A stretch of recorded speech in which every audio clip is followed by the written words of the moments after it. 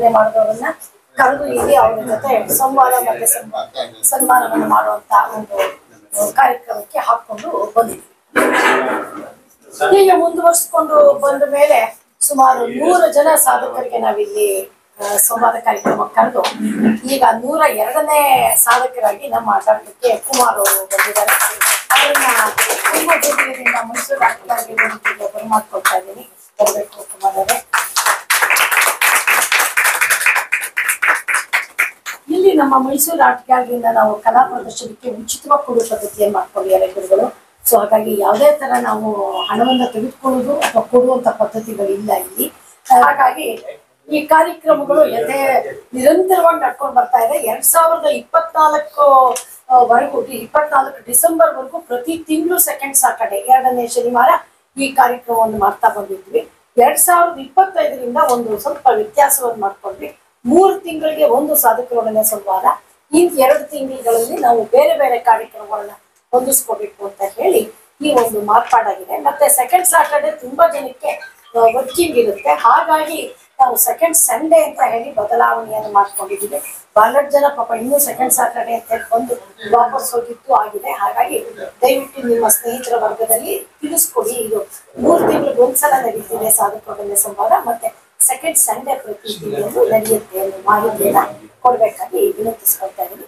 ಹಾಗೆ ಈ ಸಂಸ್ಕೃತ ಅಲಂಕಾರ ಶಾಸ್ತ್ರದಲ್ಲಿ ಒಂದು ಮಾತಿದೆ, ರಾಮ ರಾವಣರ ಯುದ್ಧಕ್ಕೆ ಏನು ಹೋಲಿಕೆ ಅಂತ ಕೇಳಿದ್ರೆ ಇನ್ನೊಂದು ಹೋಲಿಕೆ ಏನು ಸಿಗಲಿಲ್ವಂತೆ, ರಾಮ ರಾವಣರ ಯುದ್ಧವೇ ಹೋಲಿಕೆ ಅಂತ ಹೇಳಿದೆ.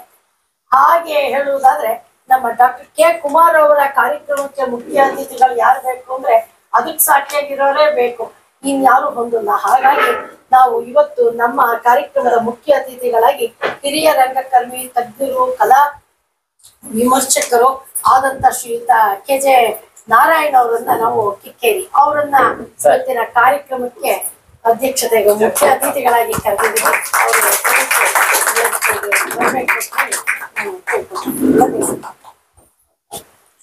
ಹಾಗೆ ಕಾರ್ಯಕ್ರಮದ ಅಧ್ಯಕ್ಷತೆಯನ್ನ ಮೈಸೂರು ಆರ್ಟ್ ಗ್ಯಾಲರಿಯ ಸ್ಥಾಪಕರು ಅಧ್ಯಕ್ಷರು ಆದಂತ ಶ್ರೀಯುತ L ಶಿವಲಿಂಗಪ್ಪನವ್ರನ್ನ ಕರೀತಾ ಇದ್ದೀನಿ ವೇದಿಕೆಗೆ. ದಯವಿಟ್ಟು ಬಂದು ವೇದಿಕೆಯನ್ನು ಅಲಂಕರಿಸಬೇಕು ಅಂತ ಕೇಳ್ಕೊತಾ ಇದ್ದೀನಿ. ಸರ್ ನೀವೇ ಈ ಕಡೆ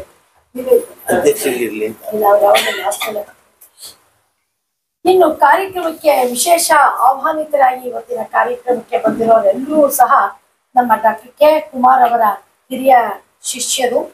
ಮೊದಲನೆಯಾಗಿ ವಿದುಷಿ ಶ್ರೀಮತಿ ಪುಷ್ಪಾ ಕೃಷ್ಣಮೂರ್ತಿಯವರು ಬಂದಿದ್ದಾರೆ. ಕಿತ್ತೂರಾಣಿ ಚೆನ್ನಮ್ಮ ಪ್ರಶಸ್ತಿ ಪುರಸ್ಕೃತರು ಶಿವಮೊಗ್ಗದಿಂದ ಬಂದಿದ್ದಾರೆ. ಅವರ ಗುರುಗಳ ಕಾರ್ಯಕ್ರಮವನ್ನು ನೋಡಕ್ಕೆ ವಿಶೇಷ ಆಹ್ವಾನಿತರಾಗಿ ಮತ್ತೊಬ್ಬರು ವಿದ್ವಾನ್ M ಗೋಪಾಲ್ ಸಾಗರ ಅವರಿಗೂ ಸಹ ಕಾರ್ಯಕ್ರಮಕ್ಕೆ ಸ್ವಾಗತಿಸಿದ್ದೀವಿ.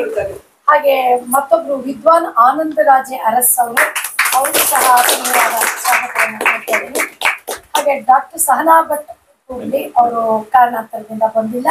ಮತ್ತೊಬ್ರು ವಿದ್ವಾನ್ SM ಶರತ್ ಮೈಸೂರು ಅವರಿಗೂ ಸಹ ಇನ್ನು ಕಾರ್ಯಕ್ರಮಕ್ಕೆ ಡಾಕ್ಟರ್ ಕೆ ಕುಮಾರ್ ಅವರ ಬೆನ್ನೆಲುಬಾಗಿ ನಿಂತಿರ್ತಕ್ಕಂಥ ಇವರ ಎಲ್ಲ ಸಾಧನೆ ಪ್ರಶಸ್ತಿ ಪುರಸ್ಕಾರಗಳಲ್ಲೂ ಅರ್ಧ ಭಾಗ ಖಂಡಿತವಾಗಿ ಸಿಗಲೇಬೇಕಾಗಿರುವುದು ಅವರ ಧರ್ಮಪತ್ನಿ ಡಾಕ್ಟರ್ ಮಾಲತಿಯವರು. ಸ್ವಾಗತ. ಹಾಗೆ ಕಲಾಮನೆಯ ಸೋದರಿಯರು ಬಂದಿದ್ದಾರೆ, ಅವರಿಬ್ಬರಿಗೂ ಸಹ ತಂದೆ ನೆಡದ ನಿಟ್ಟಿನಲ್ಲೇ ಹಲವಾರು ಜನ ಶಿಷ್ಯರನ್ನು ತಯಾರು ಮಾಡಿದ್ದಾರೆ. ಇನ್ನು ಮುಂದೆ ಸಂವಾದ ಕಾರ್ಯಕ್ರಮದಲ್ಲಿ ಡಾಕ್ಟರ್ ಕೆ ಕುಮಾರ್ ಅವರ ಒಂದು ಸಾಧನೆಯ ಬಗ್ಗೆ ಹೆಚ್ಚು ಮಾತನಾಡಂತೆ. ಈಗ ತಾವೆಲ್ಲರೂ ಬಂದಿದ್ದೀರಾ, ಇದು ನನಗೆ ತುಂಬಾ ಸಂತೋಷ ಆಗಿದೆ. ಇಲ್ಲಿ ಯಾರು ತುಂಬಾ ಚೆನ್ನಾಗಿ ಹಾಡ್ತೀರಾ ಡಾನ್ಸರ್ಸ್ ಅನ್ನೋದು ನಾನು ತಿಳ್ಕೊಬೇಕಾಗಿದೆ. ಪುಷ್ಪಾ ಅವರು. ಸೊ ಪುಷ್ಪಾ ಅವರು ಇವತ್ತಿನ ಕಾರ್ಯಕ್ರಮಕ್ಕೆ ಒಂದು ಸೊಗಸಾಗಿರೋ ಹಾಡನ್ನು ಹೇಳೋದ್ರ ಮೂಲಕ ಈ ಕಾರ್ಯಕ್ರಮಕ್ಕೆ ಒಂದು ಶುಭ ಹಾರೈಸಬೇಕು ಅಂತ ಹೇಳಿ ನಾನು ಕೇಳ್ಕೊಬೇಕು.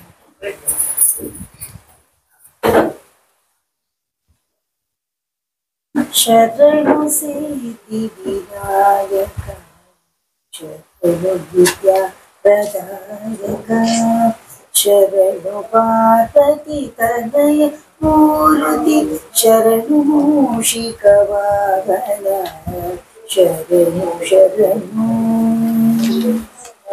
ನಿಖಿಲ ನೇತ್ರನೆ ದೇವಿ ಸುತನೆ ನಾಗಭೂಷಣ ಪ್ರಿಯನೇ ತಟಿಲತಾಂಕಿತ ಕೋಮಲಾಂಗನೆ ಕರ್ಣಕುಂಡಲಧಾರನೆ ಶರಣು ಶರಣು ಭಟ್ಟಮೂರ್ತಿನ ಪದಕಹಾರನೆ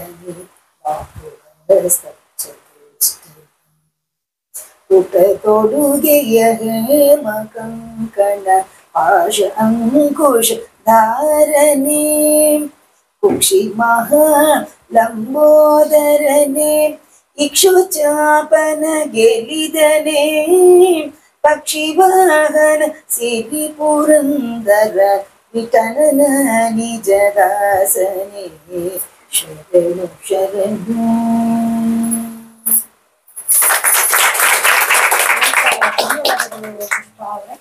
ಇವತ್ತಿನ ಕಾರ್ಯಕ್ರಮಕ್ಕೆ ತಡವಾಗಿ ಬಂದ್ರು ನಮ್ಮ ಕಾರ್ಯಕ್ರಮಕ್ಕೆ ಒತ್ತು ಕೊಟ್ಟು ಬಂದಿರುವಂತ ಕಲಾಕೂಟದ ಅಧ್ಯಕ್ಷರಾದ ಶ್ರೀ ಚಂದ್ರ ಅವ್ರಿಗೂ ಅದ್ಭುತವಾದ ಸ್ವಾಗತ. ಇವತ್ತು ನೀವು ಅಲ್ಲಿ ಒಂದು ದೊಡ್ಡ ಕಾರ್ಯಕ್ರಮ ಅಲ್ಲಿ ಹೊರಟೋಗಿರ್ತೀರಾ ಅಂದ್ಕೊಂಡ್ರೆ ನೀವು ಮುಂದೆ ಮಹತ್ವ ಕೊಟ್ಟಿದ್ದೀರಾ, ತುಂಬಾ ಸಂತೋಷ. ಹಾಗಾಗಿ ಈಗ ಕಾರ್ಯಕ್ರಮದ ಉದ್ಘಾಟನೆಯನ್ನ ಎಲ್ಲ ಗಣ್ಯರು ಸೇರಿ ಮಾಡಬೇಕು ಅಂತ ಹೇಳಿ ನಾನು ಕೇಳ್ಕೊಳ್ತೇನೆ.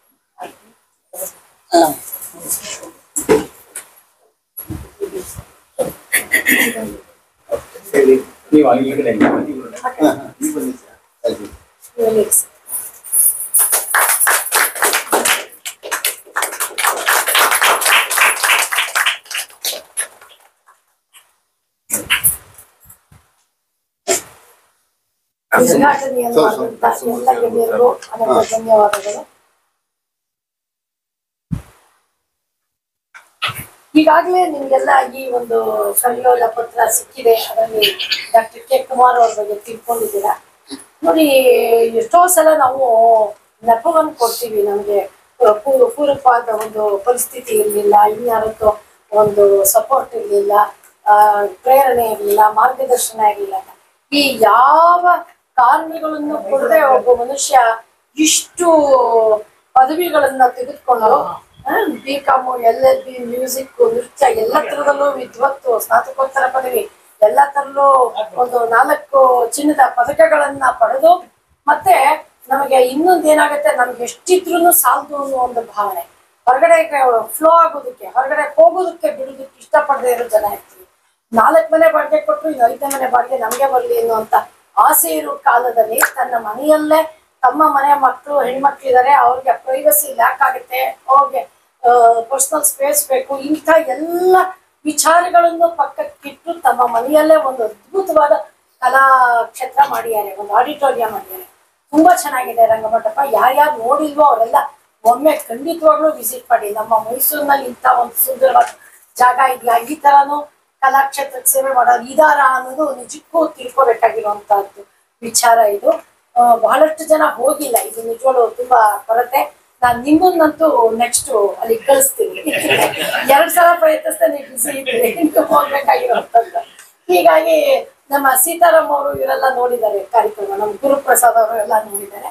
ತುಂಬಾ ಒಂದು ತನ್ನ ಮನೆ ಒಳಗೆ ಒಂದು ಅದ್ಭುತವಾದ ಒಂದು ಕಲಾ ಮಂಟಪವನ್ನು ರಚಿಸಿ ಒಂದು ರಂಗಮಂಟಪ ಮಾಡಿ ಅಲ್ಲಿ ಬರೀ ನಮ್ಮ ದೇಶಕ್ಕೆ ಸೀಮಿತ ಅಲ್ಲದೆ ವಿದೇಶದಿಂದ ಹಲವಾರು ಜನ. ಇವತ್ತು ನಮ್ಮ ಕಾರ್ಯಕ್ರಮಕ್ಕೆ ಒಬ್ರು ಇದರಿಂದ ಶ್ರೀಲಂಕಾದಿಂದ ಮತ್ತೆ ಬಾಂಗ್ಲಾದೇಶದಿಂದ ಇಬ್ರು ಬಂದಿದ್ದಾರೆ ಅವರ ಶಿಷ್ಯರು. ಸೊ ಹೀಗೆ ಬೇರೆ ಬೇರೆ ರಾಜ್ಯಗಳು ದೇಶದಿಂದ ಬಂದು ಇವ್ರ ಹತ್ರ ಪಾಠ ಕಲ್ತ್ಕೊಳ್ಳೋರು ಮತ್ತೆ ಕಾರ್ಯಕ್ರಮವನ್ನ ಮಾಡೋರು ಇದ್ದಾರೆ. ಬರೀ ನೃತ್ಯ ಕ್ಷೇತ್ರಕ್ಕೆ ಮಾತ್ರ ಸೀಮಿತ ಅಲ್ಲದೆ ಕಲಾವಿದರನ್ನ ಬೆಳೆಸುವಂತ ನಿಟ್ಟಿನಲ್ಲೂ ಸಾಕಷ್ಟು ಮಾಡ್ತಾ ಇದ್ದಾರೆ. ಮತ್ತೆ ಡಾಕ್ಟರೇಟ್ ಪದವಿಗೆ ಯಾರ್ಯಾರು ಸಂಶೋಧನೆಯನ್ನು ಮಾಡ್ತಾ ಇದ್ದಾರೋ ಸುಮಾರು ಒಂದು 20 ಜನ ಸಂಶೋಧಕರಿಗೆ ಇವರು ಮಾರ್ಗದರ್ಶಿಯಾಗಿದ್ದಾರೆ ಅಂದ್ರೆ ತುಂಬಾ ಒಂದು ವಿಶೇಷವಾದ ಸಾಧನೆ. ನಮ್ಮಲ್ಲಿ ಒಂದು ಸುಭಾಷಿತ ಇದೆ, ತುಂಬಾ ಮಳೆ ಬರುವಂತ ಮೋಡಗಳು ನೆಲಕ್ಕೆ ಬಂದು ತಲುಪುತ್ತೆ, ಮೇಲ್ಮುಖವಾಗಿ ಹೋಗಲ್ಲ. ಪಕ್ವವಾದ ಹಣ್ಣುಗಳು ಭೂಮಿ ಕಡೆ ಬರುತ್ತೆ, ಮೇಲ್ಮುಖವಾಗಿ ಹೋಗಲ್ಲ. ಇದೆಲ್ಲ ತುಂಬಾ ವಿಶೇಷವಾದ ಮಾತುಗಳು. ಅಂದ್ರೆ ನಿಜವಾದ ಜ್ಞಾನಿ ಯಾವ್ದನು ಅಷ್ಟು ಸರಳ ಸಜ್ಜನಿಕೆಯಿಂದ ಎಲ್ಲರಲ್ಲಿ ಒಬ್ಬನಾಗಿ ಇರ್ತಾರೆ ಅಂತ ಇಂಥ ಸುಭಾಷಿತ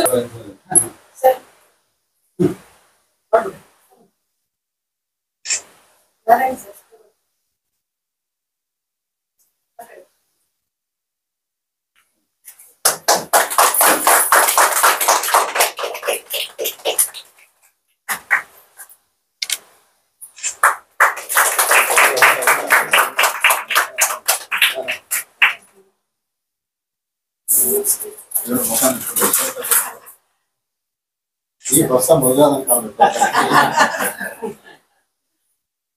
ಓಕೆ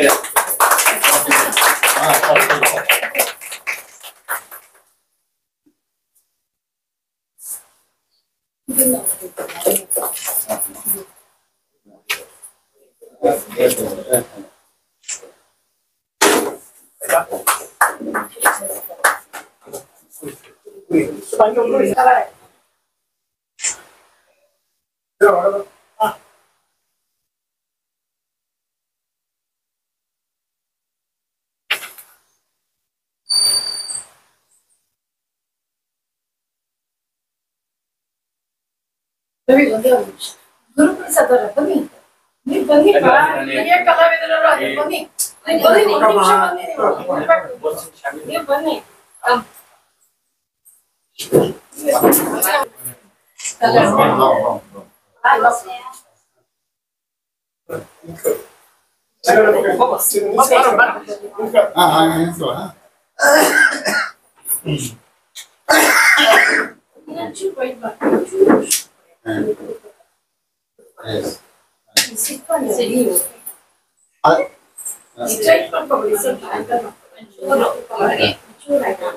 ಚೇರಿ ತೆಗಿಬೇಕು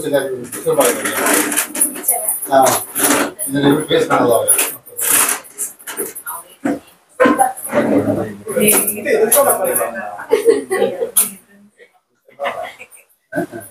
ಹಾ ಓಕೆ ಫೈನ್.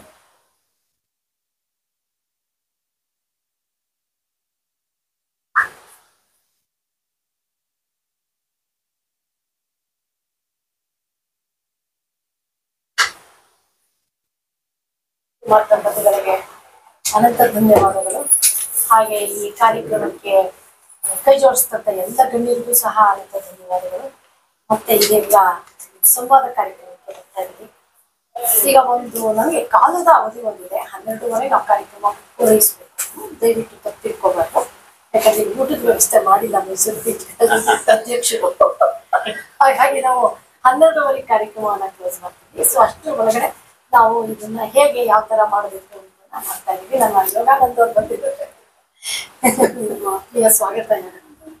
ಸೊ ಹೀಗಾಗಿ ಕುಮಾರ್ ಅವರು ಈಗ ನಮಗೆ ನಿಮ್ಮ ಒಂದು ಬಾಲ್ಯ, ನಿಮ್ಮ ತಂದೆ ತಾಯಿ, ನೀವು ಹುಟ್ಟಿದ ವಾತಾವರಣ ಹೇಗೆ ಬೆಳೆದು ಬಂದ್ರಿ, ನಿಮ್ ಹಿಂದೆ ಈ ಕಲೆಯ ಒಂದು ಫೀಲ್ಡ್ ಅಲ್ಲಿ ಯಾರಾದ್ರೂ ಈ ಕ್ಷೇತ್ರದಲ್ಲಿ ಸಾಧನೆ ಮಾಡಿದವ್ರು ಇದ್ದೀರಾ, ನಿಮಗೆ ಹೇಗೆ ಇದು ಇಷ್ಟೊಂದು ಆಸಕ್ತಿ ಮೂಡಿ ಒಂದು ಈ ಮಾರ್ಗಕ್ಕೆ ನೀವು ಬಂದ್ರಿ? ನಿಮ್ಮ ತಂದೆಯವರ ಒಂದು ವೃತ್ತಿ ಬೇರೆ ಆಗಿತ್ತು, ಹಾಗಿದ್ದು ನೀವು ಈ ಮಾರ್ಗಕ್ಕೆ ಬಂದಿದ್ದು ಹೇಗೆ ಅನ್ನೋದ್ರ ಬಗ್ಗೆ ನಾವು ತಿಳ್ಕೊಳ್ಳೋ ಕುತೂಹಲ ಇದೆ.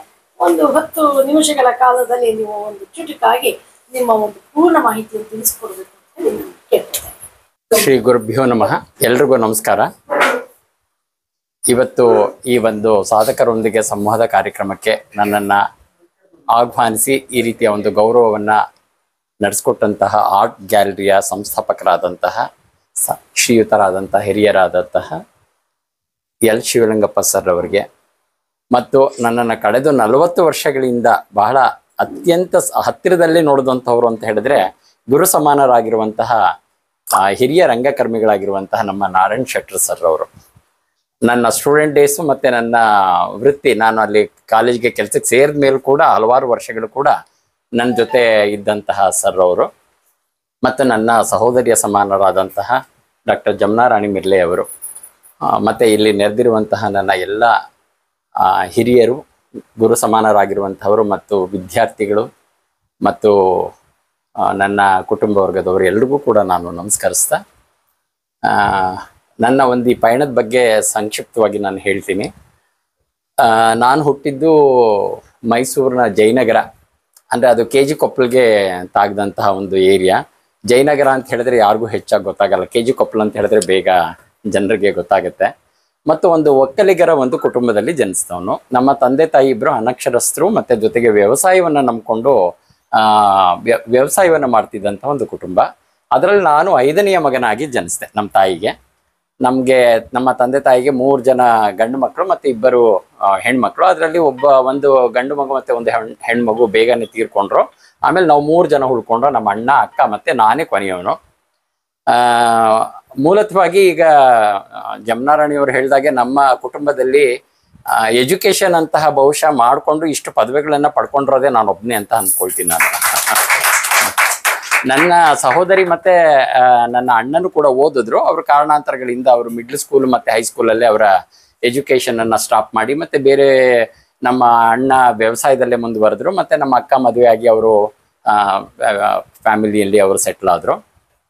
ನಾನು BCom ಪದವಿ ಓದೋ ತನಕ ನನಗೆ ಈ ಸಂಗೀತ ನೃತ್ಯಗಳ ಬಗ್ಗೆ ಯಾವುದು ಏನು ಅರಿವಿರಲಿಲ್ಲ. ಆದ್ರೆ ನಾವು ವಾಸ ಮಾಡ್ತಿದ್ದಂತಹ ಮನೆಯ ಸುತ್ತಮುತ್ತ ಕೆಲವು ಬ್ರಾಹ್ಮಣ ಕುಟುಂಬದವರು ಇದ್ರು. ಅದರಲ್ಲಿ ಕೆಲವರು ಸಂಗೀತವನ್ನ ಅವಲಂಬಿಸಿದ್ದವರು ಇದ್ರು. ಮತ್ತೆ ಅವರು ಹೆಚ್ಚಾಗಿ ಈ ನಾವು ಆಟ ಆಡ್ಬೇಕಂತ ಹೇಳಿದ್ರೆ ಅಕ್ಕಪಕ್ಕದಲ್ಲಿ ಅವರು ದೇವರ ನಾಮಗಳನ್ನ ಹೇಳೋದು ಅದೆಲ್ಲ ಕೇಳಿಸ್ಕೊಳ್ತಾ ಇದ್ದೆ. ಹಾಗಾಗಿ ಮತ್ತೆ ಒಂದ್ ಸ್ವಲ್ಪ ವಾಯ್ಸು ಕೂಡ ಚೆನ್ನಾಗಿತ್ತು. ಚಿಕ್ಕನ್ನಿಂದ ಈ ರೇಡಿಯೋ ಹಾಕ್ಬಿಟ್ಟದೇನೆ ಚಲನಚಿತ್ರ ಗೀತೆಗಳನ್ನ ಪ್ರಸಾರ ಮಾಡೋದಕ್ಕೆ ಕೆಲವು ನಿಗದಿತವಾದಂತ ಸಮಯ ಇರ್ತಿತ್ತು. ಆ ಸಮಯವನ್ನ ಕಾಯ್ದುಕೊಂಡದೇನೆ ರೇಡಿಯೋದಲ್ಲಿ ಏನಾದ್ರೂ ಹಾಡುಗಳು ಬಂದ್ರೆ ಅದನ್ನ ಹೇಳುವಂತ ಹವ್ಯಾಸವನ್ನ ಬೆಳೆಸ್ಕೊಂಡಿದ್ದೆ. ನಂತರ ಹೈಸ್ಕೂಲ್ ದಿನಗಳಲ್ಲಿ ಅದನ್ನ ಶಾಲಾ ಕಾಲೇಜುಗಳಲ್ಲಿ ಹಾಡೋದು, ಮತ್ತೆ ಕೆಲವು ಸಂದರ್ಭ ಸಿಕ್ಕಿದಾಗ ಅಲ್ಲಿ ಸ್ಪರ್ಧೆಗಳೆಲ್ಲ ತುಂಬಾ ನಡೀತಾ ಇರ್ಲಿಲ್ಲ. ಹಾಗಾಗಿ ಕೆಲವೇ ಸಂದರ್ಭಗಳಲ್ಲಿ ಸ್ಪರ್ಧೆಗಳಲ್ಲಿ ಭಾಗವಹಿಸಿ ಬಹುಮಾನವನ್ನು ಕೂಡ ಪಡ್ಕೊಂಡಿದ್ದೆ. ಹೀಗೆ ಜೀವನ ಸಾಗಿ BCom ಪದವಿಯನ್ನ ನಾನು ಓದ್ಬೇಕಾದ್ರೆ BCom ಪದವಿಯನ್ನ ಓದುವಾಗ ನನ್ನ ಕ್ಲಾಸ್ಮೇಟ್ ಆಗಿದ್ದವರು ಒಬ್ರು ರಾಮಾನುಜ ಅನ್ಬಿಟ್ಟು ಅಂತ. ರಾಮಾನುಜ ಅವರ ಫ್ಯಾಮಿಲಿ ಬಂದು ಮ್ಯೂಸಿಕ್ ಫ್ಯಾಮಿಲಿ. ಅವರು ರಾಘವೇಂದ್ರ ಮಠ ಶಾಂತಲಾ ಥಿಯೇಟರ್ ಹತ್ರ ಅವ್ರದ್ದು ಈಗಲೂ ದೇವಸ್ಥಾನ ಮತ್ತು ಮನೆ ಅಲ್ಲೇ ಇದೆ.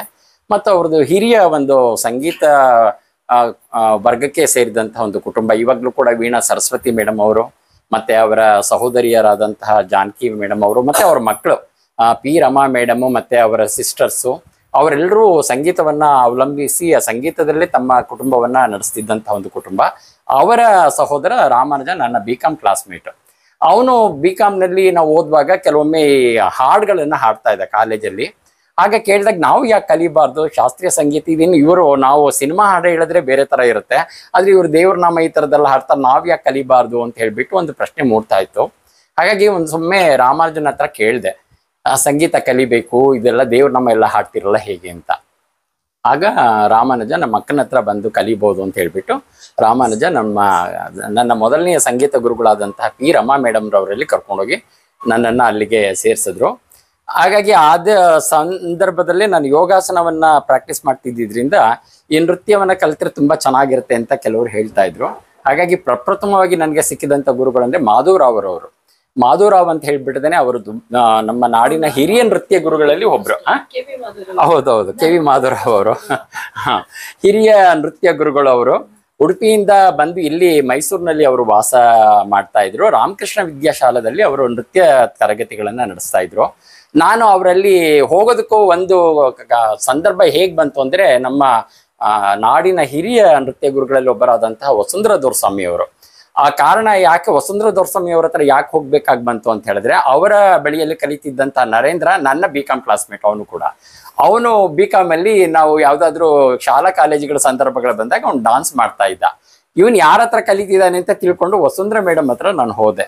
ವಸುಂಧರಾ ಮೇಡಮ್ ಹತ್ರ ಹೋಗಿ ಕೇಳ್ಕೊಂಡಾಗ ನಾನು ಹುಡುಗರಿಗೆ ಹೇಳ್ಕೊಡಲ್ಲ ನೃತ್ಯವನ್ನ ಅಂತ ಹೇಳಿದ್ರು. ಅವರೇ ಕೊನೆಗೆ ಮಾಧವರಾವ್ ಹತ್ರ ಹೋಗು ಅಂತ ಹೇಳ್ಬಿಟ್ಟು ಕಳಗಿಸ್ಕೊಟ್ರು. ಹಾಗಾಗಿ ಮಾಧವರಾವ್ ಅವ್ರ ಹತ್ರ ಹೋಗಿ ನಾನು ಪಾಠವನ್ನ ಕಲಿಬೇಕಾದ್ರೆ ಬಹುಶಃ ಅದು ನನಗೆ ಗೊತ್ತಿಲ್ಲ, ಅತಿಶಯೋಕ್ತಿ ಅಂತ ಅನ್ಸುತ್ತೆ ನಿಮ್ಗೆ ಹೇಳಿದ್ರೆ. ನನಗೆ ಯಾವುದೋ ಒಂದು ದೃಷ್ಟಿನಲ್ಲಿ ಕೆಲವು ವಿಷಯಗಳು ಏನಾದರೂ ನನಗೆ ಕಲಿಯುವಾಗ ಸರಿಯಾಗಿದ್ಯೋ ಇಲ್ವೋ ಅಂತ ಏನೋ ಒಂದು ಒಳಗಡೆ ಇಂಟ್ಯೂಷನ್ ಅಂತ ಹೇಳ್ತಾರಲ್ಲ, ಹಾಗೆ ಅದು ಮಾಧವರಾವ್ ಅವ್ರ ಹತ್ರ ಕಲಿಬೇಕಾದ್ರೆ ನನಗೆ ಯಾಕೋ ಈ ಡಾನ್ಸ್ ಚೆನ್ನಾಗಿಲ್ಲ, ಇದು ಕಲಿಬಾರ್ದು, ಇದು ಏನೋ ಸರಿ ಇಲ್ಲ ಈ ಡಾನ್ಸು ಅಂತ ಮನಸ್ಸಿನಲ್ಲಿ ಏನೋ ಒಂದು ಅವ್ರ ಪಾಠ ಹೇಳ್ಕೊಡಕ್ ಹೋದಾಗ ಸಾಧ್ಯವಾದಷ್ಟು ಅವ್ರೊಂದು ಸ್ವಲ್ಪ ವಿಚಲಿತರಾಗಿದ್ರು ಮಾನಸಿಕವಾಗಿ. ಶಾಸ್ತ್ರ ಮತ್ತೆ ಅವ್ರಿಗೆ ಯಾರು ರೆಕಗ್ನೈಸ್ ಮಾಡ್ಲಿಲ್ಲ ಅನ್ನೋದು ತುಂಬಾ ದೊಡ್ಡ ಒಂದು ಕೊರತೆ ಇತ್ತು. ನಮ್ಗೆ ಹೋದಾಗ್ಲೆಲ್ಲ ನಮ್ಗೆ ಪಾಠ ಮಾಡೋದಕ್ಕಿಂತ ಬೈಯೋದೇ ಜಾಸ್ತಿ ಇರ್ತಿತ್ತು. ಇವ್ರ ಗುರ್ತಿಸ್ಲಿಲ್ಲ, ಅವ್ರು ಗುರ್ತಿಸ್ಲಿಲ್ಲ, ನನಗೆ ಇವ್ರ ಪ್ರಶಸ್ತಿ ಕೊಡ್ಲಿಲ್ಲ, ಈ ತರದ್ದು ತುಂಬಾ ಹೇಳ್ತಾ ಇದ್ರು. ಮತ್ತೆ ಆಮೇಲೆ ಪಾಠ ಮಾಡ್ಬೇಕಾದ್ರೂ ಕೂಡ ನಾನು ನೋಡ್ತಾ ಇದ್ದೆ ಅವ್ರ ಪಾಠ ಹೇಳ್ಕೊಡೋ ಶೈಲಿನೂ ಕೂಡ. ಅದ್ ಯಾಕೋ ನನ್ಗೆ ಮನ್ಸಿಗೆ ಹೋಗ್ಲಿಲ್ಲ. ಇಲ್ಲ ಇವ್ರ ಹತ್ರ ಕಲ್ತ್ರೆ ಏನ್ ಚೆನ್ನಾಗಿರಲ್ಲ ಪಾಠ ಅಂತ ಹೇಳ್ಬಿಟ್ಟು ನಾ ಏನು ಹೇಳಲಿಲ್ಲ, ಮತ್ತೆ ವಾಪಸ್ ಬಂದ್ಬಿಟ್ಟೆ. ಆದ ನಂತರ ಕುವೆಂಪು ನಗರದಲ್ಲಿ ನಾನು ಒಮ್ಮೆ ನಡ್ಕೊಂಡು ಬರ್ಬೇಕಾದ್ರೆ ಕೋಲ್ ಶಬ್ದ ಕೇಳಿಸ್ತಾ ಇತ್ತು. ಆ ಕೋಲ್ ಶಬ್ದ ಏನ್ ಇಲ್ಲಿ ಯಾರೋ ಪಾಠ ಹೇಳ್ಕೊಡ್ತಾ ಇದಾರೆ ಅಂತ ಹೇಳ್ಬಿಡ್ದೇನೆ ಅವ್ರ ಮನೆ ಒಳಗಡೆ ಹೋದೆ. ಅದೇ ನಮ್ಮ ನಂದಿನಿ ಮೇಡಮ್ ರವರ ಮನೆ ಆಗಿತ್ತು. ಅವರಲ್ಲಿ ನಾನು ಕೇಳ್ಕೊಂಡೆ ಈ ತರ ಅಂತ. ಅವ್ರು ಹೇಳ್ಕೊಡಲ್ಲ ಅಂದ್ರು. ಅವರು ಕೂಡ ಹುಡುಗರಿಗೆ ನಾನು ಪಾಠ ಮಾಡೋದಿಲ್ಲ, ಆಗೋದಿಲ್ಲ ಕುಮಾರ ಅಂದ್ಬಿಟ್ಟು. ಆಮೇಲೆ ನಾನು ಸಂಗೀತ ಕಲಿತಾ ಇದ್ದಿದ್ರಿಂದ ಪೀರಮ್ಮ ಮೇಡಮ್ ಅವ್ರ ಹತ್ರ ಕೇಳಿದ್ರು ಏನಾಯ್ತು ಅಂತ. ಹೀಗೆ ಅಂತ ಹೇಳಿದೆ. ಇಲ್ಲ ಬಿಡು, ನಾ ಹೇಳ್ತೀನಿ ಕುಮಾರ್, ನೀವು ಬನ್ನಿ, ನನಗೆ ನಂದಿನಿ ಚೆನ್ನಾಗಿ ಗೊತ್ತಿದ್ದಾರೆ, ಅವ್ರು ನಾನು ಹೇಳಿದ್ರೆ ಕೇಳ್ತಾರೆ ಅಂದ್ಬಿಟ್ಟು ಕೊನೆಗೆ ನಂದಿನಿ ಮೇಡಮ್ಗೆ ರಮಾ ಮೇಡಮ್ ಹೇಳ್ಬಿಟ್ಟು ಕರ್ಕೊಂಡೋಗಿ ನಂದಿನಿ ಮೇಡಮ್ ಹತ್ರ ಸೇರಿಸಿದ್ರು. ಆಗ ನಾನು BCom ಮುಗ್ದಿತ್ತು. BCom ಮುಗಿದು ನಾನು LLB ಸೇರ್ಬೇಕು ಅಂದ್ಕೊಂಡಿದ್ದೆ. ಹಾಗಾಗಿ LLB ಕೂಡ ಜಾಯ್ನ್ ಆದಾಗ ಮೇಡಮ್ ನನಗೆ ಪಾಠವನ್ನ ಶುರು ಮಾಡಿದ್ರು.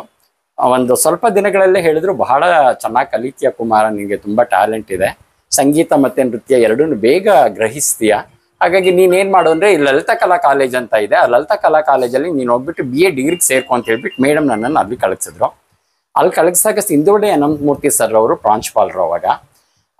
ನಾನು ಅವಾಗ ಸಂದರ್ಶನ ಮಾಡ್ತಾ ಇದ್ರು. ಸಂದರ್ಶನ ಮಾಡಿ ಅಡ್ಮಿಷನ್ ಕೊಡ್ತಾ ಇದ್ರು. ಇದೇನೋ KG ಕೊಪ್ಪಳಿಂದ ಬಂದಿರೋ ಹುಡುಗ, ಈ ಹೊಲಗಿಲ ಉಳೋದು ಅಥವಾ ದನ ಕರುಗಳು ಸಾಕೋದು ಇವನ್ನೆಲ್ಲ ಬಿಟ್ಬಿಟ್ಟು ನಿನ್ಗೆ ಯಾಕಯ್ಯ ಬಂತು ಈ ಸಂಗೀತ ನೃತ್ಯ ಕಲಿಯೋದು ಅಂತ ಹೇಳಿದ್ರು. ಅದು ಗೊತ್ತಿಲ್ಲ ಸರ್, ಏನೋ ಕಲಿಬೇಕು ಅಂತ ಆಸೆ ಇದೆ, ಅಡ್ಮಿಷನ್ ಕೊಟ್ಟರೆ ಕರಿತೀನಿ ಅಂತ. ಆಗ ನಮ್ಮ ದೇವೇಂದ್ರಪ್ಪರವರ ಮೊಮ್ಮಗರಾದಂತಹ ವಿಜಯ ರಾಘವನ್ ಸರ್ ಅವರು ನನಗೆ ಸಂದರ್ಶನ ತಗೊಂಡ್ರು, ಹಾಡ್ಸಿದ್ರು. ನಾನು ಆಗ್ಲೇ ಮೇಡಮ್ ಹತ್ರ ಆಗ್ಲೇ ಗೀತೆಗಳೆಲ್ಲ ಆಗಿತ್ತು ನನಗೆ. ಆಗ ಅವ್ರಿಗೆ ಬಹಳ ಸಂತೋಷ ಆಯ್ತು, ಚೆನ್ನಾಗಿ ಹಾಡ್ತೀಯ ಕಣೋ ಅಂತ ಹೇಳ್ಬಿಟ್ಟು ಇವ್ನಿಗೆ ಅಡ್ಮಿಷನ್ ಕೊಡ್ಬೋದು ಅಂತ ಹೇಳ್ಬಿಟ್ಟು ಕೊಟ್ಟರು. ಆಗ ತುಂಬಾ ದೊಡ್ಡ ಸ್ಟಾಲ್ ವಾರ್ಡ್ಸ್ಗಳು ನಮ್ಮ ಕಾಲೇಜಲ್ಲಿ ಇದ್ದಂತಹ ಎಲ್ಲರೂ ದಿಗ್ಗಜರು. ಸಂಗೀತ ವಿಭಾಗದಲ್ಲಿ ಡಾಕ್ಟರ್ ಗೌರಿ ಕುಪ್ಪಸ್ವಾಮಿ ಅವರು, BS ವಿಜಯರಾಘವನ್ ಸರ್ ಅವರು, ಡಾಕ್ಟರ್ RN ಶ್ರೀಲತಾ ಅವರು, ಡಾಕ್ಟರ್ RN ಪದ್ಮಶಾಸ್ತ್ರಿ ಅವರು, ಮತ್ತೆ ಪ್ರೊಫೆಸರ್ MV ರತ್ನ, ಶಾರದಮ್ಮ ಮೇಡಮು, ಮತ್ತೆ ನಾಟಕ ಶಾಸ್ತ್ರ ವಿಭಾಗದಲ್ಲಿ ಡಾಕ್ಟರ್ ಮೀರಾಮೂರ್ತಿ ಮೇಡಮ್ ಅವರು, ಮತ್ತು ಜೊತೆಗೆ ಆಗಾಗ್ಗೆ ನಮಗೆ ಸಂದರ್ಶನಕ್ಕೆ ವಿಸಿಟಿಂಗ್ ಫ್ಯಾಕಲ್ಟಿಯಾಗಿ ಬರ್ತಿದ್ದಂಥವರು ವೆಂಕಟ ಸುಬ್ಬಯ್ಯ ಸರ್ ಬರ್ತಿದ್ರು, ನಾಣಿ ಸರ್ ಬರ್ತಿದ್ರು, ರಾಮಮೂರ್ತಿ ಸರ್ ಬರ್ತಾ ಇದ್ರು. ಇವ್ರು ಎಲ್ಲರ ಒಂದು ಸಂಪರ್ಕ, ಮತ್ತೆ ನಮ್ಮ ನಾರಾಯಣ್ ಶೆಟ್ರು ಸರ್ ಕೂಡ ಅಲ್ಲೇ ನಾಟಕ ವಿಭಾಗದಲ್ಲಿ ಕೂಡ ಅವರು ಕರ್ತವ್ಯವನ್ನು ನಿರ್ವಹಿಸ್ತಾ ಇದ್ರು. ಇನ್ನು ನೃತ್ಯ ವಿಭಾಗದಲ್ಲಿ ನಮಗೆ ಶಕುಂತಲಾ ಮೇಡಮ್ ಅವರು ಪಾಠ ತಗೊಳ್ತಾ ಇದ್ರು. ಜೊತೆಗೆ ಇನ್ನು ಬೇರೆ ಬೇರೆ ವಿಷಯಗಳೆಲ್ಲ ಇರ್ತಿತ್ತು. ನಾನು ಹಾಗಾಗಿ ಆಯ್ಕೆ ಮಾಡ್ಕೊಂಡಿದ್ದು ಸಂಗೀತ, ನಾಟಕ ಮತ್ತು ನೃತ್ಯ, ಈ ಮೂರನ್ನು ಆಯ್ಕೆ ಮಾಡಿಕೊಂಡೆ. ಹಾಗಾಗಿ ನನಗೆ ಶಕುಂತಲಾ ಮೇಡಮ್ ಮತ್ತೆ ವೆಂಕಟಲಕ್ಷ್ಮರವರ ಮಾರ್ಗದರ್ಶನ ಸಿಕ್ತು ನೃತ್ಯದಲ್ಲಿ. ಅವರಿಬ್ಬರಲ್ಲಿ ನೃತ್ಯವನ್ನ ಕಲಿತಾ ನಂದಿನಿ ಮೇಡಮ್ ಅವ್ರ ಹತ್ರನೂ ಕೂಡ ನೃತ್ಯವನ್ನ ಮುಂದುವರಿಸ್ದೆ. ನಂದಿನಿ ಮೇಡಮ್ ಅವರು ಎಷ್ಟು ಮಟ್ಟಿಗೆ ನನಗೆ ಪಾಠವನ್ನ ಹೇಳ್ಕೊಟ್ರು ಅಂತ ಹೇಳಿದ್ರೆ, ಬಹುಶಃ ಇವತ್ತಿನ ದಿನಗಳಲ್ಲಿ ನಾನು ತುಂಬಾ ಕಡಿಮೆ ನೋಡೋ ಅಂತಹ ಅವಕಾಶ. ಅವಾಗ ಒಂಥರ ಸ್ಪರ್ಧೆ ನಡೀತಾ ಇತ್ತು ಗುರು ಶಿಷ್ಯರಲ್ಲೇ. ಹೇಗೆ ಅಂತ ಹೇಳಿದ್ರೆ, ನೀನ್ ಎಷ್ಟೊತ್ತು ಮಾಡ್ತೀಯಾ, ಅವ್ರೆಷ್ಟೊತ್ತು ಹೇಳ್ಕೊಡ್ತಾರೆ ಅಂತ. ನೀನ್ ಮಾಡೋ ಅಷ್ಟೊತ್ತು ನಾನು ಹೇಳ್ಕೊಡ್ತೀನಿ ಅಂತ ಮೇಡಮ್ಮು, ಹಾಗಾಗಿ ನೀವು ಹೇಳ್ಕೊಡೋ ಅಷ್ಟೊತ್ತು ನಾನು ಮಾಡ್ತೀನಿ ಅಂತ ನಾನು. ಹಾಗೆ ಚಾಲೆಂಜ್, ಒಂಥರ ಸವಾಲು ಜವಾಬು ಅನ್ನೋ ಥರ ಅಂತ 3 ದಿನ ಪಾಠ ಮಾಡೋರು. ಬಹಳ ಒಂದು ಬಹುಶಃ ಪೂರ್ವ ಜನ್ಮದ ಸುಕೃತ ಅಂತ ಗುರುಗಳು ಸಿಗೋದು. ಆ ಥರ ಗುರುಗಳು ಅಂಡ್ರಲ್ಲಿ ನಾವು ಟ್ರೈನಿಂಗ್ ಆಗ್ಬೇಕಾದ್ರೆ 3 ವರ್ಷದಲ್ಲಿ ನನಗೆ ವಿದ್ವತ್ ಪರೀಕ್ಷೆಯನ್ನ ಕಟ್ಸಿದ್ರು ಅವರು. ಅವ್ರ ಹತ್ರ ಸೇರ್ಕೊಂಡು 2 ವರ್ಷಕ್ಕೇನೆ ನನಗೆ ಸೀನಿಯರ್ ಪರೀಕ್ಷೆಯನ್ನ ಕಟ್ಸಿದ್ರು. ಸೀನಿಯರ್ ಪರೀಕ್ಷೆನಲ್ಲಿ ಆಗ ನಾನು ಸ್ಟೇಟ್ಗೆನೆ ನಾನು 2ನೇ ರ್ಯಾಂಕ್ ಬಂದೆ. ನನ್ನ ಜೊತೆ ಇನ್ನೂ ತುಂಬಾ ದಿಗ್ಗಜರೆಲ್ಲ ಕಟ್ಟಿದ್ರು. ಆದ್ರೆ ಅವ್ರಿಗೆ ಯಾರಿಗೂ ಒಂದ್ ಸ್ವಲ್ಪ ಅವಾಗ ಕಣ್ಣು ಬೀಳ್ತು ನನ್ನ ಮೇಲೆ, ಏನು ಇವನು ಈಗ ತಾನೇ ಕಲಿಯಕ್ಕೆ ಶುರು ಮಾಡಿ ಆಗ್ಲೇ 2ನೇ ರ್ಯಾಂಕ್ ಬಂದ್ಬಿಟ್ಟ ಅಂತ ಅಂದ್ಬಿಟ್ಟು ಅಂತ. ಆಮೇಲೆ ನಂತರ ಮುಂದಿನ ವರ್ಷಕ್ಕೇನೆ ನನಗೆ ವಿದ್ವತ್ಗೆ ಅವರು ಕಟ್ಸಿದ್ರು. ಅಲ್ಲಿ ವಿದ್ವತ್ ಮುಗಿಯೋದಕ್ಕೂ ಮತ್ತೆ ನನ್ನ ಈ BA ಪದವಿ ಮುಗಿಯೋದಕ್ಕೆ ಎರಡಕ್ಕೂ ಒಂದೇ ಸಾಮರಸ್ಯ ಆಯ್ತು. ಹಾಗಾಗಿ ತಕ್ಷಣ ಆ ಸಂದರ್ಭದಲ್ಲಿ ನನಗೆ ನನ್ನ ಒಂದು ಜೀವನಕ್ಕೆ ಒಂದು ಹೇಳ್ತಾರಲ್ಲ, ಜನ್ಮ ಕೊಡೋರು ತಂದೆ ತಾಯಿಗಳು, ವಿದ್ಯೆ ಹೇಳ್ಕೊಡೋರು ಗುರುಗಳು, ಮತ್ತೆ ಜೀವನಕ್ಕೆ ಒಂದು ಉಪಾಯವನ್ನ ಕಲ್ಸ್ಕೊಡೋರು ಯಾರಾದ್ರೂ ಒಬ್ರು ಬರ್ತಾರೆ, ದೇವರು ಕಳಗಿಸ್ಕೊಡ್ತಾನೆ ಅಂತ. ಆದ್ರೆ ಅದನ್ನ ಮಹದೇವ ಅವರ ರೂಪದಲ್ಲಿ ಕಳಗಿಸ್ಕೊಟ್ಟ ದೇವರು. ವೈಲಿನ್ ವಿಭಾಗದ ಪ್ರಾಧ್ಯಾಪಕರಾಗಿದ್ರು ಮಹದೇವಪ್ಪ ಸರ್ ಅವರು. ಅವ್ರ ಮಗ ಮಂಜುನಾಥ್ ಈಗ ಅಂತಾರಾಷ್ಟ್ರೀಯ ಮಟ್ಟದ ವೈಲಿನ್ ವಾದಕರು. ನಾನು ಅವನು ಕ್ಲಾಸ್ಮೇಟು, ಇಬ್ರು ಒಟ್ಟಿಗೆ ಓದ್ತಾ ಇದ್ದೋ. ಮಹದೇವಪ್ಪ ಸರ್ ಅವರು, ನೀನು ಯಾವುದೇ ಕಾರಣಕ್ಕೂ ಈ ಕಾಲೇಜ್ ಬಿಟ್ಟು ಹೋಗ್ಬಾರ್ದು ಕಣಯ್ಯ, ನೀ ಇಲ್ಲೇ ಕೆಲಸ ಮಾಡಬೇಕು, ನೀನು ಅಪರೂಪಕ್ಕಿಂತ ಒಂದು ಕುಟುಂಬದಿಂದ ಬಂದಿದ್ಯಾ, ನೀನು ಬೇರೆ ಇನ್ನೆಲ್ಲೂ ಕೆಲಸ ಮಾಡಬಾರ್ದು. ಆದರೆ ನನಗೇನಾಗಿತ್ತು ಅಂತ ಹೇಳಿದ್ರೆ, BCom ಆಗಿದ್ದರಿಂದ ಬೇರೆ ಯಾವ್ದಾದ್ರು ಬ್ಯಾಂಕಲ್ಲಿ ಎಲ್ಲಾದ್ರು ಕೆಲಸ ಸಿಕ್ಕಿದ್ರೆ ಹೋಗ್ಬೇಡ, ಈ ನೃತ್ಯ ಗಿತ್ಯ ಎಲ್ಲ ನಮ್ಮ ಕೈಯಲ್ಲಿ ಆಗಲ್ಲ, ಇಲ್ಲಿ ಇದನ್ನೆಲ್ಲ ಕಲ್ತ್ಕೊಂಡು ಜೀವನ ನಡ್ಸಕ್ಕಾಗತ್ತಾ ಅಂತ ಅದೊಂದು ಭಯ ಇರ್ತಿತ್ತು.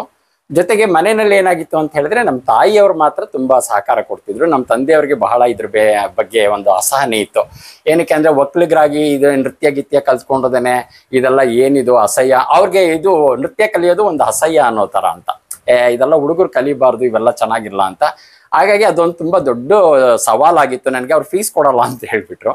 ಹಾಗಾಗಿ ನಾನು ಫೀಸ್ ಕೊಡೋದಕ್ಕೆ ಗುರುಗಳಿಗೆ ನನ್ನ ಹತ್ರ ಹಣ ಇರಲಿಲ್ಲ, ಹೇಗೆ ನಿಭಾಯಿಸೋದು ಅನ್ನೋ ತರ ಅಂತ. ಹಾಗಾಗಿ ಆಗ ಏನೇನೋ ಒಂಥರ ಮಿಡ್ಲ್ ಸ್ಕೂಲ್ ಮತ್ತೆ ಹೈಸ್ಕೂಲ್ ಮಕ್ಕಳಿಗೆ ಪಾಠ ಹೇಳ್ಕೊಡೋದು, ಆ ಫೀಸನ್ನು ತಗೊಂಡೋಗಿ ಮೇಡಮ್ ಮತ್ತೆ ಅವ್ರಿಗೆ ಫೀಸ್ ಕೊಟ್ಬಿಟ್ಟದೇನೆ ಪಾಠ ಕಲಿಯೋದು, ಈ ತರ ಒಂಥರ ತುಂಬಾ ಸ್ಪರ್ಧಾತ್ಮಕವಾಗಿತ್ತು ಆ ಸಂದರ್ಭ.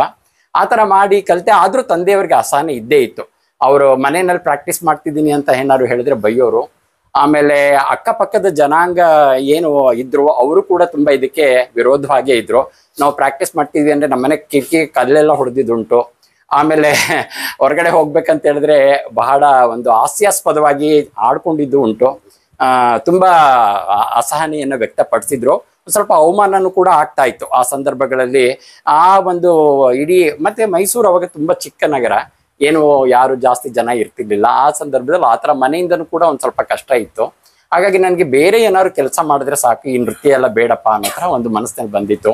ಆದರೆ ನಮ್ಮ ಗುರುಗಳು ಹೇಳ್ತಾ ಇದ್ರು, ನೀನು ನೃತ್ಯ ಬಿಟ್ಬಿಟ್ಟು ಬೇರೆ ಎಲ್ಲಿಗೂ ಹೋಗಬಾರ್ದು, ನೀನು ನೃತ್ಯದಲ್ಲೇ ಮುಂದುವರಿಸ್ಬೇಕು ಅಂತ ಹೇಳಿ ನನ್ನನ್ನು ಕಲಾಕ್ಷೇತ್ರ ಕಳಿಸೋದಕ್ಕೂ ಕೂಡ ಪ್ರಯತ್ನ ಪಟ್ಟರು ಮೇಡಮ್ಮು. ನನ್ನ ಅದೃಷ್ಟಕ್ಕೆ ಆಗ ವಾಸುದೇವಾಚಾರ್ಯರವರ ಮೊಮ್ಮಗರಾದಂತಹ ರಾಜಾರಾಮ್ ಸರ್ ಅವರೇ ಮೈಸೂರಿಗೆ ಬಂದರು. ನಮ್ಮ ಕನ್ನಡದ ಹುಡುಗರನ್ನ ಯಾರನ್ನಾದ್ರೂ ಕಲಾಕ್ಷೇತ್ರಕ್ಕೆ ಕರ್ಕೊಂಡು ಹೋಗ್ಲೇಬೇಕು ಅಂತ ಹೇಳಿ. ಆಗ ನನಗೆ ಅವರ ವಾಸುದೇವಾಚಾರ್ಯರವರ ಮನೆಯಲ್ಲೇ ಇಂಟರ್ವ್ಯೂ ಮಾಡಿದ್ರು. ಇಂಟರ್ವ್ಯೂ ಮಾಡಿ ನಾನು ಸಂಗೀತದಲ್ಲಿ ಅವ್ರು ಕೇಳಿದ ಪ್ರಶ್ನೆಗಳಿಗೆಲ್ಲ ಉತ್ತರ ಕೊಟ್ಟಾಗ ಬಹಳ ಸಂತೋಷಪಟ್ಟು, ನಿನಗೆ ಫ್ರೀ ಶಿಪ್ಪಲ್ಲಿ ಸ್ಕಾಲರ್ಶಿಪ್ ಕೊಟ್ಬಿಟ್ಟು ಕಲಾಕ್ಷೇತ್ರಕ್ಕೆ ಕರ್ಕೊಂಡು ಹೋಗ್ತೀನಿ, ನೀನು ಬರ್ಬೇಕು ಕಣಯ್ಯ ಅಂತ ಹೇಳಿದ್ರು. ಆಗ ಕಿಟ್ಟು ಸರ್ ಅಂತ ಹೇಳಿ ಈಗ ಬೆಂಗಳೂರಿನಲ್ಲಿದ್ದಾರೆ, ಅವರು ಕೂಡ ಅವ್ರ ಜೊತೆ ಬಂದಿದ್ರು. ಆದರೆ ನಮ್ಮ ತಾಯಿಗೆ ಆಗ ಅನಾರೋಗ್ಯ, ತುಂಬ ಅನಾರೋಗ್ಯ. ನಮ್ಮ ಅಕ್ಕನಿಗೆ ಮದುವೆ ಆಗಿಬಿಟ್ಟಿತ್ತು, ಯಾರು ನೋಡ್ಕೊಳ್ಳೋರು ಯಾರು ಇರ್ತಿರ್ಲಿಲ್ಲ. ಹಾಗಾಗಿ ಆ ಅನಾರೋಗ್ಯದ ಪರಿಸ್ಥಿತಿನಲ್ಲಿ ನಮ್ಮ ತಾಯಿ ಬಿಟ್ಟು ಹೋದರೆ ಅದು ನ್ಯಾಯ ಸಮ್ಮತ ಅಲ್ಲ ಅಂತ ನನ್ನ ಮನಸ್ಸಿಗೆ ಹೇಳ್ತು. ವಿದ್ಯೆ ಎಲ್ಲಿ ಬೇಕಾದ್ರೂ ಕಲಿಬೋದು, ಆದರೆ ತಂದೆ ತಾಯಿಗಳು ಬಿಟ್ಬಿಟ್ಟು ಹೋದರೆ ಆ ಒಂದು ಅದಕ್ಕಿಂತ ದೊಡ್ಡ ಒಂದು ದೌರ್ಭಾಗ್ಯ ಇನ್ನೊಂದಿಲ್ಲ ಅಂತ ಹೇಳಿ ನಾನು ಕಲಾಕ್ಷೇತ್ರಕ್ಕೆ ಹೋಗೋದನ್ನ ನಾನು ಬೇಡ ಅಂತ ತಿರಸ್ಕರಿಸ್ದೆ. ನಮ್ಮ ಮೇಡಮ್ ಬಹಳ ಕೋಪ ಮಾಡ್ಕೊಂಡ್ರು, ಈ ಥರ ಬಂದಿರೋ ಒಂದು ಅವಕಾಶನ ನೀನು ತಿರಸ್ಕರಿಸ್ತಾ ಇದೆಯಾ, ಈ ಥರ ಮಾಡಬಾರ್ದು ಕುಮಾರ್ ಅಂತ ಹೇಳಿ. ಬಟ್ ಆದರೆ ನಾನು ನಮ್ಮ ತಾಯಿಗೆ ಮೊದಲ ಪ್ರಾಧಾನ್ಯತೆಯನ್ನು ಕೊಟ್ಟೆ. ಹಾಗಾಗಿ ನಾನು ಉಳ್ಕೊಂಡೆ ಮೈಸೂರಲ್ಲೇ. ನಂತರ ನಾನು ಕಲಾಕ್ಷೇತ್ರದ ಹೋಗದೇ ಇದ್ದಾಗ ಈಗ ಮಹಾದೇವಪ್ಪ ಸರ್ ಅವರು ನನಗೆ, ನೀನು ಇಲ್ಲೇ ಉಳ್ಕೊಳ್ಬೇಕು, ಈ ಕಾಲೇಜಲ್ಲಿ ನೀನು ಮುಂದುವರಿಬೇಕು, ಕೆಲಸ ನಿನ್ಗೆ ಆಗತ್ತೆ ಅಂತ ಹೇಳಿ.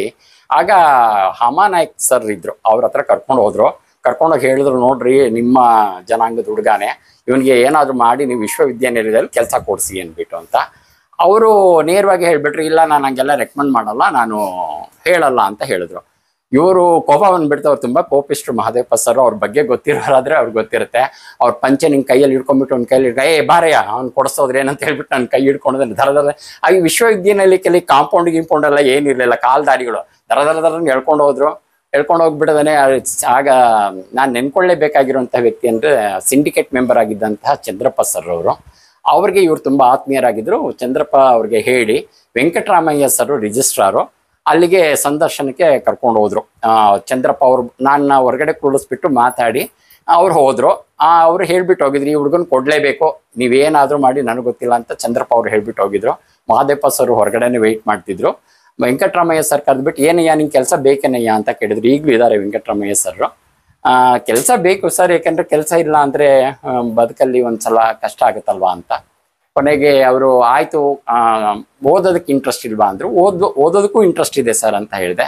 ಸರಿ ಆಯಿತು ಅಂದ್ಬಿಟ್ಟು, ನೀನು ಹಾಗಾದರೆ ಈವ್ನಿಂಗ್ ಕ್ಲಾಸ್ ತಗೋ ಡಿಪ್ಲೊಮಾನ, ಡೇ ಟೈಮಲ್ಲಿ ಬೇರೆ ಅವರು ಸೀನಿಯರ್ ಟೀಚರ್ ತೊಗೊಳ್ತಾರೆ, ನೀನು ಸಂಗೀತವನ್ನು ಬೇಕಾದ್ರೆ ಕಲಿ, ಮಾಸ್ಟರ್ ಡಿಗ್ರಿ ಮಾಡು ಅಂತ ಹೇಳ್ಬಿಟ್ಟು ಅವ್ರು ಅವಕಾಶ ಮಾಡಿಕೊಟ್ರು ಮಾಸ್ಟರ್ ಡಿಗ್ರಿ ಮಾಡೋದಕ್ಕೆ.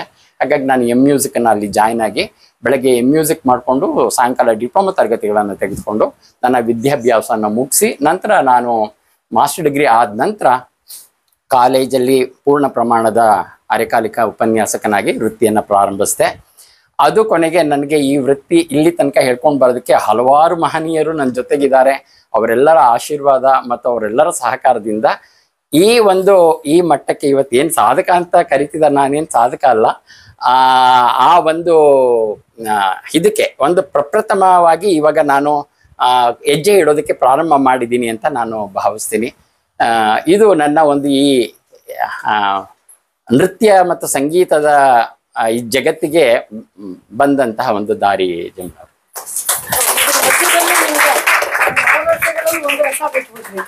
ಮಾಲತಿ ಅವ್ರು ಯಾವಾಗ ಪ್ರವೇಶ ಆದ್ರು ಅದನ್ನ ಇದನ್ನ ಹೇಗೆ ಬ್ಯಾಲೆನ್ಸ್ ಮಾಡಿದ್ರಿ?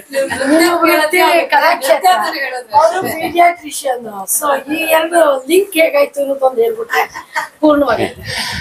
ಯಾಕಂದ್ರೆ ಅದು ಬಹಳ ಮುಖ್ಯ, ನಿಮ್ಗೆ ಪೂರ್ತಿ ಪ್ರಮಾಣದಲ್ಲಿ ಸಾಥ್ ಕೊಟ್ಟಿದ್ರು. ಅಂದ್ರೆ ಈ ಸಂಗೀತ ನೃತ್ಯಗಳು ಅಥವಾ ಇನ್ಯಾವುದೇ ಕಲಾ ಪ್ರಪಂಚದಲ್ಲಿ ತೊಡಗಿಸ್ಕೊಂಡಿರುವಂತಹ ಕಲಾವಿದರಿಗೆ ಏನಾದ್ರೂ ಒಂದು ಸಾಧಿಸ್ಬೇಕು ಅಂತ ಒಂದು ಛಲ ಬಂದ್ಬಿಟ್ರೆ ಈ ಗೃಹಸ್ಥಾಶ್ರಮ ಮರ್ತೋಗ್ಬಿಡುತ್ತೆ ಒಂದ್ ಸ್ವಲ್ಪ. ಏನಾಗತ್ತೆ, ಅದು ಎಲ್ಲೋ ಒಂದ್ ಕಡೆಗೆ, ಯಾಕಂದ್ರೆ ಜೀವನ ಸೆಟ್ಲ್ ಆಗ್ಬೇಕು ಅನ್ನೋದೇ ಬಹಳ ದೊಡ್ಡ ಗುರಿ ಆಗಿರ್ತಿತ್ತು. ಯಾಕಂದ್ರೆ ನಮ್ಗೆ ಆಗಾಗ ಒಂದ್ ಸ್ವಲ್ಪ ಇದು ಪ್ರಪ್ರಥಮವಾಗಿ ನಾನು ಈ ಕ್ಷೇತ್ರವನ್ನ ಆರಿಸ್ಕೊಂಡಿದ್ದು, ಮತ್ತೆ ಸಾಕಷ್ಟು ಕುಟುಂಬದ ಅಕ್ಕಪಕ್ಕದವರಿಂದನೂ ಕೂಡ ಸಾಕಷ್ಟು ಮಾತುಗಳೆಲ್ಲ ಬರ್ತಾ ಇತ್ತು. ಅದನ್ನೆಲ್ಲ ಮೀರಿ ಯಾವ್ದಾದ್ರು ಒಂದ್ ಮಟ್ಟಕ್ಕೆ ಬೆಳಿಲೇಬೇಕು ಅನ್ನೋ ಒಂದು ಛಲ ಇತ್ತು. ಅವ್ರಿಗೆಲ್ಲ ಸರಿಯಾಗಿ ಉತ್ತರ ಕೊಡಬೇಕು, ನಾನು ಬೆಳೆದು ತೋರಿಸಿ ಅವ್ರಿಗೆ ಸರಿಯಾಗಿ ಉತ್ತರ ಕೊಡಬೇಕು ಅನ್ನೋ ಒಂದು ನಿಟ್ಟಿನಲ್ಲಿ ಈ ಮದುವೆ ಗಿದ್ವೆ ಅನ್ನೋದೆಲ್ಲ ಒಂದ್ ಸ್ವಲ್ಪ ದೂರ ಆಗ್ಬಿಟ್ಟಿತ್ತು. ಲೇಟ್ರನ್ ಆಮೇಲೆ ಒಂದು ಸಂದರ್ಭ ಕೂಡ ಬಂತು. ಆಗ ನಾನು ಮದುವೆ ಮಾಡ್ಕೊಳ್ಳೇಬೇಕು ಅಂತ ಹೇಳಿ ಅವಾಗ ನಾನು ನಮ್ಮ ತಂದೆ ಅವರೆಲ್ಲ ಹೇಳಿದಾಗ ಆಕಸ್ಮಿಕವಾಗಿ ಬೆಂಗಳೂರಿನಲ್ಲಿ ಒಬ್ರು ಪರಿಚಯ ಆದ್ರು. ಅವರು ನಾನು ಹೀಗೆ ಹೆಣ್ಣು ನೋಡ್ಬೇಕು ಅಂತ ಹೇಳಿದಾಗ ಅವರು ಮಾಲ್ತಿ ಬಗ್ಗೆ ಹೇಳಿದ್ರು. ಒಂದ್ 2-3 ಜನ ಹುಡುಗಿರ್ನು ತೋರ್ಸಿದ್ರು. ಅವತ್ತೇನೆ ತೋರಿಸ್ಬಿಟ್ಟು ಆಮೇಲೆ ಮಾಲ್ತಿ ಬಗ್ಗೆನೂ ಹೇಳಿದ್ರು. ಆಮೇಲೆ ಡಾಕ್ಟ್ರು ಈ ತರ ಗೌರ್ಮೆಂಟಲ್ ಸರ್ವಿಸ್ ಅಲ್ಲಿ ಇದ್ದಾರೆ ಅಂತೆಲ್ಲ ಹೇಳಿದ್ರು. ನಾನು ಅಯ್ಯೋ ಬೇಡಪ್ಪ, ನಮ್ಗೆ ನಾವು ನೃತ್ಯ ಸಂಗೀತ ಅಂತ ಇನ್ನು ಡಾಕ್ಟ್ರು ಕಟ್ಕೊಂಡ್ರೆ ಖಂಡಿತ ಆಗೋದಿಲ್ಲ, ಅವರು ನಮ್ಮನ್ನ ಒಪ್ಕೊಳ್ತಾರೋ ಇಲ್ವೋ, ಬೇಡಪ್ಪ ಡಾಕ್ಟ್ರಿಗೆ ಇಟ್ಟಿರಲ್ಲ ಅಂತ ಹೇಳ್ಬಿಟ್ಟು ನಾನು ಬೇಡ ಅಂತ ಹೇಳಿದೆ. ಅವರು ಇಲ್ಲ ಸರ್, ನಿಮ್ಗೆ ಗೊತ್ತಿಲ್ಲ, ನೀವು ಸುಮ್ಮನೆ ಇರಿ, ಬಹಳ ಒಳ್ಳೆ ಸ್ವಭಾವಯುತ ಇರುವಂತ ಒಂದು ಹೆಣ್ಮಗಳು, ನೀವು ಖಂಡಿತ ನೀವು ನೋಡಿ, ಬೇಡ ಅಂತ ಹೇಳಿದ್ರೆ ಬೇಡ, ಅವ್ರಿಗೂ ಇಷ್ಟ ಆಗ್ಲಿಲ್ಲ ಅಂದ್ರೆ ಬೇಡ, ಬಟ್ ನೀವು ಬನ್ನಿ ಭಾನುವಾರ ಅಂತ ಹೇಳ್ಬಿಟ್ಟು ಹೇಳಿದ್ರು. ಸರಿ ಆಯ್ತು ಅಂದ್ಬಿಟ್ಟು ನಾನು ನಮ್ಮ ಅಕ್ಕ ಬೆಳಗ್ಗೆ ಭಾನುವಾರ ಹೊರಟು. ಅವ್ರದ್ದು ಬಿಡದಿನಲ್ಲಿ ಒಂದು ಫಾರ್ಮ್ ಹೌಸ್ ಮಾಡ್ಕೊಂಡು ನಮ್ಮ ಮಾವ ಅಲ್ಲಿ ಸೆಟ್ಲ್ ಆಗಿದ್ರು. ಆ ಮನೆಗೆ ಅವಾಗ ಈ ತರ ಬಸ್ ಫೆಸಿಲಿಟೀಸ್ ಎಲ್ಲ ಇರ್ಲಿಲ್ಲ. ಬಿಡದಿನಲ್ಲಿ ಇಳಿದ್ಬಿಟ್ಟು ಅಲ್ಲಿಂದ ಬೇರೆ ಯಾವ್ದಾದ್ರು ಒಂದು ಲೋಕಲ್ ಟ್ರಾನ್ಸ್ಪೋರ್ಟೇಷನ್ ಇಂದ ಅವ್ರ ಮನೆಗೆ ಹೋಗ್ಬೇಕಾಗಿರ್ತಿತ್ತು. ಹೋಗಿ ಮನೆಯಲ್ಲಿ ಎಲ್ಲ ನೋಡ್ಕೊಂಡು ಬಂದು ಆಮೇಲೆ ನಮ್ಮ ಮಾವ ಅವ್ರಿಗೆ ಒಂದ್ ಸ್ವಲ್ಪ ಈ ಶಕುನಗಳ ಬಗ್ಗೆ ಎಲ್ಲ ತುಂಬಾ ನಂಬಿಕೆ ಇತ್ತು. ಅವ್ರಿಗೆ ಒಂದ್ ಸ್ವಲ್ಪ ಏನೇನೋ ಕೆಲವೆಲ್ಲ ಅವರು ಫಾಲೋ ಮಾಡ್ತಾ ಇದ್ರು. ಹಾಗಾಗಿ ನಾನು ಬರ್ತೀನಿ ಅಂದ್ಮೇಲೆ ಮತ್ತೆ ನಾನು ಅವ್ರ ಮನೆಗೆ ಹೋಗಿ ಅಲ್ಲಿಂದ ಬಂದ್ಮೇಲೆಲ್ಲ ಸಾಕಷ್ಟು ಏನೋ ಶುಭ ಶಕುನಗಳೆಲ್ಲ ಆಯ್ತು ಅಂತ ಹೇಳ್ಬಿಟ್ಟು ನನಗೆ ಅವರು ಕಾಲ್ ಮಾಡಿದ್ರು, ನಮ್ಗೆ ಒಪ್ಪಿಗೆ ಆಗಿದೆ ಕುಮಾರ್ ನೀವು ಅಂತ ಹೇಳ್ಬಿಟ್ಟು ಅಂತ. ಆ ಮಾಲ್ತಿನೂ ಕೂಡ ತುಂಬಾ ಬಂದ ಗಂಡುಗಳನ್ನೆಲ್ಲ ರಿಜೆಕ್ಟ್ ಮಾಡ್ತಿದ್ಲಂತೆ, ಯಾರನ್ನೂ ಒಪ್ಕೊಳ್ತಿರ್ಲಿಲ್ಲಂತೆ. ಬಟ್ ಅವತ್ತು ಏನೋ ಅವಳನ್ನು ಕೂಡ ಆಯ್ತು ಅಪ್ಪ ಪರವಾಗಿಲ್ಲ ನೀವು ಮಾತಾಡಿ ಅಂತ ಮಾಲ್ತಿನೂ ಕೂಡ ಪರ್ಮಿಷನ್ ಕೊಟ್ರಂತೆ. ಸೊ ದೆನ್ ಆಮೇಲೆ ನನ್ಗೆ ಕಾಲ್ ಮಾಡಿದ್ರು. ನೆಕ್ಸ್ಟ್ ವೀಕ್ಗೆ ಆಗೋಯ್ತು ಅದು. ಅಂದ್ರೆ ನೆಕ್ಸ್ಟ್ ಸಂಡೇಗೆನೆ ಕರೆದು ಬಿಟ್ರು. ಅದೇನೋ ಒಂದು ಒಪ್ಪು ಮಾತು ಅಂತ ಹೇಳ್ಬಿಟ್ಟು ಅಂತ ಮಾಡಿದ್ರು. ಅದ್ರ ನೆಕ್ಸ್ಟ್ ವೀಕೆ ಮದ್ವೆ ಆಗೋಯ್ತು.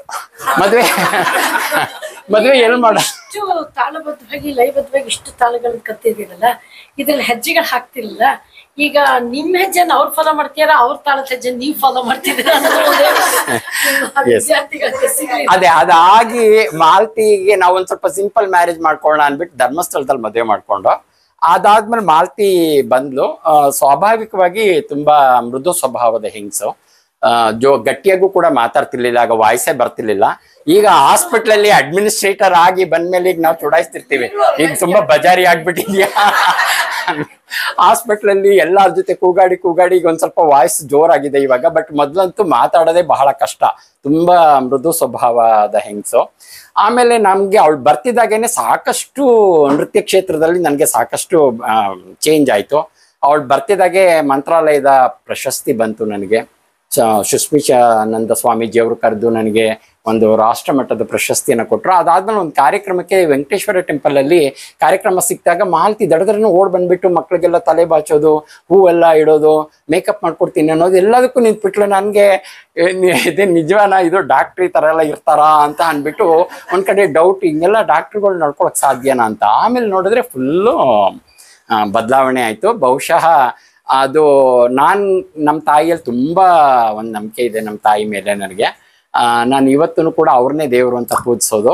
ಬಹುಶಃ ನಮ್ಮ ತಾಯಿ ಆಶೀರ್ವಾದನೇ ಅನ್ಸುತ್ತೆ, ಅವರ ರೂಪದಲ್ಲಿರೋ ಹಾಗೆ ಅವಳನ್ನ ಕಳಗಿಸ್ಕೊತಿದ್ದೆ.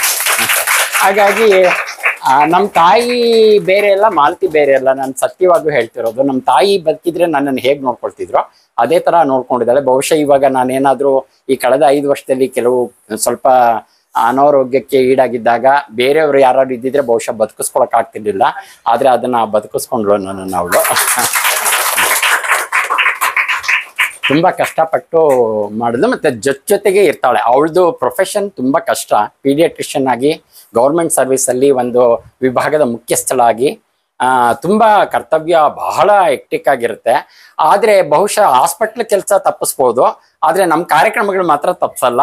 ಇದುವರೆಗೂ ಎಲ್ಲಿಂದ ಎಲ್ಲಿ ತನಕ ಹೋಗಿ ಬಂದಿದ್ದೀನಿ, ಎಷ್ಟು ದೂರದ ದೇಶಗಳಿಗೂ ಕಾರ್ಯಕ್ರಮ ಕೊಟ್ಟಿದ್ದೀನಿ, ಬೇರೆ ಬೇರೆ ದೇಶಗಳಿಗೆಲ್ಲ ಹೋಗಿದ್ದೀನಿ. ಇಲ್ಲಿ ಸಾಕಷ್ಟು ಕಾರ್ಯಕ್ರಮ, ಮತ್ತೆ ನಮ್ಮ ಜಮ್ನಾ ಅವ್ರು ಹೇಳಿದಾಗೆ ಮೇಲಿನ ಕಾರ್ಯಕ್ರಮ ಪ್ರತಿ ತಿಂಗಳು ಮಾಡ್ತಿರ್ತೀವಿ.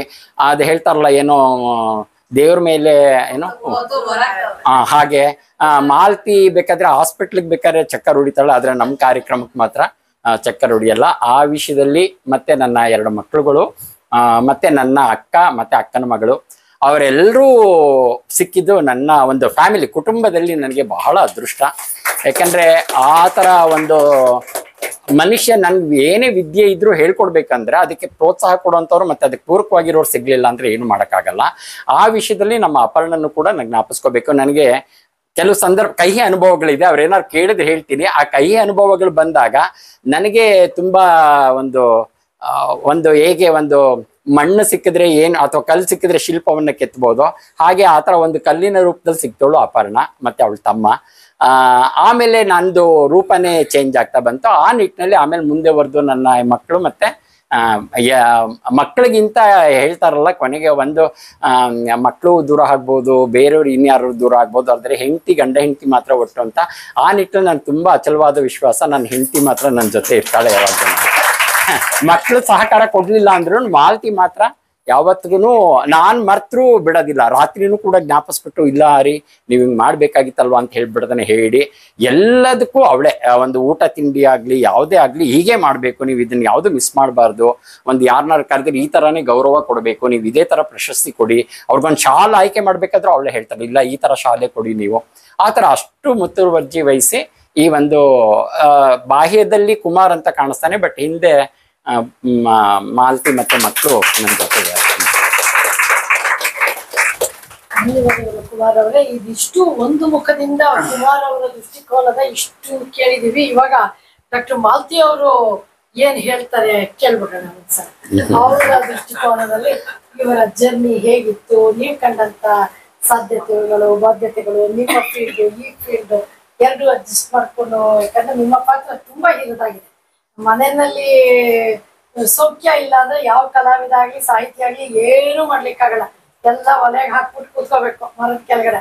ಮನೆದು ಒಂದು ಸಪೋರ್ಟು ಬಹಳ ಬಹಳ ಮುಖ್ಯ. ನಾನು ಕುಮಾರ್ ಅವ್ರು ಹೇಳ್ದಾಗೇನೆ ನಿಮ್ಮನ್ನು ನೋಡಿದೀನಿ. ಯಾವತ್ತು ನೀವು ಅವ್ರನ್ನ ಬಿಟ್ಟು ಅಥವಾ ಬರದೇ ಇರುವಂತ ಕಾರ್ಯಕ್ರಮ ಒಂದು ನಡೆದಿಲ್ಲ, ಯಾಕಂದ್ರೆ ನಾನು ಆ ಕಾರ್ಯಕ್ರಮದಲ್ಲಿ ಸಹಭಾಗಿ ಇದ್ದೀನಿ. ಹಾಗಾಗಿ ನಿಮ್ಮ ಅನಿಸಿಕೆಗಳು ಹೇಗೆ ಅನ್ನಿಸ್ತು ಪ್ರಪ್ರಥಮವಾಗಿ ನೀವು ಇವ್ರ ಮನೆಗೆ ಬಂದಾಗ, ಮತ್ತೆ ಈ ಸಾಧನೆಯ ನಿಟ್ಟಿನಲ್ಲಿ ಈಗ ಕಲಾಶಾಲೆ ಓಪನ್ ಆಗಿದೆ, ಅಷ್ಟು ಬಿಸಿ ಸ್ಕೆಡ್ಯೂಲ್ ನಲ್ಲಿ ಎಲ್ಲರೂ ಬ್ಯಾಲೆನ್ಸ್ ಮಾಡ್ತಿದ್ದೀರಾ. ಈಗಿನವರು ಒಂದು ಆಫೀಸ್ ಕೆಲಸದ ಸ್ಟ್ರೆಸ್ ಅಂತ ಹೇಳ್ಬಿಟ್ಟು ಆತ್ಮಹತ್ಯೆಗೆ ಹೋಗ್ತಿರೋ ಟೈಮ್ನಲ್ಲಿ ನೀವು 2 ಬಿಸಿ ಸ್ಕೆಡ್ಯೂಲ್ ನ ಬ್ಯಾಲೆನ್ಸ್ ಮಾಡ್ಕೊಂಡು 3 ಜನನ್ನು ನೋಡ್ಕೊಂಡು ಸಾಕ್ತಾ ಇದ್ದೀರಲ್ಲ, ನಿಮ್ಮ ಅನುಭವ 1-2 ನಿಮಿಷ. ಎಲ್ಲರಿಗೂ ನಮಸ್ಕಾರ. ಇವತ್ತು ಎಲ್ರೂ ಅವ್ರನ್ನ ಸಾಧಕರಾಗಿ ಕರೆದಿರೋದಕ್ಕೆ ಎಲ್ರಿಗೂ ಈ ಸಂಸ್ಥೆಯವ್ರ ಎಲ್ರಿಗೂ ನನ್ನ ಧನ್ಯವಾದವನ್ನು ಸಹ ಅರ್ಪಿಸುತ್ತೇನೆ. ಪ್ರಾಬಬ್ಲಿ ಎಲ್ಲರೂ ಇನ್ಫ್ಯಾಕ್ಟ್ ನೀವು ಹೆಂಗೆ ಹೇಳ್ತಿರೋ ಈ ಕ್ಷೇತ್ರದಲ್ಲಿ ಅದೇ ಕ್ಷೇತ್ರದಲ್ಲಿ ನನ್ನ ಇವರು ಕೇಳ್ತಾರೆ, ಮೆಡಿಸಿನ್ ಡಾಕ್ಟರ್ ಆಗಿ how did you marry him ಅಂತ.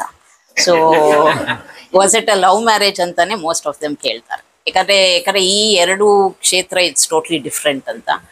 ಬಟ್ ಅವ್ರಿಗೂ ಅದೇ ಹೇಳಿದ್ದೀನಿ, ಇಲ್ಲ ಇಟ್ಸ್ ಮೇ ಬಿ ನನಗೆ ಮ್ಯೂಸಿಕ್ ಅನ್ನೋದು ಐ ಹ್ಯಾಡ್ ಒಂದು ಆಸೆ ಮುಂಚೆಯಿಂದನೂ ಇತ್ತು. ಸೊ ಪ್ರಾಬಬ್ಲಿ ಆ ಫೀಲ್ಡ್ ಅಂತ ಅಂದಾಗ probably I didn't mind it ಅಷ್ಟೇನೆ. ಸೊ ಹಂಗಾಗಿ it was a pure arranged and within so it was a pure arranged marriage, but field interest it, of course interest illa andre I don't think so this marriage would have been successful, ashtantu guarantee I can, ekandre the field is totally different. So as ನಾನು ಮದ್ವೆ ಆದ್ಮೇಲೆ I know what all he's gone through his life. So based on that, for him to ಇಷ್ಟು successful ಆಗೋದಕ್ಕೆ what I felt, I don't know ಯಾರು ಏನು ಅನಿಸುತ್ತೆ ಅಂತ. I feel ಅವ್ರ one thing what he has is ಒಂದು ಛಲ ಅನ್ನೋದಿದೆ ಅವರಲ್ಲಿ. That aim and ambition is there. So that probably ಅದು ಅವರು ಸಣ್ಣ ವಯಸ್ಸಿಂದನೂ ಇತ್ತು ಅನ್ಸುತ್ತೆ. ಸೊ ಆ ಸಣ್ಣ ವಯಸ್ಸಿಂದನೂ ಈಗ ಎಷ್ಟೋ ಜನ ಏನೋ ಈಗ ಹೇಳ್ತಾರಲ್ಲ ಒಂದ್ ಮೆಟ್ಲು ಹತ್ಬೇಕು ಅಂದ್ರೆ ತುಂಬಾ ಕಷ್ಟ ಪಡ್ಬೇಕು ಅಂತ. ಸೊ ಒಂದೊಂದ್ ಸ್ಟೆಪ್ ಅಲ್ಲೂ wherever he's climbed he's fallen, but ಆದ್ರೂ he's come up by himself. So probably ಇದು ಫಾರ್ ಹಿಸ್ ಅವರ ಸಾಧನೆಗೆ ಐ ಥಿಂಕ್ ಆ ಛಲ ಅನ್ನೋದು ತುಂಬಾ ಇತ್ತು.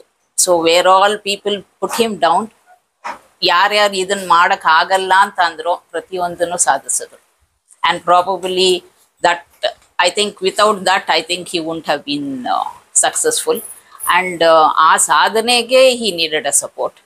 So ಆ support probably the first one was probably his mother. So without his mother's support, probably he would not have stepped into this field actually. ಏನಕ್ಕೆ ಅವ್ರ ತಂದೆದು ಫಸ್ಟೇ ಇದಿರಲಿಲ್ಲ. ಅವ್ರ ತಂದೆ ಅವ್ರ ತಾಯಿ support ಕೊಟ್ಟಿರೋದ್ರಿಂದ he put a step forward. And of course his sister and his sisters ಮಕ್ಕಳು ಎಲ್ರದ್ದು support ಇತ್ತು. ಸೊ ಅವ್ರ support he got it. He probably got the ಇದು ಆಫ್ his teachers. ಎಲ್ಲರೂ ಹೇಳ್ಕೊಟ್ಟಿ, I mean there is a hidden talent in him probably. So it's not so easy. ಯಾಕಂದ್ರೆ 3 ವರ್ಷದಲ್ಲಿ ಒಂದು ವಿದ್ವತ್ ಮಾಡಬೇಕು ಅಂದ್ರೆ ನನಗೆ ಯಾಕಂದ್ರೆ ಗೊತ್ತು, I have seen so many ಮಕ್ಕಳು, ಎಷ್ಟು ಜನ ಮಕ್ಕಳು ಎಷ್ಟು ವರ್ಷ ಕಲ್ತ್ರೂ ಬಂದಿರಲ್ಲ. ಆದರೆ ABCD ಗೊತ್ತಿಲ್ದಿರೋರು he went all of a sudden and he has come up with 3 years ಅಂದ್ರೆ, so there is a talent, inborn talent in him. So that inborn talent also is added on. Second is the support, the encouragement from his teachers or whoever it is. ಯಾಕಂದ್ರೆ ಎಲ್ಲರೂ as ಅವರು already ಹೇಳಿದ್ರು, ಅವ್ರ teachers students also are in a way they will also encourage. ಅವ್ರು ಏನೋ ಒಂದು question ಕೇಳಿದಾಗ you will learn. ಯಾಕಂದ್ರೆ teachers always learn from the students more than ಇದು. So that is one added thing. And ಇನ್ನೊಂದು probably as he told, ಯಾಕಂದ್ರೆ ನಾನು ಆ ಟೈಮಲ್ಲಿ I was not there. I know how he keeps telling us, ಮಕ್ಳಿಗೂ ತುಂಬ ಹೇಳ್ತಾರೆ how he came up in his life, with what difficulties he's come, how he's traveled, how he's done. So probably he didn't tell you all those things ansate.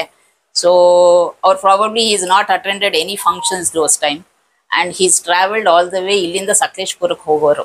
He used to go the whole, I mean every Saturdays hogi, and he keeps ಈಗಲೂ ಹೇಳ್ತಿರ್ತಾರೆ, ನಾನು ಬೆಳಗಿನ ಜಾವ 4 ಗಂಟೆಗೂ 4:15 I used to reach, and he used to walk on the ಕಾಡಲ್ಲಿ literally, because he had to reach that place in the morning. But ಆ ಕಾಡಲ್ಲಿ ನಡ್ಕೊಂಡು ಹೋಗ್ತಿದ್ದೆ, ಅದು ಹೆಂಗ್ ನಡ್ಕೊಂಡು ಹೋಗ್ತಿದ್ದೆ ನನಗೆ ಗೊತ್ತಿಲ್ಲ, ಆ ಧೈರ್ಯ ಎಲ್ಲಿಂದ ಬರ್ತಿತ್ತು ಐ ಜಸ್ಟ್ ಡೋಂಟ್ ರಿಮೆಂಬರ್ ಅಂತ. ಯೂಸ್ ಟು ಇಲ್ಲಿ ಸಕಲೇಶ್ಪುರದಲ್ಲಿ ಕೆಲಸ ಮಾಡಿ ಬೆಳಗ್ಗೆ ರಾತ್ರಿ ಎಲ್ಲ ಅಲ್ಲಿ he had a big group of students wherein he used to have more than 100 people ಅನ್ಸುತ್ತೆ. So they used to have programmes ಎಲ್ಲ ಮಾಡೋರು. So I think that he really, ಅಂದ್ರೆ ಇವಾಗ ಜನ ಹೇಳ್ತಾರಲ್ವ, ಅಯ್ಯೋ ಇಲ್ಲಿಂದ ಎಲ್ಲಪ್ಪ ಇಲ್ಲಿ ಪಕ್ಕದ ಊರಿಗೆ ಹೋಗೋದಕ್ಕೆ ಕಷ್ಟ. So imagine those days he used to go, I think how many years? 7 years, not 1 or 2 days. So it was 7 years. ಏನಕ್ಕೆ ಅಂದ್ರೆ he has a talent, and ಅವ್ರಿಗೆ ಏನು ಅಂತ ಅಂದ್ರೆ he wants to give it to others. That is one thing in him. ಅಂದ್ರೆ ನನ್ನಲ್ಲಿ ಎಷ್ಟೊಂದು he has so many imaginations which he wants to imbibe on to somebody else. ಅಂದ್ರೆ ಕಲಿಯೋರು ಇರಬೇಕು. So ಕಲಿಯೋರು ಇದ್ರೆ he will put everything, his heart and soul into it for them to come out. So ಅದಿದೆ. So ಅಷ್ಟು ಕಷ್ಟಪಟ್ಟು he's come up in his life. But ಅದೇ ಟೈಮಲ್ಲಿ I don't know whether it's a correct ಸಂದರ್ಭ ಹೇಳಬೇಕೋ ಹೇಳಬಾರ್ದು ಅಂತ. But I feel probably ಒಂದು caste was something which was there in him. Second is a boy. So a male gender and caste were the two reasons wherein his step to climb the stairs, he has suffered a lot. I don't know how many times he's fallen, how many times he's come. So probably ಅದೇ ಒಂದು ಛಲ ಇದ್ದಿದ್ದು ಅವ್ರಿಗೆ. ಎಲ್ಲರೂ ನನ್ನನ್ನು ಎಷ್ಟು ತಿಳಿದ್ರೋ I want to come up in life. And so probably that is the reason why he's got the highest degree ever. So probably nobody has done, because he is the first person who has done PhD in dance in the state, and probably the first person who has got D.Lit also. So probably nobody else is gone. Probably first person in dance to get the mime dance. M dance. The one who did first M First M dance. So, but here M dance is like, I don't want to comment anything about the education system at the present. You can get degree even without going. So it is to that, but I don't think so. Our time alli hatara iddiddu, because he told with all legendaries were there at that time anta. So there is a talent in him. So our talent na, I actually now I keep thinking ಅವ್ರಿಗೆ, ಯಾಕಂದ್ರೆ ಇವಾಗ ಇನ್ನೇನು retire, I don't know how he'll spend his time. So I actually, in fact, I was telling him, you should do a lot of online classes. You should go ahead and do some other productions, something. ಯಾಕಂದ್ರೆ ಅವರಲ್ಲಿ ಇರೋದನ್ನ you should, andre even the students should make use of it. So probably you will get, ಯಾಕಂದ್ರೆ he has lot of things that he wants to come out. ಯಾಕಂದ್ರೆ ನನ್ನ ಮಕ್ಕಳಿಗೆ ಆಗತ್ತೆ, but even they are busy in their own fields. So of course the support, ನನ್ನ support ಇದ್ದೇ ಇದೆ. So ಹೇಳಿದ್ನಲ್ಲ, support not only from me, ಅವ್ರ ಮದರಿಂದ ಸ್ಟಾರ್ಟ್ ಆಗಿದ್ದು, ಸಿಸ್ಟರ್ಸ್, ಸ್ಟೂಡೆಂಟ್ಸ್, ಟೀಚರ್ಸ್, ಅವ್ರ ಇವಾಗ ಮಾದೇಪ ಸರ್ ಹೇಳಿದ್ರು. So probably he was a first stepping stone for his life. So without him probably he won't have entered into this field at all. He must have gone into a different field. So ಆ ಥರ. And of course ನನ್ನ ಮಕ್ಕಳು ಎಲ್ಲರೂ support ಇದ್ದೀವಿ. And my support is definitely there with him. ನಾನು ಎಷ್ಟೇ ಕಷ್ಟಪಟ್ಟಿದ್ದು, even ಹೇಳ್ತಾ ಇದ್ರು ಜಮುನಾ ಅವರು, ಎಲ್ಲದಕ್ಕೂ ಅಟೆಂಡ್ ಮಾಡ್ತೀರಾ ಅಂತ. So even if I am on a busy schedule, ಅಂದರೆ 24 ಐ ವಿಲ್, ಈವನ್ ನಾನು ಇವತ್ತು ಹೋಗಿ ಒಂದು ನೈಟ್ ಮುಗಿಸಿ ಬಂದು I will travel. And even if we come back by 4 o'clock in the morning, 9 o'clock I am sharp in my hospital. So ಹಾಗೆ. So I have, ನನ್ನ profession ನಾನು ಬಿಟ್ಟಿಲ್ಲ, neither have I left his profession. So probably with some support nedita ide. So it is a support of him and of course my daughters. So something which none of you know, andre tumba janakke gottilla. Of course avaru ML dance, music, naataka ella madidru anta. Of course he is a very good, he can mimic anybody. So that is there. He is a very good cook. Of course I think most of them knows. ನಾವು taste ಮಾಡಿದೀವಿ. He is an exceptional cook. ಅಲ್ಲ, ಯಾರನ್ನ ಬೇಕಾದ್ರೂ ಅವ್ರ ಅಡ್ಗೆದು ಹಂಗಂತಲ್ಲ. Actually to tell you frankly, ನಾನು ಅಡ್ಗೆ ಕಲ್ತಿದ್ದೆ ಅವರಿಂದ. ಆಯ್ತಾ? ನಾನು ಬಂದಾಗ, ಯಾಕಂದ್ರೆ ನಾನು ನನ್ನ ಪ್ರೊಫೆಷನಲ್ ಇದ್ದಾಗ, ಯಾಕಂದ್ರೆ ಐ ವಾಸ್ ನಾಟ್ ಕುಕಿಂಗ್. ಯಾಕಂದ್ರೆ I lost my mother very early when I was studying. So ನಮ್ಮ ಅಕ್ಕ ಮಾಡೋಳು. ಸೊ ಹಂಗಾಗಿ I used to not do, only on some basic I used to know, but I learn cooking from him. But till today most of it I do everything. ನನ್ನ ಮಕ್ಳಿಗೂ ನಂದು ಅಡುಗೆಗೆ ಎಷ್ಟೊಂದು ಸಾರಿ they don't like it. So ಎಲ್ಲ ready ಮಾಡಿರ್ತೀನಿ, ಏನೇ ಆದ್ರೂ ಅವರೇ ಹಾಕಬೇಕು. ಮಿಕ್ಸಿಗೆ ಹಾಕಬೇಕು ಅಂದ್ರೆ ಅವರೇ ಹಾಕಬೇಕು, ಉಪ್ಪು ಖಾರ ಹಾಕಬೇಕು ಅಂದ್ರೆ ಅವರೇ. ಅದು ಅದು ದಟ್ ಈಸ್ ದೇರ್ ಅಲ್ಲ. ಅದಕ್ಕೇನೆ the credit will definitely go to him. ಯಾಕಂದ್ರೆ ನಾನು ಏನೇ ಮಾಡಿದ್ರು there will be something wrong. So he is a very good cook. Of course ಈಗ ರಹಸ್ಯ ಗೊತ್ತಾಗೈತೆ, ಯಾಕಂದ್ರೆ ಮೇನ್ ರೋಲ್ ಅವ್ರು ಮಾಡ್ಕೊಡೋದ್ರಿಂದ ನೀವು ಅವ್ರನ್ನ ಬಿಡಲ್ಲ. ಆ ladies are frustrated cooking. Husband prepares food. That is there. Allah, that sharing, see, there is a very good understanding between us. So without understanding, without sharing our responsibilities, in fact, ನಾನು ನನ್ನ ದೊಡ್ಡ ಮಗಳು, she was 3 years and ಚಿಕ್ಕವಳು 1.5 ವರ್ಷ. So I was traveling to Virajpet. So you know Virajpet is 3 hours going, 3 hours coming. So I used to get up at 4, ಏನೇನು ಮಾಡಬೇಕು ಮಾಡಿ 6 o'clock get into the bus, 9 o'clock I used to be in the hospital. By 3:30 I used to leave that, come back at 6. So this was my schedule. And 3 years once, 3 days once I used to have a night duty. Andre ivattu hodre naale madhyana barta ide. So the major chunk of the responsibility was on him. If not for him, I would have resigned my job. So he gave my ಒಂದು ನನ್ನ support ಅಲ್ಲಿ ನಿಂತು, ಇಲ್ಲ ನೀನು ಹೋಗು ಅಂತ he used to take care. And he also had to face lot of problems during those period. ಯಾಕಂದ್ರೆ ಆ ಕಾಲೇಜಲ್ಲೂ ಗೊತ್ತಲ್ಲ, ಕಷ್ಟ ಆಗತ್ತೆ. ಏನಕ್ಕೆ ಮಕ್ಕಳನ್ನ ಕರ್ಕೊಂಡ್ ಬರ್ತೀರಾ ಹಂಗೆ ಹಿಂಗೆ ಅಂತ. ಐ ಮೀನ್ ಲಾಟ್ ಆಫ್ ಇದು. So he has been not only a father, I mean like a mother, he's taken care of the kids, a very good cook. And for me, of course, he's like probably I think both of us, ಏನಕ್ಕೆ ಅವರು ನಮ್ಮ ತಾಯಿ ಹಂಗೆ ಅಂತ ಹೇಳಿದಂದ್ರೆ, for me is like a mother. That is what I always tell him.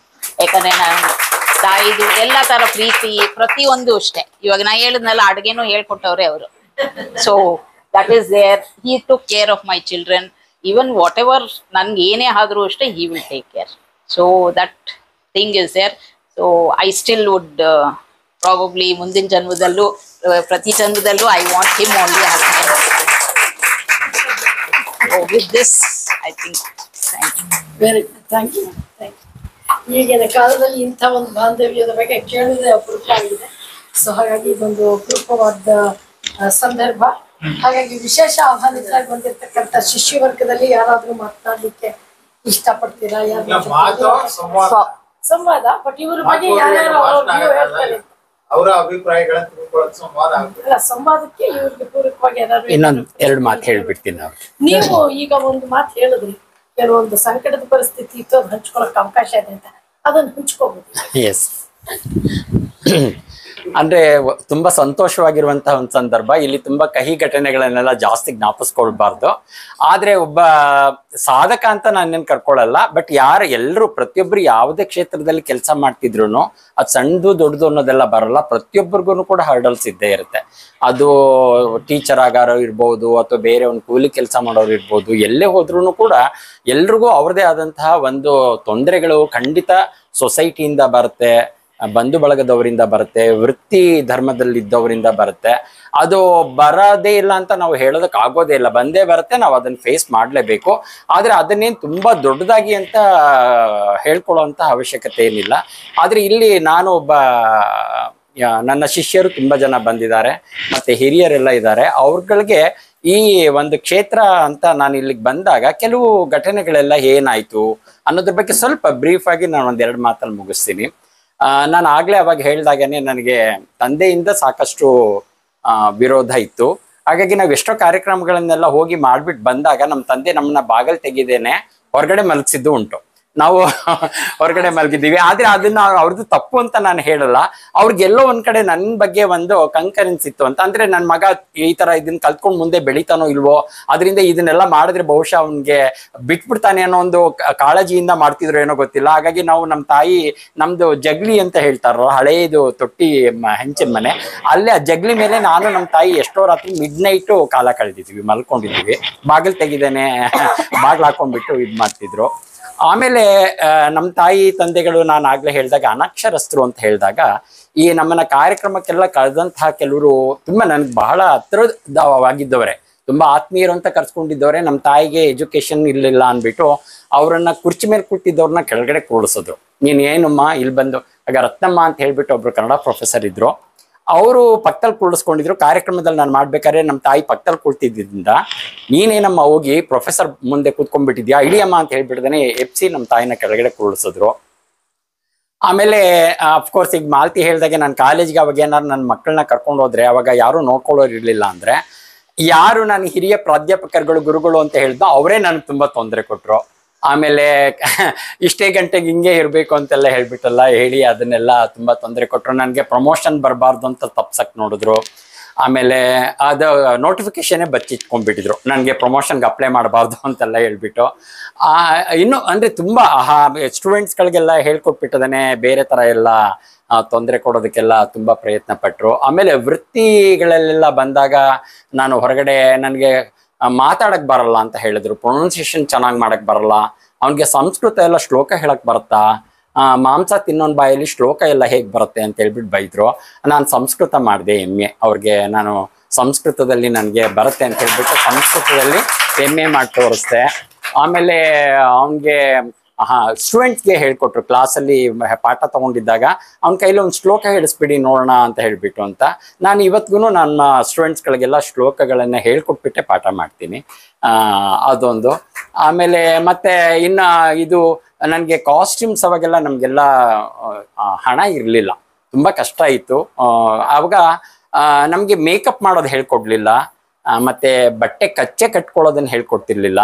ನಾನು ಎಷ್ಟೋ ಕಾರ್ಯಕ್ರಮದಲ್ಲಿ ಮೇಕಪ್ ಎಲ್ಲ ಮಾಡ್ಕೊಂಡ್ಬಿಟ್ಟು ಅದು ಹಂಗೆ ಹರ್ಕೊಂಡು ಬಂದು ಅದು ಫೋಟೋನು ಕೂಡ ಇಟ್ಕೊಂಡಿದ್ದೀನಿ, ಅದನ್ನ ಒಂದು ನೆನಪಿಗೆ ಅಂದ್ಬಿಟ್ಟು.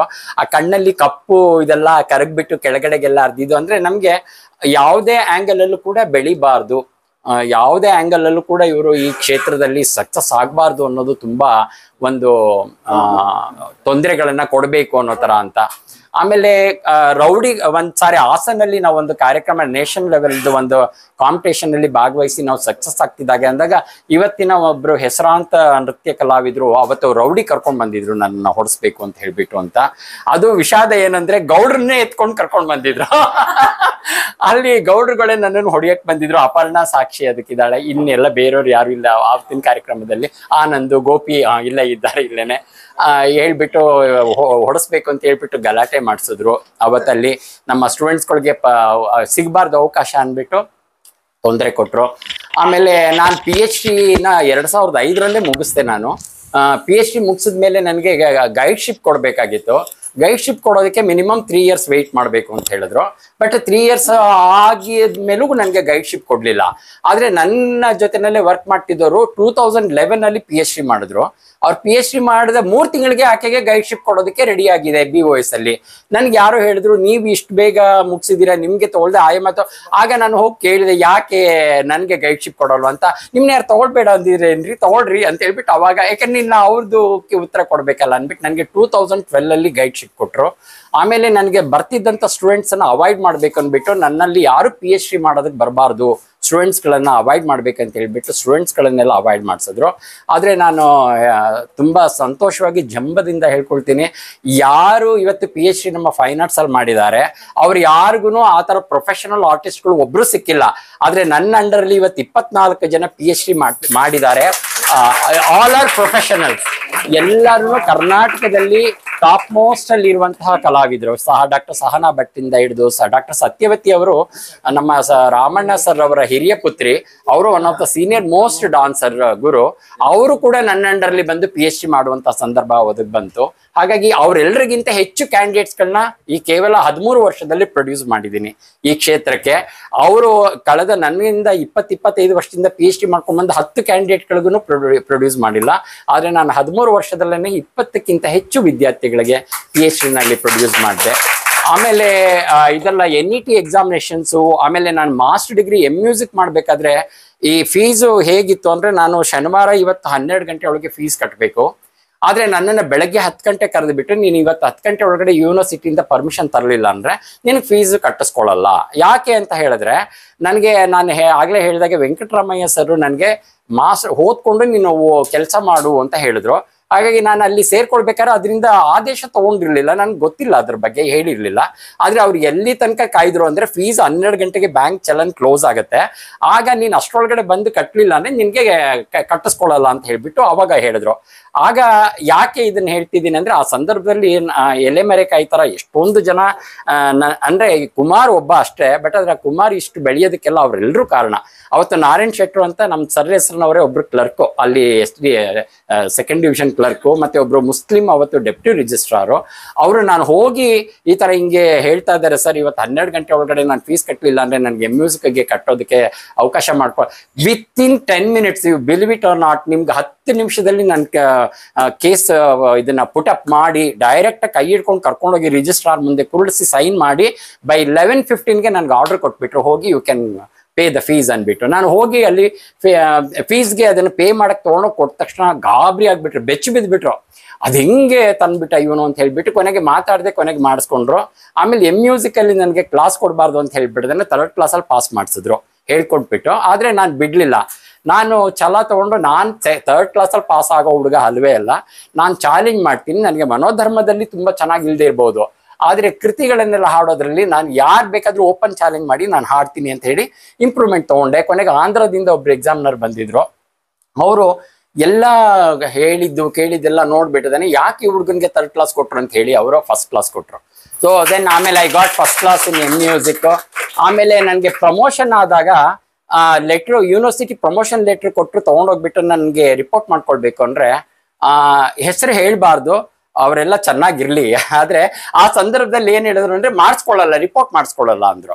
ಯಾಕೆ ರಿಪೋರ್ಟ್ ಮಾಡಿಸ್ಕೊಳ್ಳಲ್ಲ ಅಂತ ಕೇಳಿದೆ.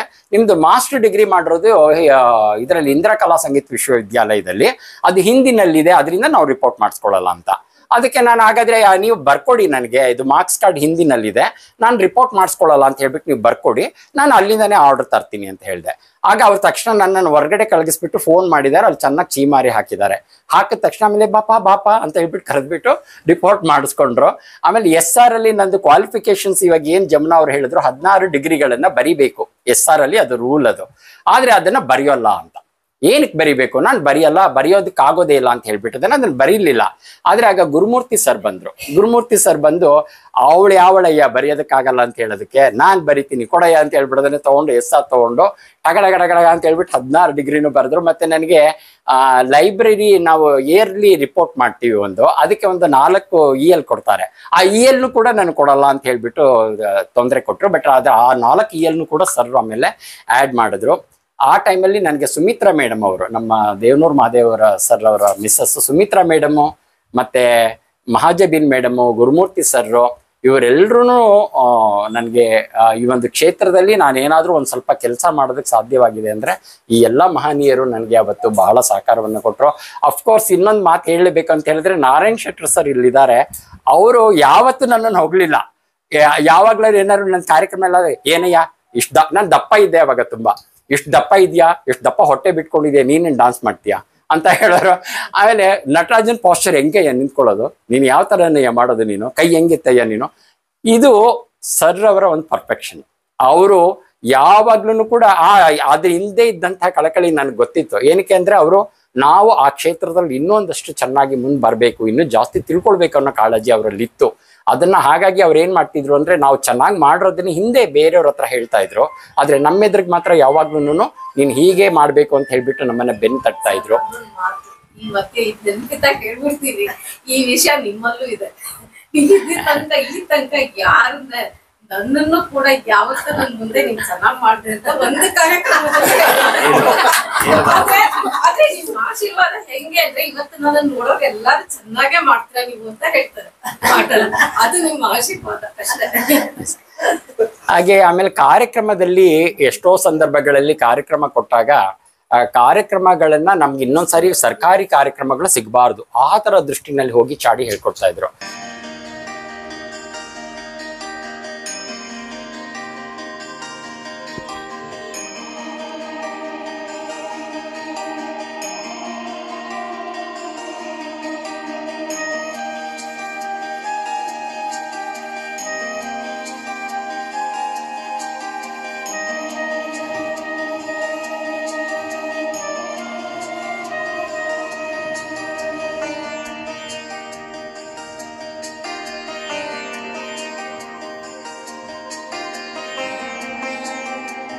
ಹೇಳ್ತಾ ಹೋದ್ರೆ ಇನ್ನು ಬೇಕಾದಷ್ಟು ಕಹಿ ಅನುಭವಗಳು ಇರುತ್ತೆ. ಆದ್ರೆ ಆ ಸಂದರ್ಭದಲ್ಲಿ ನಮ್ಮ ತಾಯಿ ತುಂಬಾ ಬಹಳ ದಿಷ್ಟವಾದಂತಹ ಒಂದು ನಿರ್ಧಾರ ತಗೊಂಡ್ರು. ನನಗೆ ಪಾಠವನ್ನು ಕಲಿಬೇಕಾದ್ರೂ ಕೂಡ ವಿದ್ವತ್ ಆದ್ಮೇಲೆ ನಂದಿನಿ ಮೇಡಮ್ ಯಾವ ಕಾರಣ ಗೊತ್ತಿಲ್ಲ ನನಗೆ, ಅವರು ವಿದ್ವತ್ ಆದ ನಂತರ ಪಾಠ ಹೇಳ್ಕೊಡಲ್ಲ ಅಂದ್ಬಿಟ್ರು. ಅದಾದ್ಮೇಲೆ ನಾನು ಕಲಾಕ್ಷೇತ್ರಕ್ಕೆ ಹೋಗ್ಬೇಕಾಗಿತ್ತು, ಹೋಗಕ್ಕಾಗ್ಲಿಲ್ಲ. ಬಟ್ ಅದೇ ಸಂದರ್ಭ ಭಗವಂತನೇ ಕರುಣಿಸ್ತಾನೆ ಅನ್ನೋದಕ್ಕೆ ಉಮಾರಾವ್ ಅವರು ಎಕ್ಸ್ ಪ್ರೊಫೆಸರ್ ಆಫ್ ಕಲಾಕ್ಷೇತ್ರ, ಅವ್ರು ಮೈಸೂರಿಗೆ ಬಂದು ಸೆಟ್ಲ್ ಆಗಿದ್ರು. ಅವ್ರ ಅಂಡರ್ಲಿ ನಾನು ಟ್ರೈನಿಂಗ್ ತಗೊಳ್ಬೇಕು ಅಂತ ಮೇಡಮೇ ಹೇಳಿ ಕಳಿಸಿ ಅಲ್ಲಿಗೆ ನನ್ನನ್ನು ಕಳಿಸ್ಕೊಟ್ರು. 3 ವರ್ಷಗಳ ಕಾಲ ಮೇಡಮ್ ಹತ್ರ ಪಾಠವನ್ನ ತೆಗೆದುಕೊಂಡ ಮೇಲೂ ಕೂಡ ಕೆಲವು ಕಾರಣಾಂತರಗಳಿಂದ ನಾನು ಅಲ್ಲಿ ಮುಂದುವರಿಯೋದಕ್ಕಾಗ್ಲಿಲ್ಲ. ಹಾಗಾಗಿ ಯಾವ ತರ ಮಾಡ್ಬೇಕು ಅಂದಾಗ ಅವರು ಒಂದು ಮಾತು ಹೇಳಿದ್ರು ಅವತ್ತು, ನೀನೇನು ಯೋಚನೆ ಮಾಡಬೇಡ ಮಗ, ನೀನು ಮನಸ್ಸಿದ್ರೆ ಮಾರ್ಗ, ನೀನ್ ಮನಸ್ಸು ಮಾಡು, ನೀನ್ ಮನಸ್ಸು ಮಾಡಿದ್ರೆ ನೀನೇ ಎಲ್ಲವನ್ನೂ ಕೂಡ ನೀನ್ ಮಾಡೋದಕ್ಕೆ ಸಾಧ್ಯ ಆಗುತ್ತೆ, ನೀನ್ ಮಾಡಿ ಬೆಳಿತೀಯ, ನೀನ್ ಯಾವತ್ತು ಹಿಂದಕ್ಕೆ ತಿರುಗಿ ನೋಡ್ಬೇಡ, ಮಾಡು ಅಂತ ಹೇಳ್ಬಿಟ್ಟು ಅವತ್ತು ಅವ್ರೊಂದು ಮಾತು ಹೇಳಿದ್ರು. ಆ ಮಾತು ಬಹುಶಃ ಎಷ್ಟು ಸತ್ಯ ಅನ್ನೋದಕ್ಕೆ ನಾನು ಇವತ್ತೇನು ಮಕ್ಕಳುಗಳಿಗೆ ಪಾಠಗಳನ್ನೆಲ್ಲ ಹೇಳ್ಕೊಡ್ತಾ ಇದ್ದೀನಿ, ಅದೆಲ್ಲ ಮೋಸ್ಟ್ ಆಫ್ ದಿ ಐಟಮ್ಸ್ ಸುಮಾರು ಒಂದು 70% ನಾನ್ ಕೊರಿಯೋಗ್ರಾಫ್ ಮಾಡಿರುವಂಥ ಐಟಮ್ನೇ ಹೇಳ್ಕೊಡ್ತಾ ಇರೋದು. ನಮ್ಮ ಗುರುಗಳಿಂದ ಕಲ್ತ್ಕೊಂಡಿರೋ ಐಟಮ್ಗಳನ್ನ ಸಂದರ್ಭ ಬಂದಾಗ ಮಾತ್ರ ಹೇಳ್ಕೊಡ್ತೀನಿ, ಅದರ್ವೈಸ್ ಇಲ್ಲ ಅಂದ್ರೆ. ಇವತ್ತಿನ ನನ್ನ ಹೆಚ್ಚಿನ ಶಿಷ್ಯರೆಲ್ಲ ಸೇರಿದ್ದಾರೆ, ನನ್ನ ಹಿರಿಯ ಶಿಷ್ಯರುಗಳೆಲ್ಲ ಇಲ್ಲಿದ್ದಾರೆ. ಪುಷ್ಪ ಅವರು, ಗೋಪಿ, ಆನಂದು, ಮತ್ತೆ ಶೈಲಾ, ಚಿತ್ರ, ಮತ್ತೆ ನಮ್ಮ ಅಪರ್ಣ, ಮತ್ತೆ ಆಮೇಲೆ ಈಗೆಲ್ಲ ಕಲಿತಿರುವಂತಹ ಮಕ್ಕಳುಗಳು, she's from Bangladesh, Kantha, ಮೂರ್ಚನ್, and she's ಶಮಿಲಾ from Sri Lanka, and ಸ್ಪರ್ಶ ಅಫ್ಕೋರ್ಸ್ ನನ್ನ ನೇರವಾದ ಶಿಷ್ಯ ಅಲ್ಲ, ಬಟ್ PhD ಮಾಡಿರೋದು ನನ್ನ ಅಂಡರ್ಲಿ. Lakshmi is also there. ಹಾಗಾಗಿ ಇವರೆಲ್ಲರೂ ಇವತ್ತು ಪ್ರಪಂಚದಾದ್ಯಂತ ಸ್ಟೂಡೆಂಟ್ಸ್ಗಳು ಎಲ್ಲ ಕಡೆಗೂ ಸೆಟ್ಲ್ ಆಗಿದ್ದಾರೆ. ಇವರೆಲ್ಲರೂ ಮತ್ತೆ ನಮ್ಮ ಶರತ್ ತುಂಬಾ ಪುಟಾಣಿ ಮಗುವಿಂದ ಅವನು ಕಲ್ತವನು. ನನ್ನ ಹಿರಿಯ ಶಿಷ್ಯರಲ್ಲಿ ಅವನು ಬಹಳ ಅಗ್ರಗಣ್ಯ. ಅಂದ್ರೆ ಒಂದು 16-17 ವರ್ಷ ನನ್ನಲ್ಲಿ ಒಂದು ನೃತ್ಯನ್ನ ಪಡೆದವನು. ಮತ್ತೆ ಅವರ ತಂದೆ ತಾಯಿಗಳು ಮಂಜುನಾಥ್ ಭಟ್ರು ಸರ್ ಮತ್ತೆ ಸುಮಾ ಅವರು ಇಲ್ಲೇ ಇದ್ದಾರೆ. ಮತ್ತೆ ನಮ್ಮ ಗುರುಪ್ರಸಾದ್ ನಮ್ಮ ಪ್ರಪ್ರಥಮವಾದ ಕಾರ್ಯಕ್ರಮಕ್ಕೆ ಹಾಡನ್ನ ಹೇಳಿದವರು ನಮ್ಮ ಕಚೇರಿಗೆ. ನಾನು ನೃತ್ಯ ಕಾರ್ಯಕ್ರಮವನ್ನ ಲೈವ್ ಮ್ಯೂಸಿಕ್ ಕೊಡಬೇಕು ಅಂತ ಪ್ರಾರಂಭ ಮಾಡಿದಾಗ ನಮ್ಮ ಗುರುಪ್ರಸಾದ್ ಅವರೇ ಅವತ್ತಿನ ನಮ್ಮ ಒಂದು ಪ್ರಪ್ರಥಮವಾಗಿ ನಾವು ಶುರು ಮಾಡಿದವರು. ಅವಾಗ ಜೈರಾಮ್ ಕಿಕ್ಕೇರಿ, ಗುರುಪ್ರಸಾದ್ ಮತ್ತೆ ಸತೀಶು ಇವರೆಲ್ಲ ಏನು ಅವತ್ತಿನ ಸಮಕಾಲೀನರು, ನಾವೆಲ್ಲ ಒಟ್ಟಿಗೆ ಒಂದ್ಸಾರಿ ಕ್ಷೇತ್ರಕ್ಕೆ ಪದಾರ್ಪಣೆ ಮಾಡಿದವರು. ಮಾಡಿ ಇಲ್ಲಿ ತನಕ ಭಗವಂತ ತುಂಬಾ ಚೆನ್ನಾಗಿ ನಡ್ಸ್ಕೊಂಡ್ ಬಂದ. ಕಷ್ಟಗಳು ಬಂದಿದೆ, ಈ ಬೆಟ್ಟದಷ್ಟು ಕಷ್ಟಗಳು ಬಂದ್ರು ಅದನ್ನ ಬೆರಳಿನ ಹಾಗೆ ಅದನ್ನ ಕರಗಿಸಿ ಈ ಒಂದು ಸ್ಥಾನಮಾನವನ್ನ ಭಗವಂತ ಈ ಕ್ಷೇತ್ರಕ್ಕೆ ನಾನು ಬಂದಿದ್ದಕ್ಕೆ ಕಲ್ಪಿಸ್ಕೊಟ್ಟಿದ್ದಾನೆ. ಅದಕ್ಕೆ ಈ ಎಲ್ಲ ನಮ್ಮ ಗುರು ವೃಂದದವರು ಮತ್ತೆ ಎಲ್ಲ ನನ್ನ ಆತ್ಮೀಯರು ಮತ್ತೆ ನನ್ನ ಕುಟುಂಬ ವರ್ಗದವರು ಎಲ್ಲರೂ ಒಂದು ಆಶೀರ್ವಾದ. ಇದು ಎಷ್ಟೋ ಜನ್ಮಗಳ ಸುಕೃತ ಇದ್ರೆ ಮಾತ್ರ ಇಂತಹ ಒಂದು ಸೌಭಾಗ್ಯಗಳು ಭಗವಂತ ಕರುಣಿಸ್ತಾನೆ ಅಂತ ಹೇಳ್ಬಿಟ್ಟು ನಾನು ಓದ್ಕೊಂಡಿದ್ದೀನಿ ಮತ್ತೆ ಕೇಳ್ಕೊಂಡಿದ್ದೀನಿ ಮತ್ತೆ ನೋಡಿದ್ದೀನಿ. ಆ ಒಂದು ಸಂದರ್ಭ ನನಗೆ ಭಗವಂತ ಈ ಒಂದು ಜನ್ಮದಲ್ಲಿ ಕರುಣಿಸಿ ಈ ನಿಮ್ಮೆಲ್ಲರ ಒಂದು ಎದುರುಗಡೆ ಈ ರೀತಿಯ ಒಂದು ಈ ಸಂದರ್ಭವನ್ನ ಕಲ್ಪಿಸ್ಕೊಟ್ಟಂತಹ ನಮ್ಮ ಶಿವಲಿಂಗಪ್ಪ ಸರ್ರು ಮತ್ತೆ ನಮ್ಮ ಜಮುನಾರಾಣಿ ಅವ್ರಿಗೆ ಮತ್ತೆ ನಮ್ಮ ನಾರಾಯಣ್ ಸರ್ ಗುರುಗಳ ಸಮಾನರಾಗಿರುವಂತಹ ಅವ್ರಿಗೆ ಎಲ್ರಿಗೂ ಕೂಡ ನಾನು ನಿಮ್ಮೆಲ್ರಿಗೂ ಮತ್ತೊಮ್ಮೆ ನಾನು ನನ್ನ ಮಾತುಗಳನ್ನ ಮುಗಿಸಿ ಧನ್ಯವಾದಗಳನ್ನ ಹೇಳ್ತೀನಿ. ಏನಾದ್ರು ಪ್ರಶ್ನೆಗಳು ಕೇಳಿದ್ರೆ ಖಂಡಿತ ಮಾತಾಡೋಣ. ಏನಾದ್ರು ಅವರ ಅನುಭವಗಳು ಏನಾದ್ರು ಇದ್ರೆ ಖಂಡಿತ ನನ್ನ ವಿದ್ಯಾರ್ಥಿಗಳು ಕೂಡ ಅವರು ಹೇಳ್ಕೊಳ್ಬಹುದು ಅಂತ. ವಿಶೇಷ ಅಂತಿಲ್ಲ, ಅನ್ನದಾತು ಸುಖಿಭವ. ನಾನೇನು ತನ್ನ ಊಟ ಮಾಡ್ತೇನೆ, ನನ್ನ ಹೆಂಡತಿ ಮಕ್ಕಳೆಲ್ಲ ಸುಖವಾಗಿ ನೆಮ್ಮದಿಯಾಗಿದ್ದೀವಿ ಅಂದ್ರೆ ಒಳ್ಳೆ ಕಾರಣ. ಎಲ್ಲೇ ಹೋಗಿ ನಿಂತು ಸಹಿತ ನಾನು ಧೈರ್ಯವಾಗಿ ಮಾತಾಡಬಲ್ಲೆ, ನನ್ನ ವಿದ್ಯೆ ಚೆನ್ನಾಗಿದೆ, ಯಾರು ಬಂದು ಕಾಂಪೀಟ್ ಮಾಡಬಲ್ಲೆ ನಾನು 100%. ನನ್ನ ಎಕ್ಸಾಮಿನ ವಿಚಾರದಲ್ಲೂ ಒಂದು ಸಣ್ಣಕ್ಕೆ ವಯಸ್ಸಲ್ಲಿ ಬಂದಂತ ಟೀಚರ್ ಸ್ವಲ್ಪ ಏನೇನೋ ಮಾತಾಡ್ ಬಂದಿದ್ದಾರೆ. ನಾನು ಅವರಿಗೆ ಚಾಲೆಂಜ್ ಮಾಡಿದ್ದೀನಿ, ನನ್ನ ಮಗಳು ಕರ್ಕೊಬರ್ತೀನಿ, ಡ್ಯಾನ್ಸ್ ಅಲ್ಲ ಅಂತ ನಾನು ಇವತ್ತೇ ಪ್ರೊಫೆಷನ್ ಬಿಡ್ತೀನಿ, ನೀನು ಅದಕ್ಕೆ ರೆಡಿ ಇರ್ಬೇಕು. ನಂದು ಆ ಥರ ನಿಟ್ಟಿನಲ್ಲಿ ಅದು ಕಾರಣಕತೆ ನನ್ಗೆ ಗುರುಗಳು. ನಾನೆಲ್ಲೋ ಸಾಗರದಲ್ಲಿ ಪಾಪ ನನ್ನ ಗುರುಗಳು ಮೊದಲನೇ ಗುರುಗಳು ನನಗೆ ವಿದ್ಯೆ ಕೊಡ್ತಾ ಇದ್ರು. ಅಲ್ಲಿ ಬಂದು ಜೂನಿಯರ್ ಎಕ್ಸಾಮಲ್ಲಿ ನನ್ನ ಮಾಡ್ತಿರೋದು ನೋಡಿ ನಾನು ಬಂದು ಮೈಸೂರಿಗೆ ಅವ್ರ ಮನೇಲಿ ಸಾಕೊಂಡು 3 ತಿಂಗಳು ಹೆಚ್ಚು 4 ವರ್ಷ ನನ್ನನ್ನು ಹಾಕಿಸಿದ್ದಾರೆ ಮಗನ. ಇವರೆಲ್ಲಕ್ಕಿಂತ ಹೆಚ್ಚಿಗೆ ಒಡನಾಟ ನಂಗೆ ಅವ್ರ ಜೊತೆಗಿದೆ. ಕಾರಣ ಅಂತ ಹೇಳಿದ್ರೆ ಒಂದು ಸಣ್ಣ ಮೊಪೆಡ್ ಇತ್ತು ಸರ್ ಕೈಲಿ. ನಾನು ಅವರು ಬೆಳಗ್ಗೆ ಎಲ್ಲೋ ಹೋಗ್ತಿದ್ವಿ, ಅಪ್ಪು ಹತ್ತಿರ್ಲಿಲ್ಲ, ಸಪಡಿದ್ರು ನಾನು ತರ್ತಿದ್ದೆ ಕಾಡಿನ. ಅಂತ ಪ್ರೀತಿಯ ಸನ್ನಿವೇಶಗಳು ಜೊತೆಗೆ ನನ್ಗೆ ಹೊಟ್ಟೆ ಹಸಿತಿತ್ತು. ನಮ್ಗೆ ಹೊಟ್ಟೆ ಹಸಿ ಯಾವ ಕಾರಣಕ್ಕೂ ಕಡಿಯಾಗಲ್ಲ. ಗೊತ್ತು. ಆಮೇಲೆ ಅದನ್ನ ಕರ್ಕೊಬಂದು ರಾತ್ರಿ 12 ಗಂಟೆ 1 ಗಂಟೆ ಆದ್ರೂ ಸರಸ್ವತಿಪುರಂ ಅಲ್ಲಿ ಇಡ್ಲಿ ಸಿಕ್ತಿತ್ತು. ಕರ್ಕೊಂಡ್ಬಂದು ತಿನ್ಸ್ ನಾನು ಕರ್ಕೊಂಡು ರೂಮ್ ಇತ್ತು. ಆಮೇಲೆ ನಾನು ಒಂದು ರೂಮ್ ಮಾಡ್ಕೊಂಡಿದ್ದೆ. ನಂದು ಹೇಗಿತ್ತು ಅಂತ ಹೇಳಿದ್ರೆ ಬೆಳಗ್ಗೆ 4:30 ಎದ್ದು ಪ್ರಾಕ್ಟೀಸಿಗೆ ಹೋಗ್ತಿದ್ದೆ. 6 ಅಲ್ಲಿ ಭಾರತೀಯ ಸಮಾಜ ಅಲ್ಲೇ ಕ್ಲಾಸ್ ಇತ್ತು. ಅದು ಮುಗಿಸ್ಕೊಂಡಾದ್ಮೇಲೆ ಅಲ್ಲೆಲ್ಲ ಜನ ಬರಕ್ ಶುರು ಆಗೋರು. ಅಲ್ಲಿ ಹಾಸ್ಪಿಟಲ್ ಡಿಪ್ಲೊಮಾ ಕಾಲೇಜ್ ಮುಗಿಸ್ಕೊಂಡು ಮತ್ತೆ ಅಗ್ರಹಾರದಲ್ಲಿ ಒಂದು ಕ್ಲಾಸ್ ಇತ್ತು. ಅಲ್ಲಿ ಕರ್ಕೊಂಡು 8 ಗಂಟೆ ತನಕ ಅಲ್ಲಿ ಮಾಡ್ತಿದ್ವಿ. ಒಂದು ಕಪ್ಪು ಟೀ ಶರ್ಟ್ ಕೊಡ್ಸಿದ್ರು ಸರ್. ಅದು ಹಿಂದಿದ್ರೆ ಒಂದೊಂದು ಲೋಟ ಬಿಡಿಸಿದ್ದಾರೆ. ನಾವೆಲ್ಲರೂ ಇಷ್ಟು ಖುಷಿಯಾಗಿ ಸಂತೋಷವಾಗಿ ಎಲ್ಲಾ ಕಡೆ ಓಡಾಡ್ತೀವಿ, ಧೈರ್ಯವಾಗಿ ಮುಂದುವರಿತೀವಿ ಅಂದ್ರೆ ಸಾಕು ಕಾರಣ. ಸದಾ ಸುಖವಾಗಿ ಥ್ಯಾಂಕ್ ಯು. ಮಾತಾಡ್ತಾರೆ ಇದೀಗ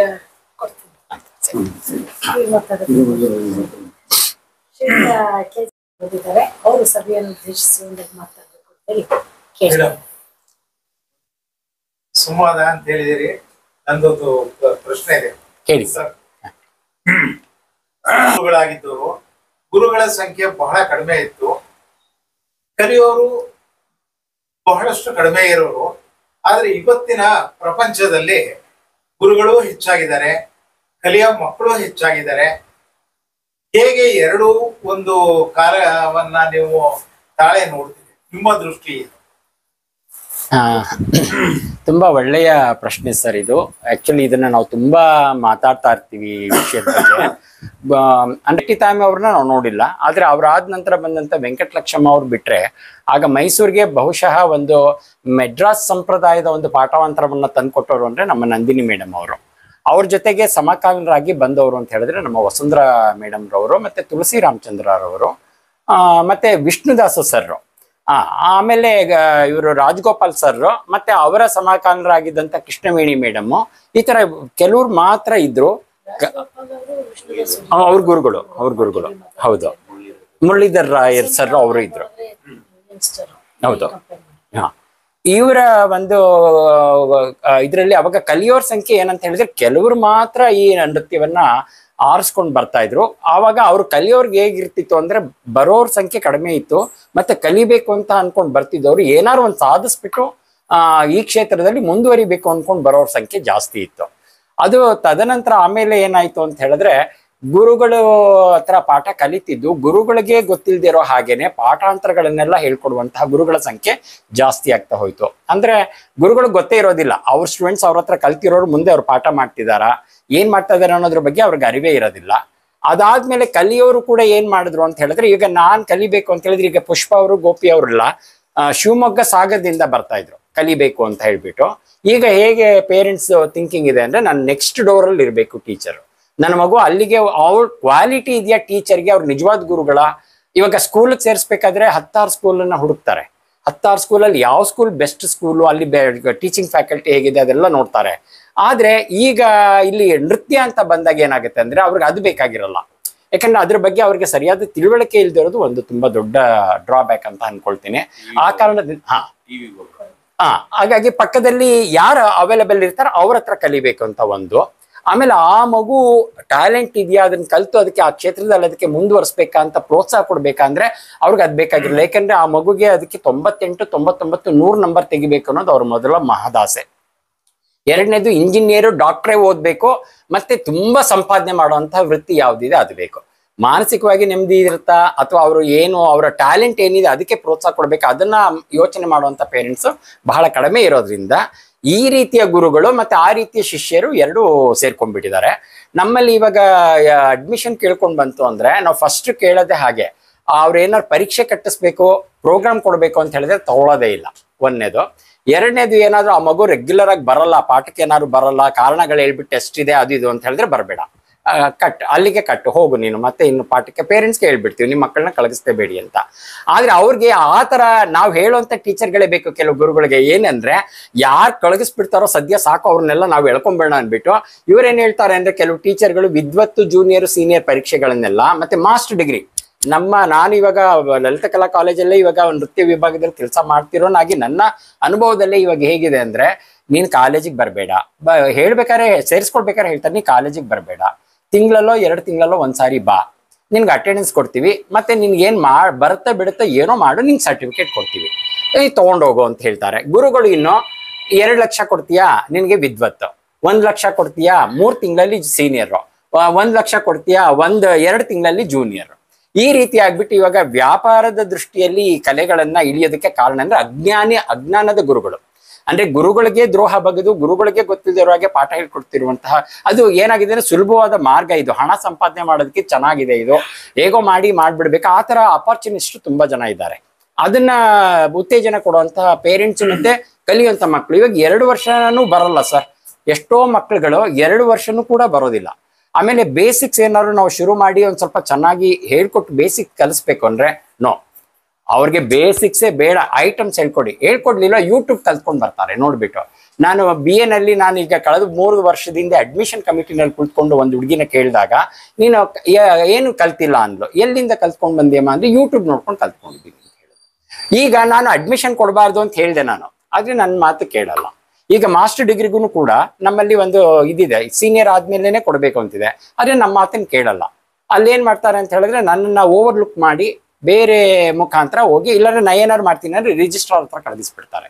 ಅಲ್ಲಿ ಅವ್ರಿಗೆ ಇದ್ರ ಬಗ್ಗೆ ಅರಿವು ಇರಲ್ಲ. ಅವ್ರೇನ್ ಮಾಡ್ತಾರೆ ಅಂದ್ರೆ ಕೊಡಿ. ನಾವ್ ಎಷ್ಟೋ ಸಾರಿ ಇವಾಗ ಕುರುಡ್ರಿಗೆ ಡಾನ್ಸ್ ಹೇಳ್ಕೊಟ್ಟಿದೀವಿ, ಕೈ ಇಲ್ದಿರೋರಿಗೆ ಡಾನ್ಸ್ ಹೇಳ್ಕೊಟ್ಟಿದೀವಿ, ಸರ್ಟಿಫಿಕೇಟ್ ಕೊಟ್ಬಿಟ್ಟಿದೀವಿ. ಇವಾಗ ನಾನು ಆದ್ರೆ ಪ್ರೈವೇಟ್ ಅಲ್ಲಿ ಬಂದ್ರೆ ನಾನು ಕೊಡಲ್ಲ. ಈಗ ಅಲ್ಲಿ ಇವಾಗ ನಾನು ಕೊಡ್ಲೇಬೇಕು, ನಾನು ಕೊಡಲ್ಲ ಅಂದ್ರೆ ಆಮೇಲೆ ಇನ್ನೊಂದು ಹುಡುಗಿಗೆ ಡಿಗ್ರಿನೇ ಆಗಿರ್ಲಿಲ್ಲ, ಅವಳನ್ನ ಕರ್ಕೊಂಡ್ ಬಂದು ಡಿಗ್ರಿಗೆ ಸೇರಿಸಿದ್ರು. ಯಾರು ಅಂದ್ರೆ ನಮ್ ಜೊತೆ ವರ್ಕ್ ಮಾಡ್ತಿದ್ದವರೇ ಸೇರಿಸಿದ್ರು. ಅವ್ರಿಗೆ ಏನಂದ್ರೆ 4 ಲಕ್ಷದ್ದು ಇದಾಗಿತ್ತು, ಪ್ಯಾಕೇಜ್ ಆಗಿತ್ತು. ರಂಗ ಪ್ರವೇಶ ಮಾಡಿಸಿ ಮಾಸ್ಟರ್ ಡಿಗ್ರಿ ಕೊಡಿಸಿ ವಿದ್ವತ್ ಮಾಡಿಸೋದಕ್ಕೆ 4 ಲಕ್ಷ ಪ್ಯಾಕೇಜ್ ಮಾತಾಡಾಗೋಗಿತ್ತು. ಹಾಗಾಗಿ ಅವ್ರಿಗೆ ಏನಾಗಿತ್ತು ಅಂತ ಹೇಳಿದ್ರೆ, ಆ ಹುಡುಗಿ ಡಿಗ್ರಿ ಆಗಿರೋದೇನೋ ಬರ್ಲಿ ಕಾಲೇಜ್ಗೆ, ನಾನು ಅದನ್ನ ಮಾತಾಡಿದ್ರೆ ನನ್ನ ಮೇಲೆ ಲೆಟರ್ ಬರ್ಸೋದು, ರಿಜಿಸ್ಟ್ರಾರ್ ಹತ್ರ ಹೋಗೋದು, ಆಮೇಲೆ ನಮ್ಮ ಸಂಸ್ಥೆಗಳಲ್ಲಿ ಇವತ್ತು ಕಾರ್ಯಕ್ರಮಕ್ಕೆ ನಾವೇನಾದ್ರೂ ಕರೆದ್ರೆ ಅವ್ನ ಸಂಸ್ಥೆಗೆ ಹೋಗ್ಬೇಡಿ ಕಾರ್ಯಕ್ರಮಕ್ಕೆ, ಅವ್ನ್ ದುಡ್ಡು ಕೇಳ್ತಾನೆ ಅಂತ ಅಪಪ್ರಚಾರ ಮಾಡೋದು. ಇದು ಈ ತರ ಆಗಿ ಇವತ್ತು ಗುರುಗಳು ಶಿಷ್ಯರದು ಯಾವ ತರ ಆಗಿದೆ ಅಂತ ಹೇಳಿದ್ರೆ, ನೀವು ಹೇಳ್ದಾಗೆ ನಾಯಿ ಕೊಡೆಗಳು, ಬೀದಿಗೆ 10 ಗುರುಗಳು 1000 ಸ್ಟೂಡೆಂಟ್ಸ್ಗಳು, ಆದ್ರೆ ಕ್ವಾಲಿಟಿ ಏನಿದೆ ಅಂದ್ರೆ ಏನಿಲ್ಲ ಅಷ್ಟೇ.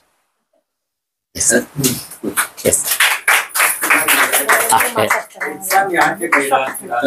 ಇವಾಗ ಎಲ್ಲ ಕಡೆ ಎಕ್ಸಾಮ್ ಸರ್ಟಿಫಿಕೇಟ್ಸ್ ಇದ್ರೇನೆ ಮಕ್ಕಳಿಗೆ ಅನುಕೂಲ ಸರ್, ನೀವು ಮಾತಾಡ್ತೀರಾ?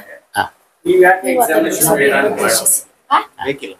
ಅಯ್ಯೋ, ಸಭೆಯನ್ನು ಉದ್ದೇಶಿಸಿ ನೀವು ಒಂದೆರಡು ಮಾತಾಡ್ಲೇಬೇಕು. ಮುಖ್ಯ ಅತಿಥಿಗಳಾಗಿ ಬಂದಿರ್ತಕ್ಕಂಥ ಕಿಕ್ಕೇರಿ ನಾರಾಯಣ್ ಅವರು ಸಭೆಯನ್ನು ಉದ್ದೇಶಿಸಿ ಒಂದೆರಡು ಮಾತುಗಳನ್ನ ಇದೊಂದು ಆನ್ಸರ್ ಅವರು ಒಂದು ಪ್ರಶ್ನೆ ಕೇಳಿ ಅವ್ರು ಮಾತಾಡ್ಲಿ, ಆಮೇಲೆ ಹೇಳ್ತೀನಿ. ಸರ್ ಮಾತಾಡೋದ್ಮೇಲೆ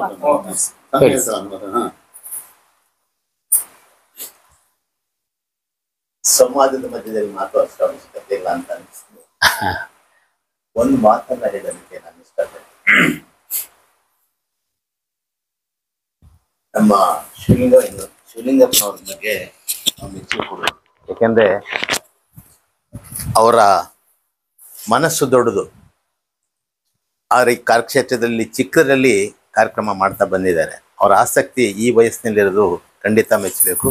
ನಮ್ಮ ಮೈಸೂರಿನ ಕಲಾವಿದರೆಲ್ಲ ಅವ್ರಿಗೆ ಸಂತೋಷ ವ್ಯಕ್ತಪಡಿಸ್ಬೇಕು. ಅದೇ ರೀತಿ ಉತ್ಸಾಹವೇ ಆಕರ್ಷಣೆ ಆಗಿರುವಂಥ ನಮ್ಮ ಜಮುನಾರಾಣಿ ಮೇಡಮ್ ಇದ್ದಾರೆ. ಹಾಗೆಯೇ ಪ್ರೋತ್ಸಾಹ ಕೊಡ್ತಾ ಇರುವಂಥ ನಮ್ಮ ಸ್ನೇಹಿತರಾದಂಥ ಚಂದ್ರಶೇಖರ್ ಅವರಿದ್ದಾರೆ. ಆಮೇಲೆ ಕೋಸು ನರಸಿಂಹಮೂರ್ತಿ ಅವರಿದ್ದಾರೆ. ಯೋಗಾನಂದ್ ಅವ್ರು ಬಂದಿದ್ದಾರೆ. ನಮ್ಮ ಸ್ನೇಹಿತರಾದಂಥ ಹನುಮಂತ್ ಅವ್ರು ಬಂದಿದ್ದಾರೆ. ಗುರುಪ್ರಸಾದ್ ಅವ್ರು ಬಂದಿದ್ದಾರೆ. ನಾವೊಂದು ನೆನಪಿಟ್ಕೋಬೇಕು, ಕಲಾವಿದರಲ್ಲಿ ಬಹಳ ಈರ್ಷ್ಯೆ ಜಾಸ್ತಿ. ಯಾವುದೇ ಕಲಾವಿದರು ತಗೊಳ್ಳಿ, ಚಿತ್ರ ಕಲಾವಿದರು ತಗೊಳ್ಳಿ, ಸಂಗೀತಗಾರರು ತಗೊಳ್ಳಿ.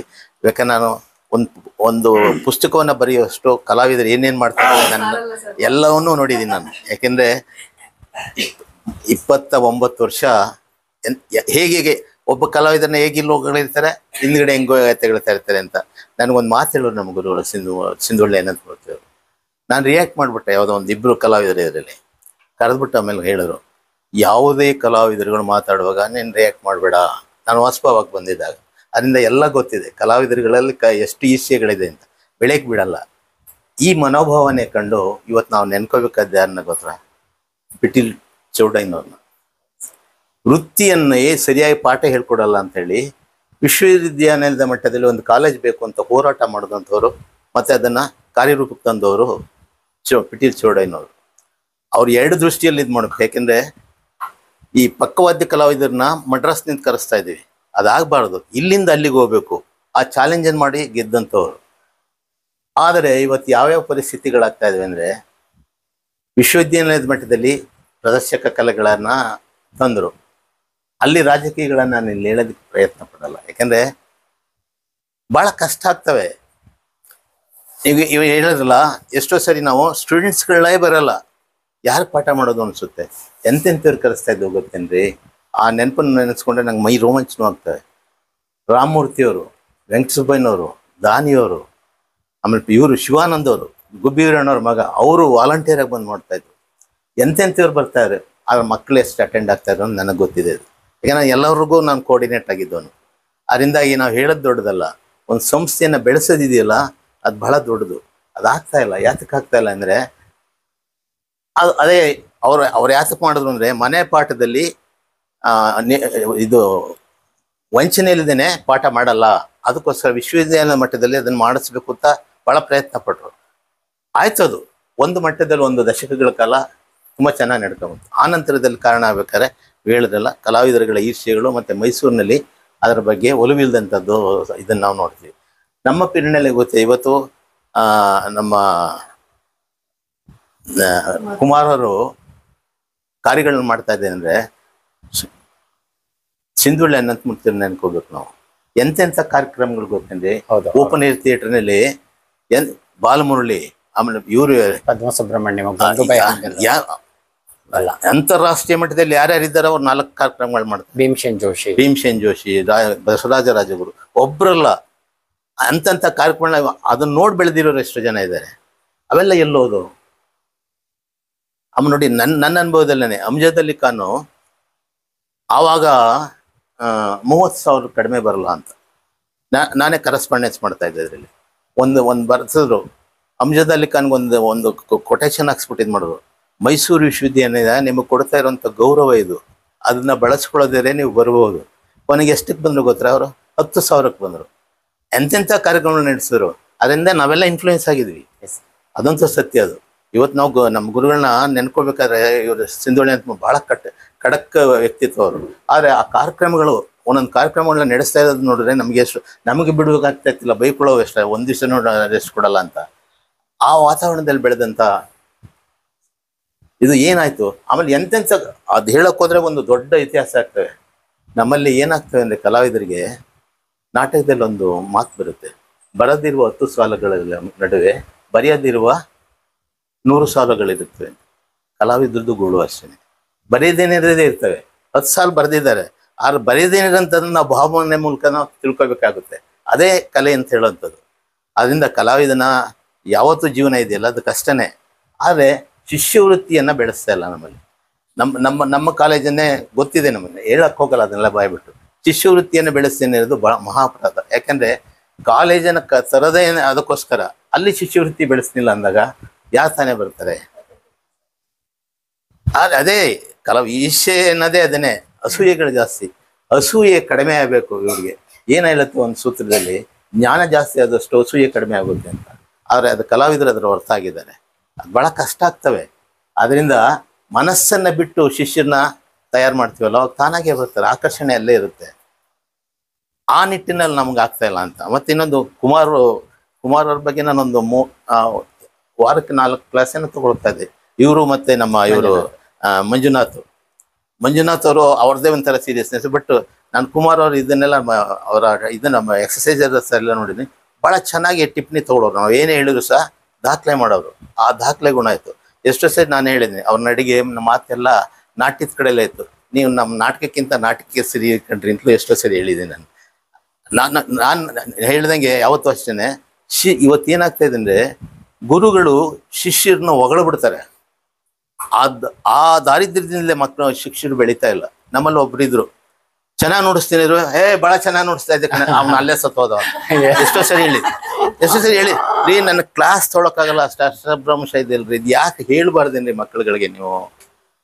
ಈ ಥರ ಇದ್ದಾವೆ, ನಾನಾ ರೀತಿಗಳಿರ್ತವೆ. ಕೈಯೇನು ಬಂದು ನೋವೆಲ್ಲ ಜೀವನಕ್ಕೆ ಪುಟವಿಡುವ ಪಾಕ ಅಂತ ಮಂಕುತಿ ಮಂಕಗ್ಗದಲ್ಲಿ ಹೇಳ್ತಾರೆ ಇವರು DVG ಅವರು. ಕಲಾವಿದನಿಗೆ ನೋವು ಬರ್ತವೆ. ಆದರೆ ಶಿಷ್ಯವೃತ್ತಿಯಲ್ಲಿ ಬಂದಂಥವ್ರನ್ನ ಮನಸ್ಸು ಬಿಟ್ಟು ಬೆಳೆಸ್ತಾ ಇಲ್ಲ ನಮ್ಮಲ್ಲಿ. ಮತ್ತು ಇನ್ನೊಂದೇನಾಗ್ತಾಯಿದೆ ಅಂದರೆ, ನಮ್ಮ ನರಸಿಂಹಮೂರ್ತಿಯವರು ತುಂಬ ಚೆನ್ನಾಗಿ ಹೇಳೋದು, ಶಿಷ್ಯರುಗಳು ಜಾಸ್ತಿ ಇದ್ದಾರೆ ಅಂತ. ಇವತ್ತೇನಾಗ್ತಾಯಿದೆ ಅಂದರೆ, ಭರತನಾಟ್ಯವೂ ಸಹ ಮಾಸ್ ಡ್ರಿಲ್ ಆಗ್ತಾ ಇದ್ದಾರೆ. ಮನೋಭಾವ ಬೆಳಿಬೇಕು. ಅದಕ್ಕೆ ಹೇಳ್ತಾರೆ ನೋಡಿ, ಯಥೋಸ್ತು ತಥೋರ್ ದೃಷ್ಟಿ. ಅದು ಒಂದು ಸಂಕ್ಷಿಪ್ತವಾಗಿ ಹೇಳ್ತಾನಲ್ಲ, ಆ ಭಾವವನ್ನು ಬೆಳೆಸ್ಬೇಕಾದ್ರೆ ಕೊನೆಯದು ಯಾವುದು? ಭಾವ, ಮನಸ್ಸು ಭಾವ. ಅದೇ ಇಂಪಾರ್ಟೆಂಟ್ ತಾನೆ. ಅದನ್ನು ಬಿಟ್ಬಿಟ್ಟು ಇನ್ನೆಲ್ಲ ಬೆಳೆಸ್ತಾ ಇದ್ವಿ. ಅದರಿಂದ ಈ ಕ್ಷೇತ್ರ ಅಷ್ಟು ಒಳ್ಳೆಯದಲ್ಲ. ನಾವು ಎಷ್ಟೋ ಸರಿ ಹೇಳ್ತೇವೆ, ಆಮೇಲೆ ಎಷ್ಟೋ ಸರಿ ಹೇಳ್ತೀನಿ. ಯಾಕೆಂದ್ರೆ ನಾವು ಲೈಟಿಂಗ್ಸ್ನಲ್ಲಿ ನೋಡ್ತಾ ಇರ್ತೀವಿ, ಇದರಲ್ಲಿ ಶಾಸ್ತ್ರೀಯ ಸಂಗೀತ ಹಿಂಗೆ ಕಲರ್ ಲೈಟ್ಸ್ ಹಾಕ್ಸ್ಬಿಟ್ರೆ ಕಡೆ ಮುಖದ ಭಾವನೆ ಇಂಪಾರ್ಟೆಂಟ್ ಅನ್ನೋ ಕಲರ್ ಲೈಟ್ಸ್ ಹಾಕಿ ಮೆತ್ಬಿಡ್ತಾರೆ. ಆ ಭಾವನೆ ಬರಲ್ಲ ಹೊರಗಡೆ. ಇನ್ನೇನಾಗುತ್ತೆ ಹೇಳಿ? ಇವಕ್ಕೆಲ್ಲ ಎಲ್ಲಿ ಸರಿ ಮಾಡುವಂಥದ್ದು, ಯಾವ ರೀತಿ ತರಬೇತಿ ಕೊಡುವಂಥದ್ದು? ನಮ್ಮ ವಿ ನಾಗಭೂಷಣಾಚಾರ್ಯರು ಅವರು ನಾವು ಇದೇ ತಮಾಷೆ ಮಾಡೋ ಎಷ್ಟೋ ಸರಿ. ಅಂದರೆ ಒಳ್ಳೆ ವಿದ್ವತ್ ಪ್ರಪಂಚ ಇತ್ತು ಅವರು ಇದ್ದಾಗಲೂ. ಈಗಲೂ ಇದೆ, ಬಟ್ ಅದು ಮಕ್ಕಳ ತಾಕಲಾಟದಲ್ಲಿದ್ದಾವೆ. ಯಾಕೆಂದರೆ ಕಲಿಕೆ ವಿಧಾನ ಇದೆಯಲ್ಲ, ಅದು ಭಾಳ ಮುಖ್ಯವಾದಂಥದ್ದು. ಅದರಲ್ಲೂ ನಾಟ್ಯಶಾಸ್ತ್ರದಲ್ಲಿ. ಮತ್ತು ನನಗೆ ಇನ್ನೊಂದೇನಂತ ಹೇಳಿದ್ರೆ, ಇನ್ನೊಂದು ಆ್ಯಡ್ ಮಾಡ್ತೀನಿ. ಕುಮಾರು ನಾಟಕ ತಗೊಂಡಿದ್ದಿಲ್ಲೇ ಆ ದೃಷ್ಟಿಯಲ್ಲೂ ಸಹ ನಾಟ್ಯಶಾಸ್ತ್ರವನ್ನು ನೋಡೋದಕ್ಕೆ ಅನುಕೂಲ ಆಯ್ತದೆ. ಯಾಕೆಂದರೆ ನಾಟಕದಲ್ಲಿ ಎಲ್ಲ ಕಲೆಗಳನ್ನು ಸಹ ಆವಿರ್ಭವಿಸಿರ್ತೀವಿ. ಪ್ರತಿಯೊಂದು ಕಲೆನೂ ಬರ್ತವೆ, ಇಂಥದ್ದಿಲ್ಲ ಅನ್ನೋಂಗಿಲ್ಲ. ಆದ್ರಿಂದ ಅದೊಂದು ಪ್ಲಸ್ ಪಾಯಿಂಟ್ ಆಯ್ತು ಅವ್ರಿಗೆ.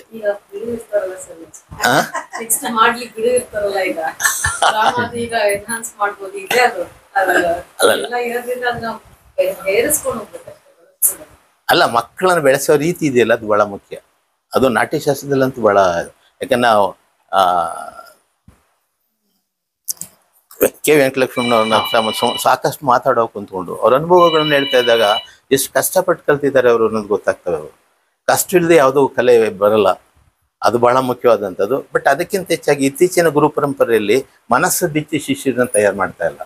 ಅದಾಗಬೇಕು. ಅದು ಆದಾಗಲೇ ಈ ಕ್ಷೇತ್ರ ಉದ್ಧಾರ ಆಗುವಂಥದ್ದು. ಅಲ್ಲದೆ ಬರೀ ನಾಟಕವಾಗ್ತವೆ ಅಷ್ಟೇ.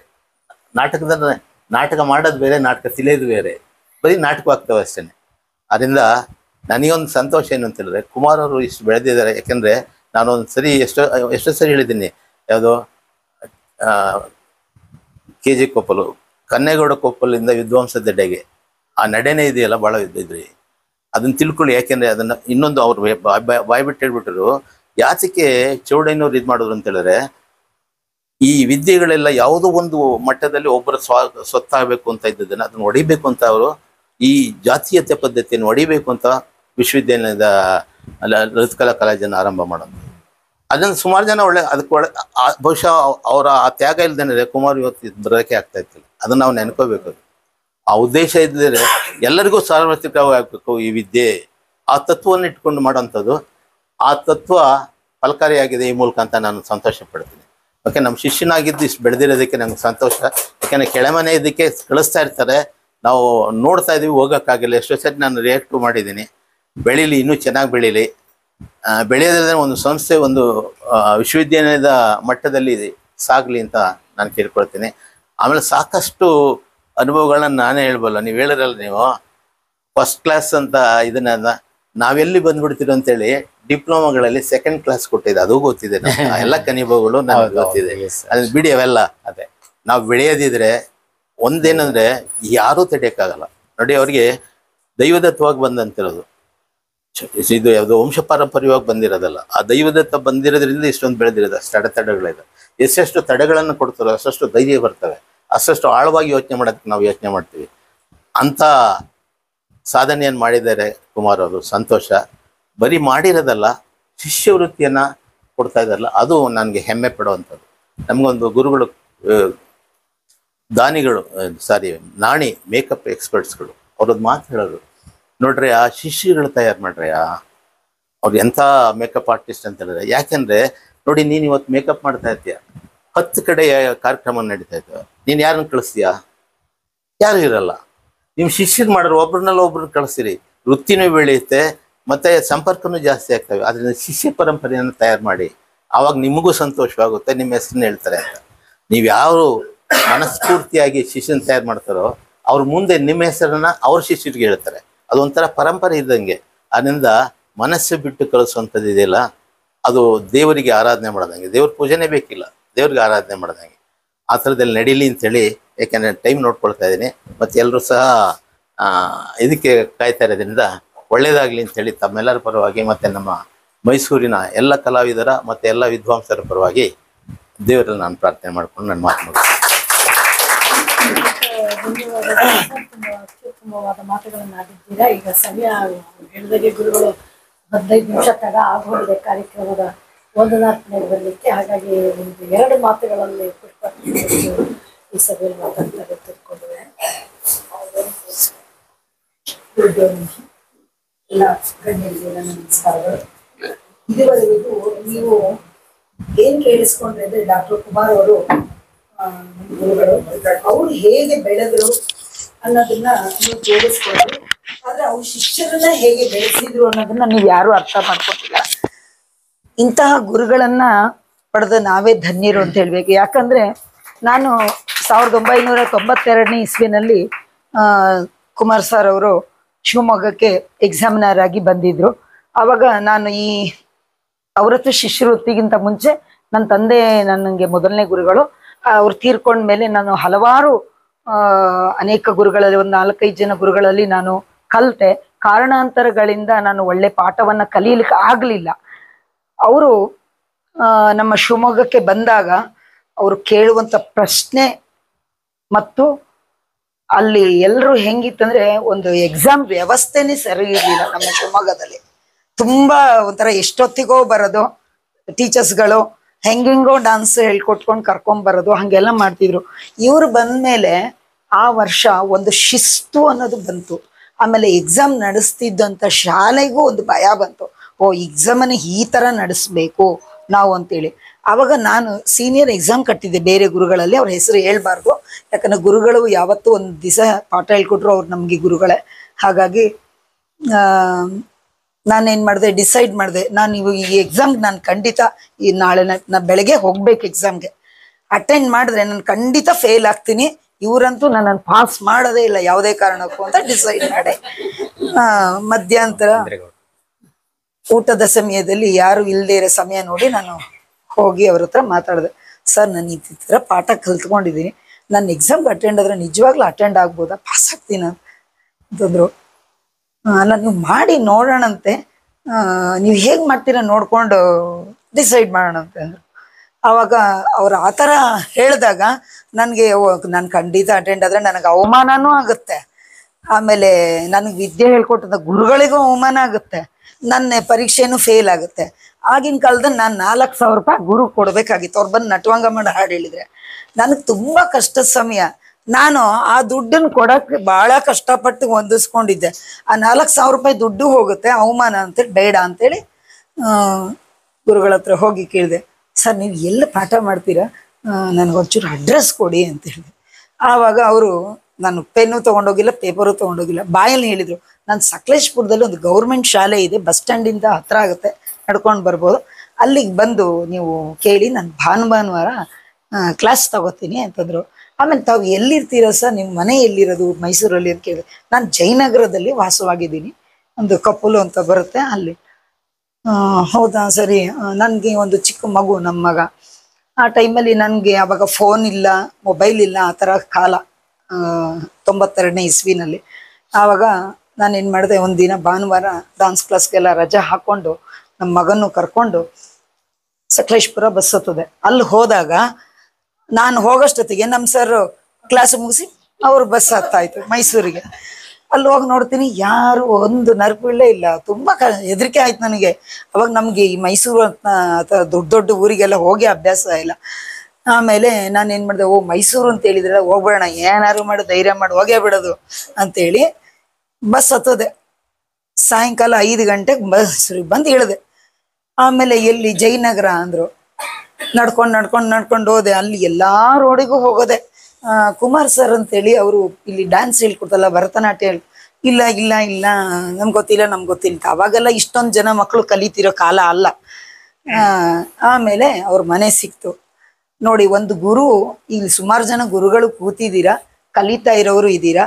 ನಾನು ಸಹ ಒಂದು ಗುರು ಆಗಿದ್ದೀನಿ. ಕೆಲವು ಸತಿ ಏನ್ ಮಾಡ್ತಾರೆ, ಶನಿವಾರ ಬಂದ ತಕ್ಷಣ ಅಯ್ಯೋ ಶನಿವಾರ ಒಳ್ಳೆ ವಾರ ಅಲ್ಲ, ಇವತ್ತು ಸೇರಿಸ್ಬಾರ್ದು ಅಂತ ಹೇಳ್ತಾರೆ. ಇನ್ ಕೆಲವರು ಇದು ನೋಡೋಣ, ನಕ್ಷತ್ರ ನೋಡೋಣ, ಒಳ್ಳೆ ಟೈಮ್ ನೋಡ್ಬಿಟ್ಟು ಶುರು ಮಾಡ್ತೀನಮ್ಮ ಅಂತ ಹೇಳ್ತಾರೆ. ಇನ್ನು ಕೆಲವ್ರು ಏನ್ ಮಾಡ್ತಾರೆ, ಬಹಳ ಗುರುದಕ್ಷಿಣೆ ಕೊಡ್ತಾರೇನೋ ಅಂತ ಇದ್ ಮಾಡ್ತಾರೆ. ಅದು ಕೊಡ್ಬೇಕು, ಇದು ಕೊಡ್ಬೇಕು, ಫಲತಾಂಬೂಲ ಕೊಡ್ಬೇಕು, ಇಷ್ಟು ದುಡ್ಡು ಕೊಡ್ಬೇಕು, ಅಡ್ಮಿಷನ್ ಫೀಸ್ ಕೊಡ್ಬೇಕು ಅಂತ ಹೇಳಿ. ನಮ್ ಗುರುಗಳು, ನಾನು ಯಾಕೆ ಹೆಮ್ಮೆಯಿಂದ ಹೇಳ್ಕೊಳ್ತೀನಿ ಅಂತಂದ್ರೆ, ಅವರು ತಿಥಿ, ನಕ್ಷತ್ರ, ವಾರ, ಟೈಮ್ ಯಾವುದು ನೋಡ್ಲಿಲ್ಲ. ನೀವ್ ಇವತ್ತು ಬಂದಿದ್ದೀರ ನನ್ನ ಮನೆ ಬಾಗಿಲಿಗೆ, ಇದೇ ಶುಭ ಟೈಮ್, ಪಾಠ ಶುರು ಮಾಡಿ ಅಂತೇಳಿ. ಅವತ್ತು ಅವ್ರ ಮನೇಲೆ ಉಳ್ಕೊಳಕ್ ನನಗೆ ಅಂಬುಜಮ್ಮ ಅಂತೇಳಿ ಅಪರ್ಣ ಅವ್ರ ತಾಯಿ, ನಿಜವಾಗ್ಲೂ ಅವ್ರನ್ನ ಯಾವತ್ತೂ ತಣ್ಣಗಿರೋ ಟೈಮಲ್ಲಿ ನೆನೆಸ್ಕೋಬೇಕು. ಯಾಕಂದ್ರೆ ನನಗೊಂದು ಸಹೋದರಿ ಸಮಾನರಾಗಿ ನನಗೆ ಮನೇಲಿ ಇಟ್ಕೊಂಡು ಊಟ ಹಾಕಿದ್ದಾರೆ. ನಮ್ಮ ಗುರುಗಳು ನನ್ನ ತಂದೆ ಸ್ಥಾನವನ್ನ ಅವ್ರು ತುಂಬಿದ್ರು. ನನಗೆ ಹಿರಿಯ ಸಹೋದರನಾಗಿ ಅವ್ರು ಗೈಡ್ ಮಾಡಿದ್ರು. ಮತ್ತೆ ಶಿವಮೊಗ್ಗದಲ್ಲಿ ಇದು ಒಂದು ಉದಾಹರಣೆ. ಮತ್ತೆ ಇನ್ನೊಂದು ಉದಾಹರಣೆ ಏನಪ್ಪಾ ಅಂತಂದ್ರೆ, ಹಲವಾರು ಜನ ನಾವು ಕಲಿತಿರೋ ಸಮಯದಲ್ಲಿ ನಮ್ಮ ಜೊತೆಯಲ್ಲಿ ಕಲಿತಿರೋರಾಗಿರ್ಬೋದು ಅಥವಾ ಬೇರೆ ಕಲಾವಿದರಾಗಿರ್ಬೋದು, ನನ್ನ ಬಗ್ಗೆ ತುಂಬಾ ಚಾಡಿ ಹೇಳಿದ್ರು ನಮ್ಮ ಗುರುಗಳ ಹತ್ರ. ಅವಳು ಸರಿ ಇಲ್ಲ, ಅವಳು ಗಂಡನ್ ಬಿಟ್ಟು ಹೋಗಿದ್ದಾಳೆ, ಅವಳಿಗೆ ಪಾಠ ಹೇಳ್ಕೊಡ್ಬಾರ್ದು, ನಿಮ್ ಲೈಫ್ ಹಾಳಾಗತ್ತೆ, ಹಾಗೆ ಹೀಗೆ 24 ಚಾಡಿ ಹೇಳಿದ್ರು. ಅದನ್ನೆಲ್ಲ ನಮ್ಮ ಗುರುಗಳು ಇಲ್ಲಿಂದ ಕೇಳಿದ್ರು, ಇಲ್ಲಿಂದ ಬಿಡ್ರು. ಅವ್ರ ಮನೇಲಿ ಉಳ್ಕೊಳಕ್ ಜಾಗ ಕೊಟ್ಟರು. ನಾನು ಅವಾಗ ತುಂಬಾ ಬಡಸ್ತನ ಸ್ಥಿತಿಲಿದ್ದೆ. ನನ್ನಿಂದ ಅವರಿಗೆ ಜಾಸ್ತಿ ಫೀಸ್ ಕೊಡಕ್ ಆಗಲೇ ಇಲ್ಲ, ಇದುವರೆಗೂ ನಾನು ಕೊಟ್ಟೂ ಇಲ್ಲ ಜಾಸ್ತಿ. ಆಯ್ತಾ, ಫೀಸ್ ಕೊಡೋಕ್ಕಿಂತ ಹೆಚ್ಚಾಗಿ ಅವ್ರ ಮೇಲೆ ಊಟ ಮಾಡ್ಬಿಟ್ಟಿದೀವಿ ನಾವು. ಆಯ್ತಾ, ಕೆಲವರೆಲ್ಲ ಏನ್ ಮಾಡ್ತಾರೆ, ನಾನು ಬೆಂಗಳೂರಲ್ಲಿ ಎಷ್ಟೋ ಜನ ಟೀಚರ್ಸ್ ಅನ್ನು ಕೇಳಿದೀನಿ, ಪಾಠ ಆಯ್ತಾ, ಏನ್ ಗಲಾಟೆ ನಡೀತಿದೆ, ಏನ್ ಮಾಡ್ತಿದ್ದೆ ಅದ್ರ ಸಂದರ್ಭ ಇದ್ ಮಾಡಲ್ಲ, ಹೊಟ್ಟೋಗಿ ನೀವು ಕ್ಲಾಸ್ ಮುಗೀತು ಟೈಮ್ ಅಂತ ಹೇಳ್ತಾರೆ. ಆದ್ರೆ ಇವ್ರು ಆ ಥರ ಅಲ್ಲ. ಎಷ್ಟೊಂದು ಕಾರ್ಯಕ್ರಮಗಳು ನಾನು ದುಡ್ಡು ಕೊಡದಲ್ಲೇ ನಾನು ಸೋಲೋ ಕಾರ್ಯಕ್ರಮ ಮಾಡಿದ್ದೀನಿ. ಈಗ ನೀವು ಬೇಕಾದ್ರೆ ಎಷ್ಟೋ ಟೀಚರ್ಸ್ ಹತ್ರ ಹೋಗಿ ಒಂದು ಸೋಲೋ ಕಾರ್ಯಕ್ರಮಕ್ಕೆ ನೀವು ಫ್ರೀಯಾಗಿ ಕಾನ್ಸಂಟ್ರೇಷನ್ ಇಟ್ಟು ನಿಮಗೆ ಒಂದು ಟೈಮ್ ಕೊಟ್ಟು ಸಪ್ರೇಟ್ ಆಗಿ ಹೇಳ್ಕೊಡ್ಬೇಕು ಅಂತಂದ್ರೆ ಇಷ್ಟು ದುಡ್ಡು ಕೊಡು ಅಂತ ಕೇಳ್ತಾರೆ. ಅಷ್ಟು ದುಡ್ಡು ಕೊಟ್ರೆ ಮಾತ್ರ ನಿಂಗೆ ಸೋಲೋ ಪಾಠ ಹೇಳ್ಕೊಡ್ತೀನಿ, ನಿನಗೆ ಟೈಮ್ ಕೊಡಕ್ಕಾಗುತ್ತೆ, ಈಗ ನಾನ್ ಬದುಕ್ಬೇಕಲ್ಲ ಅಂತ ಕೇಳ್ತಾರೆ. ನನ್ನ ಟೈಮ್ ಹಾಕಿದ್ದೀನಲ್ಲ, ನನ್ನ ಶ್ರಮ ಆಗಿದೆಯಲ್ಲ ಅಂತೆಲ್ಲ 24 ಕಾರಣಗಳು ಹೇಳ್ತಾರೆ. ಆದ್ರೆ ನಮ್ಮ ಗುರುಗಳು ಅದನ್ನೆಲ್ಲ ನೋಡ್ಲಿಲ್ಲ. ಆಮೇಲೆ ಶಿವಮೊಗ್ಗದಲ್ಲಿ ನಾನು ಎಲ್ಲಾ ಟೀಚರ್ಸ್ ಎದುರಿಗೂ ನಾನು ಕಲೆನಲ್ಲಿ ಮೇಲೆ ಬರಬೇಕು ಅನ್ನೋದು ಒಂದೇ ಅವರ ಉದ್ದೇಶ ಆಗಿತ್ತು. ಮತ್ತೆ ಅವ್ರ ಹೆಸರನ್ನ ಉಳಿಸ್ಬೇಕು. ಟೀಚರ್ಸು ಎರಡೇ ಎಕ್ಸ್ಪೆಕ್ಟ್ ಮಾಡೋದು, ಎಲ್ಲಾ ಟೀಚರ್ಸ್ನು. ಒಂದು, ಟೀಚರ್ಗೆ ಊಟ ಹಾಕಿ ಸಾಕುವಂಥವ್ರು, ಇಲ್ಲಾಂದ್ರೆ ಅವ್ರಿಗೆ ಹೆಸರು ತರೋಂಥವ್ರು ಶಿಷ್ಯರು ಬೇಕು ಅಂತ ಅಪೇಕ್ಷೆ ಪಡ್ತಾರೆ. ಆದ್ರೆ ನಾವು ಊಟ ಹಾಕಿ ಅವ್ರನ್ನ ಸಾಕಾಗ್ಲಿಲ್ಲ. ನಮಗೆ ಅವ್ರ ಹೆಸರನ್ನ ಬೆಳಗಿಸುವಂತ ಕಾರ್ಯ ನಮಗೆ ದೇವ್ರ ಪರಮಾತ್ಮ ಕರುಣಿಸಿದ್ದಾನೆ. ಕೆಟ್ಟ ಹೆಸರಂತೂ ಬರಬಾರದು ಅಂತಾನೆ ನಾವು ಇದು ಅಂತೇಳಿ ಎಲ್ಲ ಟೀಚರ್ಸ್ ಅಲ್ಲೂ ಇದು ಈ ಪರಂಪರೆ ಬೆಳಿಬೇಕು. ಎಷ್ಟೋ ಕಷ್ಟದಲ್ಲಿ ನಿಂತ ಶಿಷ್ಯರು ಇರ್ತಾರೆ, ಅವರಿಗೆ ಒಳ್ಳೆ ಮಾರ್ಗದರ್ಶನ ಕೊಟ್ಟು ಅಂತವ್ರನ್ನ ಬೆಳೆಸಿದಾಗ ಏನಾಗುತ್ತೆ, ಒಂದು ಗುರು ಸ್ಥಾನಕ್ಕೆ ಒಂದು ಗುರು ಅಂತ ಹೇಳ್ಕೊಳಕ್ ಒಂದು ಇದಿರುತ್ತೆ. ಒಂದು ಎಲ್ಲ ವಿಶ್ವವಿದ್ಯಾಲಯದಲ್ಲಿ ಅವರು ಟೀಚರ್ ಆಗಿದ ತಕ್ಷಣನೇ ಮತ್ತೆ ತುಂಬಾ ಪದವಿಗಳನ್ನ ಪಡೆದಿದ ತಕ್ಷಣ ಅವ್ರ ಗುರುಸ್ಥಾನವನ್ನ ತುಂಬಕ್ ಸಾಧ್ಯವಿಲ್ಲ ಎಲ್ರು. ಅದಕ್ಕೆ ಒಂದು ಶಿಷ್ಯರಿಗೆ ಮಾರ್ಗದರ್ಶಕರಾಗಿದ್ರೆ ಮಾತ್ರ ಸಾಧ್ಯ ಅಂತ ನಾನು ಅನ್ಸ್ಕೊತೀನಿ. ಅವ್ರಿಗೆ ಇನ್ನೂ ನಮ್ಮಂತ ಹಲವಾರು ಶಿಷ್ಯರನ್ನ ತಯಾರು ಮಾಡಿ ಮಾಡುವಂತ ಶಕ್ತಿನ ದೇವರು ಕರುಣಿಸ್ಲಿ ಅಂತೇಳಿ ಅವ್ರ ಹತ್ರ ಆಶೀರ್ವಾದ ಬೇಡ್ತಾ ಹೌದು ನನ್ನ ಮಾತನ್ನು ಮುಗಿಸ್ತೇನೆ.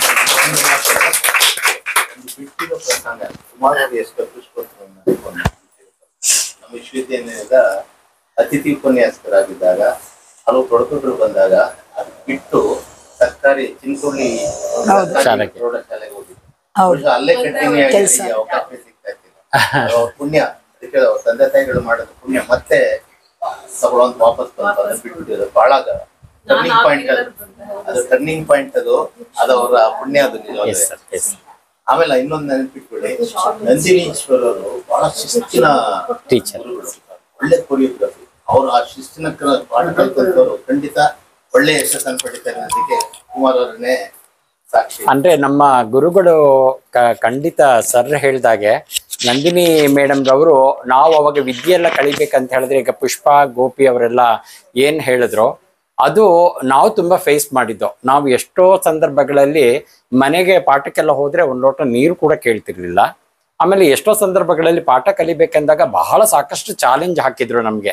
ಅಂದ್ರೆ ನಾವು ಪಾಠ ಕಲಿಯೋದಕ್ಕೆ ಆಗದೆ ಇರೋದಕ್ಕೆ ಏನೇನ್ ಪ್ರಯತ್ನ ಮಾಡ್ಬೋದು ಆ ತರ ಎಲ್ಲ ಅವಕಾಶಗಳನ್ನ ಮಾಡಿದ್ರು. ಆದ್ರೆ ಅದನ್ನೆಲ್ಲ ಮೀರಿ ಕಲಿಲೇಬೇಕು ಅಂದಾಗ ನಾವು ಎರಡನೇ ಗುರುಗಳ ಹತ್ರ ಹೋದಾಗ ನನ್ನನ್ನು ಸುಮಾರು ಒಂದು 5-6 ಟೈಮು ಆಚೆ ಕುಳ್ಳಿಸ್ಬಿಟ್ಟು ಕಳಿಸಿದ್ರು. ಅಂದ್ರೆ ಬರಕ್ ಹೇಳೋದು, ಪಾಠ ಮಾಡ್ಬಿಟ್ಟು ಆಮೇಲೆ ಟೈಮ್ ಆಗೋಯ್ತು ಹೋಗು ಮನೆಗೆ ಹೋಗು ಅಂತ ಹೇಳೋದು. ಆದ್ರೆ ನಾನು ಬಿಡ್ಲಿಲ್ಲ, ಆ ಸಂಯಮದಿಂದ ಕುಳಿತುಕೊಂಡು ಮಾಡಿದೆ. ಆ ತರ ತೊಂದ್ರೆ ಬೇರೆ ಕಲಿಯುವಂತ ಮಕ್ಕಳಿಗೆ ಯಾರಿಗೂ ಬರಬಾರ್ದು ಅನ್ನೋದು ನನ್ನ ಮನಸ್ಸಲ್ಲಿ ತುಂಬಾ ಅಚಲವಾಗಿ ಉಳಿದ್ಬಿಡ್ತು. ಯಾರೇ ಬರ್ಲಿ. ಮತ್ತೆ ಇನ್ನೊಬ್ರು ಬೆಂಗಳೂರಿನಲ್ಲಿ ನಾನು ನವರಾತ್ರಿ ಕಾರ್ಯಕ್ರಮ ಮುಗಿಸ್ಕೊಂಡು, ಬೆಂಗಳೂರು ಅಂದ್ರೆ ಅವಾಗ ಒಂದು ಭಯ ಇತ್ತು. ಈಗ ಒಂಥರ ಬಾಂಬೆ ಕಲ್ಕತ್ತಾ ಅಂದ್ರೆ ಹೇಗೆ ಆತರ. ಆಗ ನಾ ಇನ್ನೂ ಚಿಕ್ಕ ಹುಡುಗ, ಒಂದು 23-24 ವರ್ಷದವನು. ಆಗ ಹೋದಾಗ ರಾತ್ರಿ 10:30-11 ಗಂಟೆ ಆಗ್ಬಿಟ್ಟಿತ್ತು. ಅವ್ರ ಮನೆಯಲ್ಲಿ ಹೋದ ತಕ್ಷಣ ಪುಷ್ಪ ಅವ್ರು ಹೇಳ್ದಾಗೆ ನನ್ನನ್ನು ಆಚೆ ಕರ್ಕೊಂಡು ಬಂದು ನೆಟ್ಕಲಪ್ಪ ಸರ್ಕಲ್ ಹತ್ರ ಬಿಟ್ಬಿಟ್ಟು ಹೊಟ್ಟೋಗ್ಬಿಟ್ರು. ನೈಸಾಗೆ ಮಾತಾಡಿದ್ರು, ತುಂಬಾ ನೈಸಾಗೆ ಕೇಳ್ಕೊಂಡು ಕರ್ಕೊಂಡೋಗಿ ಕೊನೆಗೆ ನೆಟ್ಕಲ್ಪ ಸರ್ಕಲ್ ಹತ್ರ 11 ಗಂಟೆ ರಾತ್ರಿ ಬಿಟ್ಬಿಟ್ಟು ಹೊಟ್ಟಾಗ ನನ್ಗೆ ಭಯ ಆಗ್ಬಿಡ್ತು. ಈ ಊರಲ್ಲಿ ಇಷ್ಟೊತ್ತಲ್ಲಿ ಏನಪ್ಪಾ ಮಾಡೋದು ಹಾಗೆ ಹೀಗೆ ಅಂತ. ಆಗ ಡೈರೆಕ್ಟ್ ಪೊಲೀಸ್ ಹತ್ರ ಹೋದೆ, ಸರ್ ಇಲ್ಲಿ ಏನಾದ್ರು ಇದ್ರೆ ವ್ಯವಸ್ಥೆ ಇದೆ, ಹಿಂಗ ಆಗೋಗಿದೆ ಅಂತ. ಅವರಲ್ಲಿ ಒಂದು ಪ್ರಕಾಶ್ ಲಾಡ್ಜಲ್ಲಿ ನನಗೆ ಉಳ್ಕೊಳಕ್ ಅವಕಾಶ ಮಾಡಿಕೊಟ್ಟು, ಬೆಳಗ್ಗೆ ಆಗ್ತಿದಾಗೆ ಸದ್ಯ ಯಾವ ಬೆಂಗಳೂರು ಬೇಡ, ಯಾವ ಗುರುಗಳು ಬೇಡಪ್ಪ ಅಂತ ಹೇಳ್ಬಿಟ್ಟು ನಮ್ಮೂರಿಗೆ ವಾಪಸ್ಸು ಹೋದ್ರೆ ಸಾಕು ಅಂತ ಭಯ ಪಟ್ಕೊಂಡು ನಾನು ಓಡ್ ಬಂದಿದ್ದ ದಿನ ಉಂಟು. ಇದೆಲ್ಲ ನೆನೆಸ್ಕೊಂಡಾಗ ನನಗೆ ಯಾರೇ ನಮ್ಮನೆ ಅಂದ್ರೆ ಬಹುಶಃ ನಮ್ಮ ತಂದೆ ತಾಯಿಗಳು ಹಾಕಿದಂತಹ ಒಂದು ಪಂಕ್ತಿ ಅದು. ಮನೆ ಹತ್ರ ಬಂದವ್ರಿಗೆ ಯಾರಿಗೂ ಒಂದು ಲೋಟ ನೀರು ಕೊಡದೆ ಕಳಗಿಸ್ಬಾರ್ದು, ಮತ್ತೆ ಅವ್ರಿಗೆ ಆಶ್ರಯ ಬೇಕು ಅಂದ್ರೆ ಕೊಡ್ಬೇಕು ಅಂತ ಬಂದ ಅತಿಥಿಗಳಿಗೆ ಅನ್ನ ಆಧಾರಗಳನ್ನ ಕೊಟ್ಟು ಸಲಹದಂತ ಫ್ಯಾಮಿಲಿ ನಮ್ಮ ತಂದೆ ತಾಯಿಗಳು. ಅವರ ಅಷ್ಟು ಮಾಡ್ಲಿಲ್ಲ ಅಂದ್ರೂ ಕೊನೆ ಪಕ್ಷ ಅವರ ಒಂದು ದಾರಿನಲ್ಲಿ ನಾವು ಎಷ್ಟಾದ್ರೂ ಸ್ವಲ್ಪನಾದ್ರೂ ಸಾಗಿದ್ರೆ ಅದು ನಮ್ಗೆ ಅವ್ರಿಗೆ ಕೊಟ್ಟಂತ ಗೌರವ ಅಂತ ನಾನು ಭಾವಿಸ್ಕೊಂಡು ನಮ್ಮ ಮನೆಯಲ್ಲಿ ಇವತ್ತು ನನ್ನ ಪತ್ನಿ ಬಗ್ಗೆ ಅದೊಂದು ತುಂಬಾ ಸಂತೋಷವಾಗಿ ಹೇಳ್ಕೊಳ್ತೀನಿ. ಯಾರೇ ಬಂದ್ರೂನು ಅದ್ ಎಷ್ಟೊತ್ತಾಗಿದ್ರು ಕೂಡ ಆ ಊಟ ಹಾಕ್ತೆ ಮಾತ್ರ ಕಳಗ್ಸಲ್ಲ. ಅವರು ಎಂಥವರೇ ಆಗಿದ್ರು ಸರಿ ಬರ್ಲಿ, ಬಂದು ಊಟ ಮಾಡ್ಕೊಂಡೇ ಹೋಗ್ಬೇಕು ಅನ್ನೋದು ಇವತ್ತು ಕೂಡ ನನ್ನ ಪತ್ನಿ ಅದನ್ನ ಪಾಲಿಸ್ಕೊಂಡು ಹೋಗ್ತಿದ್ದಾಳೆ. ಹಾಗೆ ಅದು ನನ್ನ ಅದೃಷ್ಟ. ನಿಮ್ಮಂತಹ ಶಿಷ್ಯರುಗಳು ಸಿಕ್ಕಿದ್ದು. ನಮ್ಮ ಚಿತ್ರ ಅಂತೂ ನನ್ಗೆ ಸಹಾಯನೂ ಮಾಡಿದಾಳೆ. ಅವಳು ನನ್ನ ಮಕ್ಕಳು ನೋಡ್ಕೊಂಡಿದ್ದಾಳೆ, ನನ್ನ ಬಟ್ಟೆ ಒಗೆದು ಕೊಟ್ಟಿದ್ದಾಳೆ. ಅವಳು ನನ್ಗೆ ಯಾವಾಗ್ಲೂ ಸಂದರ್ಭದಲ್ಲಿ ಆಗದೆ ಇದ್ದಾಗ ಮನೆ ಮಗಳ ತರ ಅವಳು ನಡ್ಕೊಂಡಿದ್ದಾಳೆ. ಹಾಗಾಗಿ ಇವೆಲ್ಲ ಮರೆಯಕ್ಕಾಗದೆ ಇರುವಂತಹ ಸಂಬಂಧಗಳು. ಇವನ್ನೆಲ್ಲ ವರ್ಡಲ್ಲಿ ಪದಗಳಲ್ಲಿ ಹೇಳೋದಕ್ಕಾಗೋದಿಲ್ಲ. ಈ ಒಂದು ಸಂದರ್ಭ ಹೀಗೆ ಎಲ್ಲ ಪುಷ್ಪ ಅವ್ರು ಹೇಳ್ದಾಗೆ ಅದು ಎಲ್ರಿಗೂ ಅವಕಾಶ ಸಿಗ್ಲಿ, ಆ ತರ ಗುರುಗಳು ಎಲ್ಲರೂ ಈ ನಿಟ್ಟಿನಲ್ಲಿ ಕೆಲಸ ಮಾಡ್ಲಿ ಅಂತ ನಾನು ಕೇಳ್ಕೊಳ್ತೀನಿ. ಏನೇ ಆಗ್ಲಿ, ಇವತ್ತು ಸಂವಾದದ ಕಾರ್ಯಕ್ರಮ ಬಹಳ ಚೆನ್ನಾಗಿ ಅದು ಪ್ರಮೋಷನ್ ಕೊಡೋದೇ ಇದ್ದಾರೆ. ಚೆನ್ನಾಗಿ ನಡೀತು ಅಂತ ನಾನು ಭಾವಿಸಿದ್ದೀನಿ. ನೀವುಗಳು ಎಲ್ಲರೂ ಇದನ್ನ ಬಹಳ ಮನಸ್ಪೂರ್ವಕವಾಗಿ ಆನಂದಿಸಿದ್ದೀರಾ ಅಂತ ತಿಳಿದೀನಿ. ಇವತ್ತು ನಮ್ಮ ಸಮಯದ ಅಭಾವ ಪೂರ್ತಿ ಮೀರಿದೆ, ಹಾಗೂ ಸಭೆ ಇನ್ನು ಇದೆ ಇಲ್ಲಿ ಕುಮಾರ್ ಅವ್ರ ಮೇಲಿರ್ತಕ್ಕಂಥ ಅಭಿಮಾನ. ಹಾಗಾಗಿ ಇವತ್ತು ಅಧ್ಯಕ್ಷರು ಒಂದೆರಡು ಮಾತುಗಳನ್ನ ಆಡ್ಬೇಕು ಈ ಸಮಾರಂಭ ಹೇಳಿ ನಾನು ಶಿವಲಿಂಗಪ್ಪ ಹೇಳ್ಕೊಳ್ತೀನಿ. ಇಲ್ಲಿ ನೆರೆದಿರ್ತಕ್ಕಂಥ ಎಲ್ಲ ಕಲಾಭಿಮಾನಿಗಳಿಗೆ, ಕಲಾವಿದರಿಗೆ ನನ್ನ ಹೃತ್ಪೂರ್ವಕವಂತ ನಮನಗಳು. ಈಗಾಗಲೇ ಸಾಕಷ್ಟು ವಿಷಯವನ್ನ ನಮ್ಮ ಸಾಹಿತ್ಯ ಕ್ಷೇತ್ರದಲ್ಲಿ ಇರುವ ರೀತಿಯಲ್ಲಿ ಅಥವಾ ಬೇರೆ ಬೇರೆ ಲಲಿತ ಕಲೆಯ ಆಯಾಮಗಳಲ್ಲಿ ಇರುವಂತೆಯೇ ನೃತ್ಯ ಕಲೆಯಲ್ಲೂ ಕೂಡ ಇದೆ ಅಂತಕ್ಕಂಥದ್ದನ್ನು ಸಾಧಾರಪಡಿಸಿದ್ದಾರೆ ನಮ್ಮ ಈರ್ವರು ಮಹನೀಯರು. ಸೊ ಅದರಿಂದ ನಾವು ಏನು ಬಹು ದೊಡ್ಡದು ಅಂತಕ್ಕಂಥ ನಾವೇನು ವಿಚಾರ ಮಾಡಬೇಕಂತ ಅವಶ್ಯಕತೆ ಕಂಡು ಬರೋಲ್ಲ. ಕಾರಣ ಏನು ಅಂದರೆ ಇವತ್ತಿನ ಪ್ರಪಂಚ ಆ ರೀತಿ ಆಗೋಗ್ಬಿಟ್ಟಿದೆ ಸಂಪೂರ್ಣವಾಗಿ. ವಿದ್ಯಾವಿಹೀನಸ್ಯ ಪಶು ಅಂತೆಲ್ಲ ಹಿಂದೆ ಹೇಳ್ತಾ ಇದ್ರು. ವಿದ್ಯೆಗೆ ಸರಿ ಇದ್ದಂಥವು ದನಕ್ಕೆ ಸಮಾನ ಅಂತೇಳಿ. ಆದರೆ ಆ ಕಾಲಘಟ್ಟದಲ್ಲಿ ನಾವು ಯೋಚನೆ ಮಾಡಿದಾಗ ವಿದ್ಯೆಯನ್ನು ಬೇರೆ ಯಾರು ಕೂಡ ಕಲಿಸ್ಕೊಳ್ತಾನೆ ಇರಲಿಲ್ಲ. ಯಾರಿಗೂ ಕೆಲವೇ ಜನರೇ ಸ್ವತ್ತಾಗಿತ್ತದು. ತದನಂತರದಲ್ಲಿ ಬಂದಂತಹ ವ್ಯವಸ್ಥೆಯ ಮೂಲಕವಾಗಿ ಎಲ್ಲರಿಗೂ ವಿದ್ಯೆ ಕಲಿಸಲಿಕ್ಕೆ ಅವಕಾಶವಾಯಿತು. ಆದರೆ ವಿದ್ಯೆ ಕಲಿಸತಕ್ಕಂಥ ಸಂದರ್ಭಗಳು ಏನಾಗಿವೆ ಅಂದರೆ ಇವತ್ತು ದುರುಪಯೋಗ ಆಗಿವೆ ಅಂತಕ್ಕಂಥ ಅನೇಕ ದೃಷ್ಟಾಂತಗಳಿಂದ ಇವತ್ತು ಎಲ್ಲರೂ ಕೂಡ ಹೇಳಿದ್ದಾರೆ. ಇದು ಒಂದು ಅನಿವಾರ್ಯವಾದಂಥ ಕ್ರಮ. ಯಾವಾಗ ನಮಗೆ ಸರ್ಟಿಫಿಕೇಟ್ ಕೋರ್ಸ್ಗಳು ಬೇಕಾಯಿತು ಮತ್ತು ಯಾವುದೇ ಒಂದು ಉದ್ಯೋಗಕ್ಕೆ ಒಂದು ಸರ್ಟಿಫಿಕೇಟ್ ಬೇಕಾದಂಥ ಅನಿವಾರ್ಯತೆ ಬಂದಿದೆಯೋ ಆ ಕಾರಣಕ್ಕೋಸ್ಕರವಾಗಿ ಇವತ್ತು ನಾವು ಸರ್ಟಿಫಿಕೇಟ್ಗೋಸ್ಕರವಾಗಿ ಒದ್ದಾಡ್ತಕ್ಕಂಥ ಅಥವಾ ಅದಕ್ಕಾಗಿ ಶ್ರಮ ಪಡ್ತಕ್ಕಂಥ ಸಾಧ್ಯತೆಗಳು ಎಲ್ಲ ಕಡೆ ಉಂಟಾಗಿವೆ. ಅದಕ್ಕೆ ನಾವು ಹೆಚ್ಚಾಗಿ ತಲೆ ಕೆಡಿಸ್ಕೊಳ್ತಕ್ಕಂಥ ಅವಶ್ಯಕತೆ ಕಂಡು ಬರೋಲ್ಲ. ಕಾರಣ ಏನು ಅಂದರೆ ಯಾರಿಗೆ ಯಾವ ಕ್ಷೇತ್ರದಲ್ಲಿ ಲಲಿತ ಕಲೆ ಯಾವುದೇ ಆಯಾಮಗಳಿರ್ಬೋದು, ಸಂಗೀತ, ಸಾಹಿತ್ಯ, ನೃತ್ಯ, ನಾಟಕ, ಚಿತ್ರ, ಶಿಲ್ಪ ಯಾವುದೇ ಕ್ಷೇತ್ರಗಳಲ್ಲೂ ಕೂಡ ಕಲಿಬೇಕು ಅಂತಕ್ಕಂಥ ಆಸಕ್ತಿ ಉಳ್ತಕ್ಕಂಥವ್ರು ಸರ್ಟಿಫಿಕೇಟ್ಗೋಸ್ಕರವಾಗಿ ಹೆಚ್ಚು ಮಹತ್ವ ಕೊಡ್ದೇನೆ ವಿದ್ಯೆಯನ್ನು ಆಮೂಲಾಗ್ರವಾಗಿ ಕಲಿಬೇಕು ಅಂತಕ್ಕಂಥ ಪ್ರಯತ್ನ ಮಾಡಿದೆ ಅಂದರೆ ಖಂಡಿತವಾಗ್ಲೂ ಕೂಡ ಆ ಕಲೆ ಸಿದ್ಧಿಸಲಿಕ್ಕೆ ಸಾಧ್ಯತೆ ಉಂಟು. ಅಂಥವ್ರಲ್ಲೂ ಕೂಡ ಅಂಥವ್ರಿಂದಲೇ ಆ ಕಲೆ ಹೆಚ್ಚು ಪ್ರಬುದ್ಧಮಾನಕ್ಕೆ ಬರಲಿಕ್ಕೆ ಉಂಟು. ಮತ್ತು ಆ ಕಲೆಯಿಂದಲೇ ಇನ್ನೂ ಮತ್ತಷ್ಟು ಮಗದಷ್ಟು ಸಂಪೂರ್ಣ ಕಲೆಯನ್ನು ಕಲಿಯಲಿಕ್ಕೆ ಅವಕಾಶವಾಗುತ್ತೆ ಅಂತಕ್ಕಂಥದ್ದು ನಾವೆಲ್ಲರೂ ಕೂಡ ತಿಳಿದಿರ್ತಕ್ಕಂಥ ಒಂದು ಸತ್ಯಾಂಶವಂತ ವಿಷಯ. ಇನ್ನು ಬಹಳ ಮುಖ್ಯವಾಗಿ ನಾವು ಇವತ್ತು ಸಾಧಕರಾಗಿ ಬಂದಿರತಕ್ಕಂಥ ಕೆ. ಕುಮಾರ್ ಅವರನ್ನ ಮತ್ತು ಅವ್ರ ಕುಟುಂಬದವ್ರ ವಿಷಯವನ್ನ ನಾವು ವಿಚಾರ ಮಾಡ್ದಂಗೆ ಒಂದು ಸಂಸ್ಕೃತದಲ್ಲಿ ಒಂದು ಶ್ಲೋಕ ಬರುತ್ತೆ. ಕಾರ್ಯೇಶು ದಾಸಿ ಕರ್ಣೇಶು ಮಂತ್ರಿ ಭೋಜೇಶು ಮಾತಾ ಶರಣೇಶು ಮಂತ್ರಿ ಇತ್ಯಾದಿ ಒಂದು ವಚನ ಬರುತ್ತೆ, ಶ್ಲೋಕ ಬರುತ್ತೆ. ಅದು ಸಂಪೂರ್ಣವಾಗಿ 100ಕ್ಕೆ 100ರಷ್ಟು ಅನುಗುಣವಾಗಿರ್ತಕ್ಕಂಥ ಒಂದು ಆ ಒಂದು ಶ್ಲೋಕ ಅಂತಕ್ಕಂಥ ತಮ್ಮೆಲ್ಲರೂ ಕೂಡ ಅರಿವಾಗಿದೆ. ಅದು ನಾವೆಲ್ಲರೂ ಕೂಡ ಗಮನಿಸಬೇಕಾದ್ದೆ. ಯಾಕೆಂದರೆ ಯಾವುದೇ ಫೀಲ್ಡ್ ಇರ್ಬೋದು, ವಿಜ್ಞಾನ ಇರ್ಬೋದು ಅಥವಾ ಸಾಹಿತ್ಯ ಇರ್ಬೋದು ಅಥವಾ ಲಲಿತ ಕಲೆ ಯಾವುದೇ ಆಯಾಮ ಇರ್ಬೋದು, ಆ ಮನೆಯಲ್ಲಿ ಇರ್ತಕ್ಕಂಥ ಪೂರಕವಾಗಿದ್ದರೆ ಮಾತ್ರನೇ ಆ ಮನುಷ್ಯ ಅಥವಾ ಆ ಪತಿ ಸಂಪೂರ್ಣವಾಗಿ ಆ ಮೇಲೆ ಏಳಲಿಕ್ಕೆ ಪ್ರೇರಕವಾಗೋದಕ್ಕೆ ಸಾಧ್ಯತೆ ಆಗುತ್ತೆ. ಆ ಇಲ್ಲದೆ ಇದ್ದಾಗ ಒಂದು ಕೈಯಲ್ಲಿ ಚಪ್ಪಾಳೆ ಮಾಡಲಿಕ್ಕೆ ಸಾಧ್ಯತೆ ಆಗೋಲ್ಲ. ಅದರಿಂದ ದಯಮಾಡಿ ತಾವೆಲ್ಲರೂ ಕೂಡ ಬಂದಿರತಕ್ಕಂಥವ್ರು ಕೂಡ ಮುಂದೆ ಆದರೂ ಕೂಡ ಒಂದು ಪಕ್ಷ 36 ಆಗದೇನೆ 63 ಆಗತಕ್ಕಂಥ ಪ್ರಯತ್ನ ಪಟ್ಟರೆ ಎಲ್ಲರೂ ಕೂಡ ಸಂಪೂರ್ಣವಾಗಿ ಇನ್ನೊಂದಷ್ಟು ವಿದ್ಯೆ ಕಲಿಯಲಿಕ್ಕೆ ಅವಕಾಶ ಆಗುತ್ತೆ. ಅದರಿಂದ ದಯಮಾಡಿ ನಾವು ನಮ್ಮ ಕಲಾ ಗ್ಯಾಲರಿ ಮೂಲಕವಾಗಿ ಕೇಳ್ಕೊಳ್ಳೋದೇನು ಅಂದರೆ ದಯವಿಟ್ಟು ಯಾವುದೇ ಕುಟುಂಬದವರು ಕೂಡ 36 ಆಗಬೇಡಿ, 63 ಆಗಿ ಅಂತ. ಏನು 36 ಆಗಬೇಡಿ ಅಂದರೆ ಏನರ್ಥ? 36 3 ಒಂದು ದಿಕ್ಕು, 6 ಆ ಕಡೆ ಇನ್ನೊಂದು ದಿಕ್ಕು, 63 2 ಒಂದೇ ಕಡೆ ಕುಡ್ಕೊಂಡಿರ್ತೀವಿ. ಸೊ ಹಾಗಾಗಿ ದಯವಿಟ್ಟು 63 ಆಗಬೇಕು ಅಂತಕ್ಕಂಥ ಕೇಳ್ಕೊಳ್ತಾ ಈ ಒಂದು ಕಾರ್ಯಕ್ರಮಕ್ಕೆ ಹೆಚ್ಚು ಮಾತನಾಡಲಿಕ್ಕೆ ಅವಕಾಶ ಆಗಲ್ಲ. ಈಗಾಗಲೇ ನಮ್ಮ ಕಾರ್ಯಶೈಲಿಯಲ್ಲಿ ಹೆಚ್ಚು ಮಾತಾಡಬೇಡಿ ಅಂತೇಳಿ 5 ನಿಮಿಷ ಕೈ ತೋರಿಸ್ಯಾರೆ. ಯಾಕಂದ್ರೆ ಅವ್ರಿಗೋಸ್ಕರ ನಾವು ಹೆದರ್ಬೇಕಾಯ್ತು. ಇವಾಗ ಮಾತಾಡುವಲ್ಲಿ 5 ನಿಮಿಷ ಕೈ ತೋರಿಸ್ತಿರೋರು. ಸೊ ಹಾಗಾಗಿ ಹೆಚ್ಚು ಮಾತಾಡಲಿಕ್ಕೆ ಅವಕಾಶ ಇಲ್ಲದೇನೆ ತಾವೆಲ್ಲರೂ ಬಂದು ಕಾರ್ಯಕ್ರಮ ಭಾಗವಹಿಸಿ ತಮ್ಮೆಲ್ಲರೂ ಹೃತ್ಪೂರ್ವಕವಂತ ನಮಗಳು. ಬಹಳ ಮುಖ್ಯವಾಗಿ ನಮ್ಮ ಪತ್ರಿಕಾ ಮಾಧ್ಯಮದವರು ಕೂಡ ಬಂದು ಸಹಕರಿಸ್ತಾ ಇದ್ದಾರೆ. 102ನೇ ಕಾರ್ಯಕ್ರಮ ಇದು. ಬಹಳ ಮುಖ್ಯವಾಗಿ ನಾವು ಪತ್ರಿಕಾ ಮಾಧ್ಯಮವನ್ನು ನೆನೆಸ್ಕೋಬೇಕು. ಯಾಕೆಂದರೆ ಈ ಇರ್ತಕ್ಕಂಥ ಒಂದು ಕ್ಷೇತ್ರ ಕೇವಲ ಒಂದು 30-40 ಜನ ಕೂತ್ಕೊಳ್ತಕ್ಕಂಥ ಒಂದು ಕ್ಷೇತ್ರ.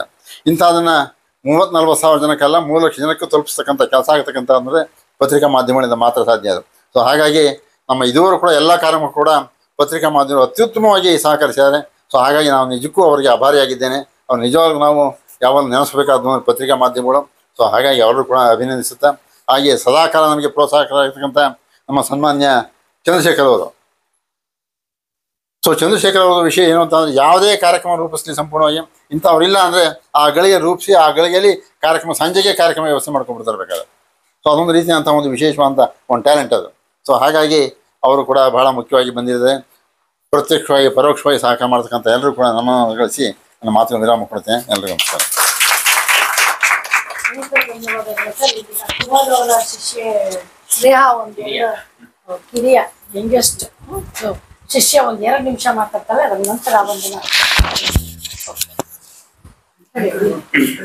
Good afternoon, everyone. I am Sneha. Today I am here to talk about my guru, Dr. K. Kumar sir. Respected Dr. K. Kumar sir, I am honored to stand here and talk about my guru. He is my guru, and he not only taught me the Bharatanatyam, he has taught me the main important thing in our life, that is discipline. His passion and patience and dedication towards his children is truly inspiring today also. So I am so happy to say that he is my guru in my life, and thank you for pushing me and believing me in my life, sir. I wish to see your happiness and success always. Thank you, sir.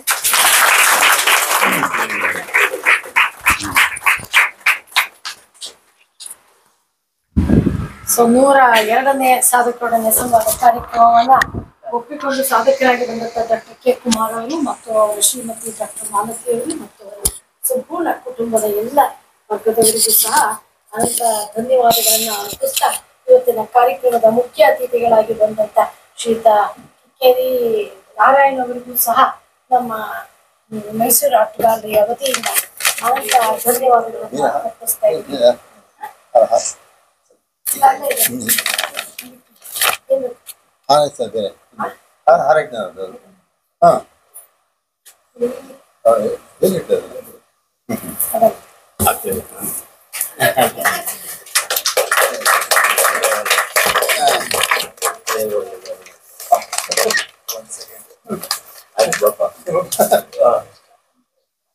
ಹಾಗೆ ಕಾರ್ಯಕ್ರಮದ ಅಧ್ಯಕ್ಷತೆಯನ್ನು ವಹಿಸಿದಂತ ಶ್ರೀಯುತ L ಶ್ರೀಲಿಂಗಪ್ಪರು ಸಹ Mysuru art ಗ್ಯಾಲರಿಯ ವತಿಯಿಂದ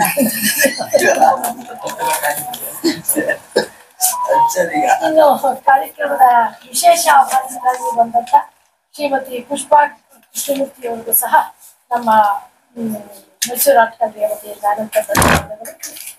ವಿದ್ವಾನ್ N Gopal Sagar ಅವರಿಗೂ ಸಹ ಅನಂತ ಧನ್ಯವಾದಗಳು.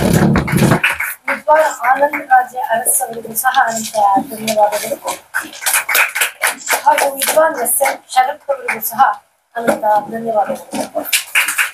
ಹಾಗೆ ಕಾರ್ಯಕ್ರಮಕ್ಕೆ ಆಗಮಿಸಿದಂತ ಎಲ್ಲ ನಮ್ಮ ಮೈಸೂರು ಆರ್ಟ್ ಗ್ಯಾಲರಿಯ ಸಿಬ್ಬಂದಿಗಳ ಮತ್ತೆ ಯಾವುದೇ ಕಾರ್ಯಕ್ರಮ ಯಶಸ್ವಿ ಆಗಬೇಕಾದ್ರೆ ಪ್ರೇಕ್ಷಕರು ಬಹಳ ಮುಖ್ಯ. ಹಾಗಾಗಿ ನೀವೆಲ್ಲ ಬಂದಿದ್ದೀರಾ. ಹಾಗಾಗಿ ಇಲ್ಲಿ ಬಂದಿರ್ತಕ್ಕಂಥ ಪ್ರತಿಯೊಬ್ಬರು ಸಾಧಕರೇ ನನ್ನ ದೃಷ್ಟಿಯಲ್ಲಿ. ಆದ್ರೆ ಯಾವತ್ತು ವೇದಿಕೆ ಸಿಗುತ್ತೋ ಗೊತ್ತಿಲ್ಲ. ನಮ್ಮ ಗುರುಪ್ರಸಾದ್ ಅವರು ಅಷ್ಟೇ, ತುಂಬಾ ನಮ್ಗೂ ಕುಮಾರ್ಗೂ ಎಲ್ಲ ನಮ್ದು ಒಂದೇ ಜೊತೆಯಲ್ಲಿ ಬಂದವ್ರು ನಾವು. ಸೊ ಹೀಗಾಗಿ ಎಲ್ಲ ಹಿರಿಯರು ಬಂದಿದ್ದೀರಾ, ಕಲಾವಿದರು ಬಂದಿದ್ದೀರಾ. ನಮ್ಮ ಯೋಗಾನಂದ ಅವರು, ಚಂದ್ರು ಅವರು, ನರಸಿಂಹಮೂರ್ತಿ ಅವರು, ಮತ್ತೆ ನಮ್ಮ ಸಂಗಪ್ಪನವರು ಎಲ್ಲ ಬಂದು ನೀವೆಲ್ಲ ಸಕ್ಸಸ್ ಮಾಡಿದ್ದೀರಾ. ಹೆಸರು ಹೇಳ್ದೇ ಇರೋರು ಸಹ ಎಲ್ಲ ಹಿರಿಯರಿದ್ದೀರಾ. ನಮ್ಮ ಜಯ ಅವರು ಬಂದಿದ್ದಾರೆ. ಈಗ ಪ್ರತಿಯೊಬ್ಬರು ನೀವು ಎಲ್ಲ ಸೇರಿ ಪ್ರೇಕ್ಷಕ ನಮ್ಮ ರಂಗನಾಥ್ ಅವರು ಪೂರ್ತಿ ಕಾರ್ಯಕ್ರಮ ಇದು 3ನೇ ಸೊ ಹಾಗಾಗಿ ನಿಮ್ಮೆಲ್ಲರ ಸಹಕಾರ, ಸಹಾಯ, ಪ್ರೋತ್ಸಾಹದಿಂದ ಮೈಸೂರು ಆರ್ಟ್ ಗ್ಯಾಲರಿ ಯಶಸ್ವಿಯಾಗಿ ಈ ಕಾರ್ಯಕ್ರಮವನ್ನು ನಿರ್ವಹಿಸ್ತಿದೆ. ಹಾಗಾಗಿ ಮೈಸೂರು ಆರ್ಟ್ ಗ್ಯಾಲರಿಯ ಸಂಪೂರ್ಣ ಸಿಬ್ಬಂದಿ ವರ್ಗ, ಸಂಚಾಲಕರು, ಅಧ್ಯಕ್ಷರು ಮತ್ತು ನೀವೆಲ್ಲ ಪ್ರೇಕ್ಷಕರಿಗೂ ಸಹ ಮತ್ತೆ ಪ್ರತ್ಯಕ್ಷವಾಗಿ ಪರೋಕ್ಷವಾಗಿ ಸಹಾಯ ಮಾಡ್ತಿರೋ ಮತ್ತು ಮಾಧ್ಯಮ ಮಿತ್ರಗಳಿಗೂ ಸಹ ಮೈಸೂರು ಆರ್ಟ್ ಗ್ಯಾಲರಿ ಅನಂತ ಧನ್ಯವಾದಗಳು ಹೇಳ್ತಿದೆ. ಹಾಗೆ ಮೈಸೂರು ಆರ್ಟ್ ಗ್ಯಾಲರಿಯ ಜೊತೆ ಸದಾಕಾಲ ನಮ್ಮ ಜೊತೆ ಸಹಕರಿಸಿರ್ತಕ್ಕಂಥವ್ರು ಶ್ರೀ ರಾಜರಾಜೇಶ್ವರಿ ಅಲಂಕಾರ ರಂಗತಂಡ ಹಾಗೂ ಕನ್ನಡ ಸಾಹಿತ್ಯ ಕಲಾಕೂಟ ನಮ್ಮ ಚಂದ್ರಶೇಖರ್. ಈ 2 ಸಂಸ್ಥೆಗಳು ನಮ್ಮ ಈ ಎಲ್ಲ ಸಂದರ್ಭದಲ್ಲೂ 2008ರಿಂದ ಇವತ್ತಿನವರೆಗೂ ನಮ್ಮ ಜೊತೆ ಸಂಪೂರ್ಣ ಬೆಂಬಲವನ್ನ, ಸಹಕಾರವನ್ನ, ಸಹಾಯವನ್ನ ನೀಡ್ತಾ ಬಂದಿದೆ. ಹಾಗಾಗಿ ಅವರೆಲ್ಲರಿಗೂ ಸಹ ನಾವು ಹೃತ್ಪೂರ್ವಕವಾದ ಧನ್ಯವಾದಗಳನ್ನ ಅರ್ಪಿಸ್ತಾ ಇವತ್ತಿನ ಕಾರ್ಯಕ್ರಮವನ್ನ ಮುಕ್ತಾಯಗೊಳಿಸ್ತಿದ್ದೀವಿ. ಎಲ್ರಿಗೂ ನಾನೊಂದು ಉತ್ಸವ ನಡೆಸ್ತಾ ಇದ್ದೀನಿ 12 ವರ್ಷಗಳಿಂದ. ಪ್ರಗತಿ ರಾಷ್ಟ್ರೀಯ ನೃತ್ಯೋತ್ಸವ. ಸುಮಾರು ಇಲ್ಲಿಯವರೆಗೆ ಒಂದು 26 ಸ್ಟೇಟ್ ಇಂದನೂ ಬಂದಿದ್ದಾರೆ. ದಯಮಾಡಿ ನಿಮ್ಮೆಲ್ಲರಿಗೂ ಆಹ್ವಾನ ಕೊಡ್ತಾ ಇದ್ದೀನಿ. ಈ ಸತಿ ನವೆಂಬರ್ 16-17 ಇದೆ. ದಯಮಾಡಿ ತಾವೆಲ್ಲರೂ ಬಂದು ನನ್ನ ಉತ್ಸವಕ್ಕೆ ಪಾಲ್ಗೊಳ್ಳಿ ಅಂತ ಕೇಳ್ಕೊಡ್ತೀನಿ. ಎಲ್ಲರಿಗೂ